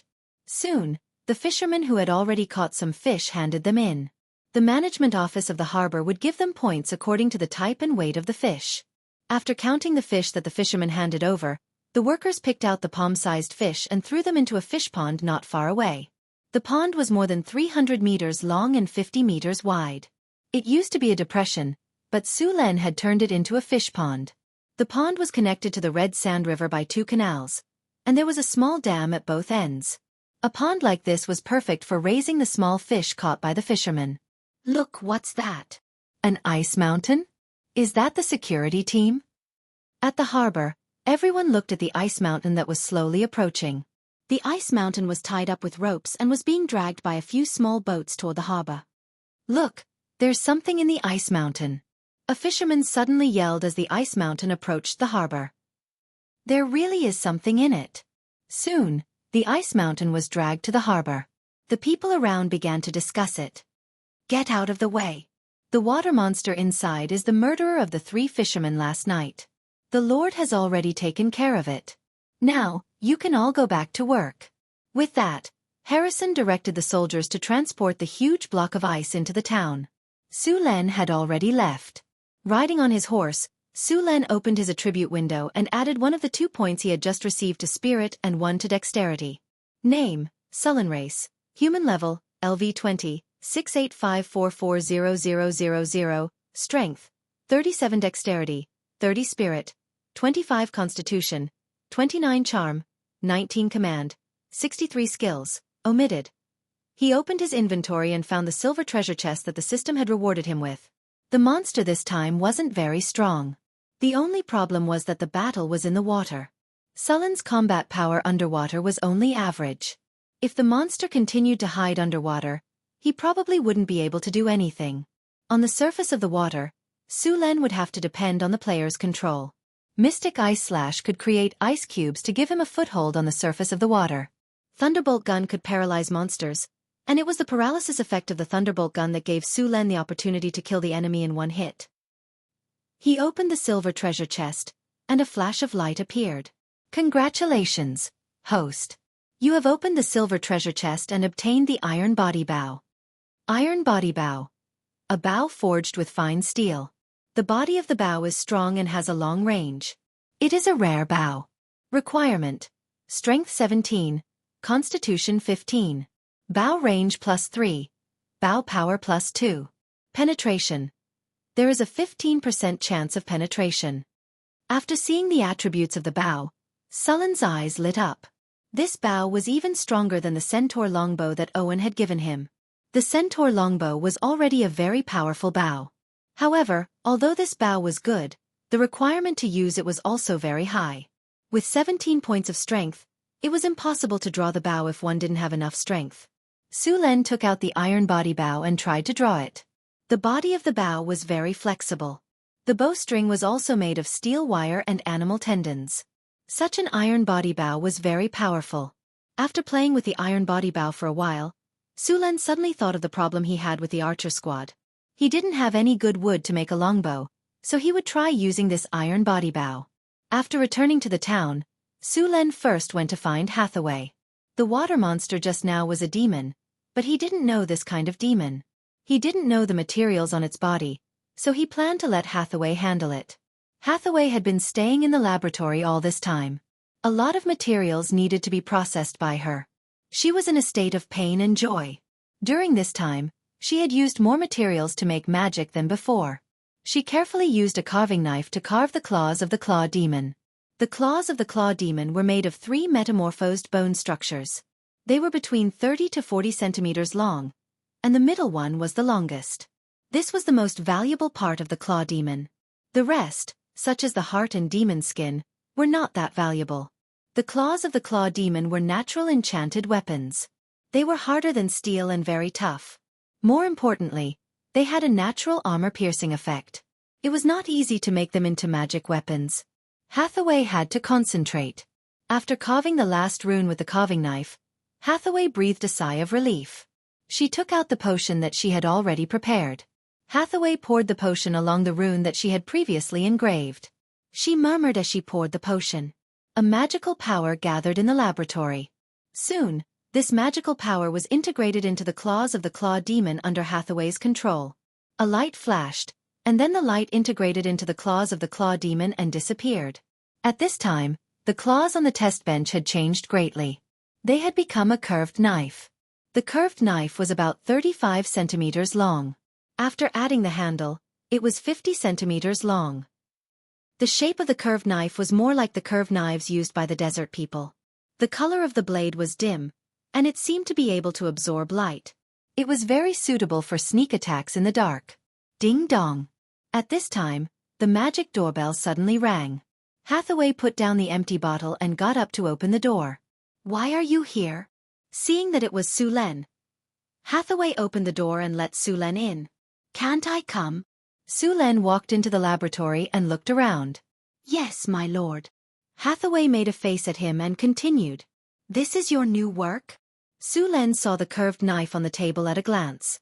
After seeing that Hathaway agreed, he reached out and picked it up. "I just finished it." Su Len picked up the curved knife. Unexpectedly, the curved knife was very light. He waved it twice, and there was a burst of sharp wind. "It's a very good weapon," Su Len said. Although he did not use curved knives, he could still distinguish good and bad weapons. "Of course, I spent a lot of effort to make this curved knife," Hathaway said proudly with her chest out. Sure enough, she was a woman with 2 mountains. Curved knife, unnamed mid-level magic weapon. Material: Claw Demon's Claws. This is a well-made magic weapon. It cleverly uses the special characteristics of the Claw Demon's Claws. It is a night killer. Sharpness +1, armor penetration +1, attack speed +1, tenacity +1. P.S. Thank you to Heshapeng for the 200 Qidian coins reward. Thank you to Long Xian for the 500 Qidian coins reward. Thank you to Passion Juice for the 100 Qidian coins reward. Chapter 98. Do you have a name for this weapon? Su Len touched the blade of the scimitar. Hathaway tidied up the other things on the table and said without looking up, "Not yet. Do you have any suggestions?" "How about the Blade of Night?" "Sounds good." Su Len put down the scimitar and said, "How many scimitars like this do you have?" Hathaway crossed her arms in front of her chest and rolled her eyes at him. Then she said, "Do you think this is a potato? You can have as many as you want. Of the claws you provided, only 2 are suitable to make this scimitar. The rest can only be made into daggers." "2 are not bad." Su Len put the Blade of Night back and said, "By the way, I just killed a water monster in the Red Sand River. See if there are any materials that can be used." Water monster. Hearing Sullen's words, Hathaway's eyes lit up. "Where is it? Take me there." "I've already arranged for someone to send it over. It should be here by now," Su Len said with a smile. The two left the lab. After waiting for a few minutes, they finally saw a huge ice block being pulled over by 2 horses. Hathaway couldn't wait to run over. Arriving in front of the ice, Hathaway stuck close to the ice and looked inside. This is an adult dark-scaled water monster. Its corpse is surprisingly well preserved. "You recognize this monster?" Su Len stood next to her and asked. "Of course. This is the first time I've seen a dark-scale water monster. Send it to my lab later. I want to dissect it," Hathaway said excitedly. Su Len quietly stepped back. Looking at the excited Hathaway and the frozen body of the dark-scale water monster, he had already imagined a cute bear girl wearing a wizard's robe, holding all kinds of knives and scissors, and excitedly dissecting the monster. The image sent a chill down his spine. Hathaway didn't notice Sullen's gaze. She happily directed the others to push the ice blocks down and move them to the laboratory. "What's the use of this water monster?" Su Len asked curiously. "The biggest effect of this kind of water monster is that its heart can be used to make underwater breathing potions," Hathaway explained. Su Len was confused. Underwater breathing potion? This kind of potion isn't that precious, right? Why do you value it so much? This kind of underwater breathing potion is not as simple as you think. Ordinary underwater breathing potions have a time limit of about 3 hours. Good potions will last longer, but at most, it won't exceed 6 hours. However, the underwater breathing potion made from the heart of the dark-scale water monster is permanent. It's equivalent to permanently fixing the underwater breathing spell on your body. Enchantment? So powerful. Su Len looked at the corpse of the dark-scaled water monster in front of him in astonishment. The effect of this kind of enchantment was very rare. Generally, only powerful spellcasters or some powerful beings could cast it at great cost. For example, beings above the legendary level could choose to permanently spend some mana to enchant others with a spell effect. This kind of enchantment was not something close to them or something they couldn't refuse. Otherwise, very few legendary wizards would enchant others with a spell. After all, they would lose part of their power permanently. Or some demigod or god's blessing, which could enchant others with a spell effect. Very few gods would give blessings. Only some gods chosen could receive this treatment. Under normal circumstances, these blessings from gods were very powerful. To cast these enchantments, one had to be at least at the legendary level, and this dark-scaled water monster had such an effect. Of course, the enchantment of the dark-scaled water monster was very ordinary. It was far less powerful than the enchantments of powerful beings. However, the cost was low, and there were no side effects. Also, underwater breathing was very practical in many cases. In fact, There were still some enchantments in this world. The most famous enchantment was the magic tattoo craft. It was said that this enchantment was invented by the elves. This craft engraved magic tattoo on a person's body. This skill of engraving runes on the body was very powerful. There was a period of time when many wizards shaved off all their hair and engraved magic tattoo. At that time, the Red Robe wizards were the best at this technology. It was also at that time that wizards, regardless of gender, were all bald. However, although this technology was very powerful, it had limited room for growth. Engraving magic tattoo was very taxing on the human body, and it was very painful. Many people failed because they couldn't bear the pain. After all, humans were not a magical race. They were born with spells and had a strong resistance to all kinds of spells. In the end, this spell was very expensive and the engraving conditions were very harsh. Because of the low level of the spell, people rarely used it. It wasn't that no one wanted to use magic tattoo to engrave high-level spells, but the human body's skin was limited. It was said that the elves had more powerful magic tattoo technology. After handing the dark-scaled water monster's body to Hathaway, Su Len left the lab. Just yesterday, the white marble he had mined in the Sierra de Lotus had been delivered back. The marble was very delicate and pure white. It was a precious stone in Cult, not to mention in a place like the northern wasteland. Originally, he was going to build a bathroom in the Lord's mansion today. However, after the incident with the water monster, it took him more than half a day to get rid of the monster and deliver it to Hathaway. Now, he was going to hurry back and build a bathroom. Using marble to build a bathroom was something Su Len had planned for a long time. The bathroom he built this time was the kind that could be used to swim in. He was even going to build a fountain in the bathroom. What kind of statue should he put in the fountain? Should he put a mermaid or something else? Su Len hadn't decided yet. Sullen's marble bathroom was a combination of ancient Roman and ancient Greek architectural styles. The function inside was modern, much better than the architectural style of this world. Even Su Len planned to use this style for the public bathrooms in his territory. However, the material definitely wouldn't be marble. The water source for the bathroom was an underground hot spring that Su Len had spent a lot of time using the underground spring spell to find. Then, he spent a lot of mana to divert the hot spring and guide it to the bathroom. The water temperature of the hot spring was about 60 degrees, which was just right. Moreover, Chris loved to soak in hot springs. The pipe led the hot spring water directly to the bathroom. The bathroom's pool was a type of running water. The water here was clean at all times. There were all kinds of reliefs on the walls of the bathroom. They were the work of several sculptors. These reliefs told all kinds of myths and stories. Some were of powerful creatures. The entire bathroom was built like a work of art. Chapter 99. Now that the bathhouse of the Lord's castle had been planned, all that was left was for the craftsman to slowly build it. Su Len planned to build a central square in his territory. In fact, when he first started building the city, Su Len had already set aside a lot of space. In his vision, the city that belonged to him would be a splendid, magnificent, beautiful and clean city. Roads, flower beds, and sidewalks were all necessary. The square also needed a large fountain. The average width of the city's roads was about 6 meters. For carriages could travel side by side. The roads in the port's business district were even wider. The roads were all paved with stones, and after being rolled back and forth by stone rollers, they were very sturdy. Drainage canals were specially dug on both sides of the roads. The entire city was planned to have a complete drainage system. These drainage canals would uniformly discharge the city's sewage into a specially built septic tank outside the city. The septic tank was far from the town. Su Len planned to ferment the sewage and various kinds of feces here, and finally make them into fertilizer for the farms. Since the beginning of the city planning, Su Luen had never stopped the construction of roads. The roads in the town had been almost completed, and the newly built roads in the outer city were still under construction. Now the roads from the town to the port and the glass factory had been completed. However, compared to the roads in the town, these roads outside the town did not have drainage canals. The road that was being built now led to the brick factory. The city's future construction required a lot of bricks and stones, so this road had to be completed as soon as possible.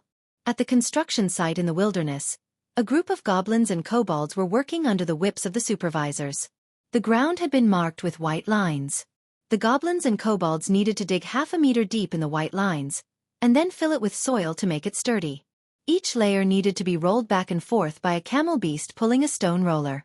When the ground was flat, they would continue to fill it with soil to make it sturdy. Finally, a layer of stones was laid on the road, and the camel beast pulled the heavy stone roller back and forth. In the end, the road built in this way was very sturdy and difficult to use. Although the construction site was busy, everything was in order. Chris had already divided all the work, and the slaves only needed to work step by step. Ah! Suddenly, a scream rang out in the wilderness. The ground suddenly cracked open, and a dog-headed man was bitten. The terrifying mouth opened like flower petals, and each petal was filled with sharp teeth. The dog-headed man was instantly shredded into mincemeat by the huge mouth. It's an ankheg. The barbarian warrior immediately recognized the creature. The slaves were so frightened that they dropped their tools and ran for their lives. Two barbarian warriors tried to kill the ankheg, but it quickly burrowed into the ground and disappeared. The two barbarian warriors immediately became alert and scanned the ground, trying to find traces of the ankheg. At this moment, another scream rang out from not too far away. Another slave had been killed. The two barbarian warriors rushed over once more, but the ankhegs were very cunning. They immediately hid themselves after landing a hit. The two barbarian warriors' faces darkened after seeing their slaves killed twice in a row right under their noses. They had failed in their duty to protect the slaves. The ground trembled slightly, and in the next second, a terrifying giant mouth suddenly appeared under the barbarian warrior's feet. However, the barbarian warrior's instinct to dodge was not something the goblins and kobolds could compare to. A second before the giant mouth opened, the barbarian was already prepared for it. At the same time, he swung his two-handed axe down. Poochie! Roar! Smelly blood splattered everywhere, and a miserable roar rang out. The barbarian's axe tore open a terrible wound on the ankheg's terrifying mouth. The other barbarian also cooperated well. He swung his axe horizontally and left a huge wound on the ankheg's body. A large piece of flesh near the ankheg's mouth was shaved off, leaving a large hole in its mouth. Roar! The ankheg tried to escape again after being heavily injured, but suddenly, a green liquid shot out from its terrifying mouth. The two barbarian warriors immediately dodged, and the acid landed on the ground with a sizzling sound. The ground and vegetation were all corroded black. With the help of the acid, the ankheg managed to escape again. Ankhegs were social creatures, and right after the first one was severely injured, two more screams were heard from the surrounding wilderness. Two more slaves were killed. The surrounding slaves quickly fled in all directions. All slaves, retreat from this area. Don't move alone, they will attack anyone who strays from the group. Seeing two more ankhegs appear, the barbarian warrior immediately ordered the slaves to leave the area. The surrounding slaves quickly ran away, and the situation became chaotic. At this moment, the ankhegs attacked again. The two barbarian warriors were unable to save them in time. At this moment, a shadow suddenly appeared, followed by a bright flash of a blade. The ankhegs let out another miserable cry. Roar! The barbarian warrior let out a roar, and his body instantly grew several times larger. Green veins popped up on his thick arms, and his eyes became bloodshot. After activating Berserk, the barbarian warrior immediately charged towards the ankheg. Berserk! The shadow immediately retreated a few steps after seeing the barbarian enter Berserk. It stared at the barbarian with a wary expression. Whirlwind slash! The barbarian warrior's muscles bulged, and the bones in his body crackled. The heavy two-handed axe brought out a blade of air and chopped down on the ankheg's head. The powerful force directly chopped off the ankheg's head, and dark yellow blood spurted out.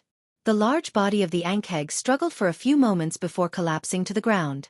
After killing the ankheg, the barbarian warrior's muscles began to return to normal, and the red in his eyes also began to fade. Soon, the berserk state was dispelled. Another ankheg tried to escape, but another berserk barbarian caught it between the cracks of its shell. It tried to shrink back, but was unable to move because of the giant axe. Yellow blood gushed out, and the ankheg's resistance became weaker and weaker. It would not be long before it died.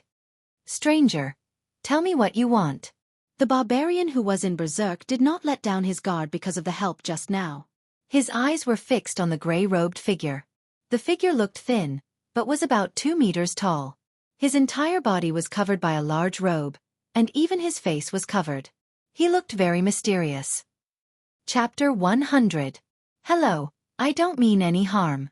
I'm just passing by and want to buy some supplies, a hoarse voice said. You want to buy supplies? Who are you? Sullen's voice came from behind. Boss. Boss. The two barbarian warriors saluted. Suluan nodded at them and said, Go and transport the bodies of the Ankhegs back and gather the slaves back to work. The two barbarian warriors turned around and went back to work. You're not human, are you? Sulen looked at the man again. Orc. Half-orc. Half-elf or some other race. Sulen looked at the man in front of him and said, But that has nothing to do with me. What do you want to buy? Food. Food? The most precious things in the wasteland are weapons and food. Do you think I'd sell them to someone of unknown origin? Sulen chuckled. I can buy them with money, the hoarse voice said. I don't need money. Sulen shook his head. If you don't have a reason to move me, then goodbye. Wait, what do you want? The man hurriedly asked when he saw that Sulen was about to leave. Looks like you're quite strong. You're a rogue, right? I need you to train some scouts for me, Sulen said, staring at him. The man was silent for a moment, then he continued, You want me to train scouts for you? Nothing else? Of course. You're not worried about my identity? Who are you, a wanted criminal? Sulen spread his hands and said in an unquestionable tone, This is my territory. I call the shots. All right, I promise. Now, can you tell me who you are? Sulen asked. The man hesitated for a moment, then took off his hood, revealing his snow-white hair. Through the hair, Sulen saw his grayish-black skin, slightly red eyes and pointy ears. A drow? Sulen said in surprise. Although the man's ears were pointy, they were obviously different from those of elves. No. Half-drow. Are you a half-drow? Sulen asked. You actually came to the surface? Are you still willing to hire me now? The drow asked. Are you a defector? Sulen asked after sizing up the man. Most of the drows believed in the Queen of Spiders, Lolth, the god of conspiracy and fear. She was not a good person. Among the drows, the status of males was almost equivalent to that of slaves, while females were family members, and only female drows could become Lolth's priests. Every drow city would be divided into a dozen or more families according to blood relations, and then these families would plot and assassinate each other in order to gain Lolth's favor. And it wasn't just between families, it was the same within the family as well. Male drows, on the other hand, had very little magical talent, so their status was very low. Even if they died and entered Lolth's divine kingdom, they would become ugly spider monsters or wax demons. Therefore, it was not unusual for drow defectors to appear among the drow race. The half-drow nodded. Sulen glanced at him, then frowned and said, Who do you believe in? I believe in the Dark Maiden, the drow said in a hoarse voice. A believer of the Dark Maiden. Sulen was interested. In the belief of the drows, the Dark Maiden was the only god of the good camp. The Dark Maiden Elizabeth was the daughter of the Queen of Spiders and the main god of the elves, but she was different from her mother. She was a goddess of the good camp. In addition to protecting all the good dark elves, she also protected the drows who hoped to return to the surface world and live peacefully. It was just that most drows hated her, so among the drows, she had very few believers. And because of history, the surface races were not very friendly to the drows, and those who came to the surface did not have it easy either. If I remember correctly, the Dark Maiden has fallen. You escaped the encirclement and suppression of the Queen of Spiders? How many people are left now? Hearing Sullen's words, the drow in front of him showed a serious sadness, but he did not say the situation of his tribe. Obviously, he did not trust Sulen. Well, since you don't want to say it, then forget it. Sulen shrugged, then took the drow to the town. These drows who returned to the surface did not have an easy time. Without the protection of the Dark Maiden, their priests lost most of their ability to cast spells. In the face of the pursuit of the priests of the Queen of Spiders, they suffered heavy casualties. These drows had mixed blood with humans in order to adapt to the surface. They migrated to many places before finally finding a little living space in this endless wilderness. However, the fertility rate of the elves had always been very low, even for the drows. There were many battles in the wilderness. After losing the god of their faith, many of these drows lost their ability to cast spells. Then they lost little by little in various battles. It was likely that there were not many drows left in this tribe. The wilderness lacked weapons, food, and all kinds of materials. There were also various magical beasts and other tribes. Even though the drows were very strong, and there were few warlocks, they were still getting weaker and weaker in all kinds of battles. After hearing that there was a human town here, the drow in front of him planned to secretly buy a batch of materials to help the tribe through this difficult period. But obviously, Su Len was not so easy to fool. In the end, he could only promise Su Len to train soldiers for him in order to get some materials. These drows were not weak. According to the human classification, the drow in front of him was a knight. In the beginning, only the leader of the barbarians, Johnson, was a knight. More importantly, this drow was a rogue, proficient in detection, assassination, and other skills. He might not be as good as Johnson in a frontal battle, but in a sneak attack, the loser would most likely be Johnson. Of course, that was the former Johnson. Now that Johnson's strength had reached the level of a knight, he could easily defeat him. "What's your name?" Su Len asked. "Aiton," the drow said. Su Len nodded. "Aiton, how much food and materials do you need? I will sell them to you according to the market price. Of course, you need to stay here and train the scouts for me." "How are you going to transport the materials back?" "The materials need to be placed in a designated location. I will inform my people to come and transport them," Alan said. "Okay, you choose the location. Just tell me when the time comes. I will send someone to deliver the materials."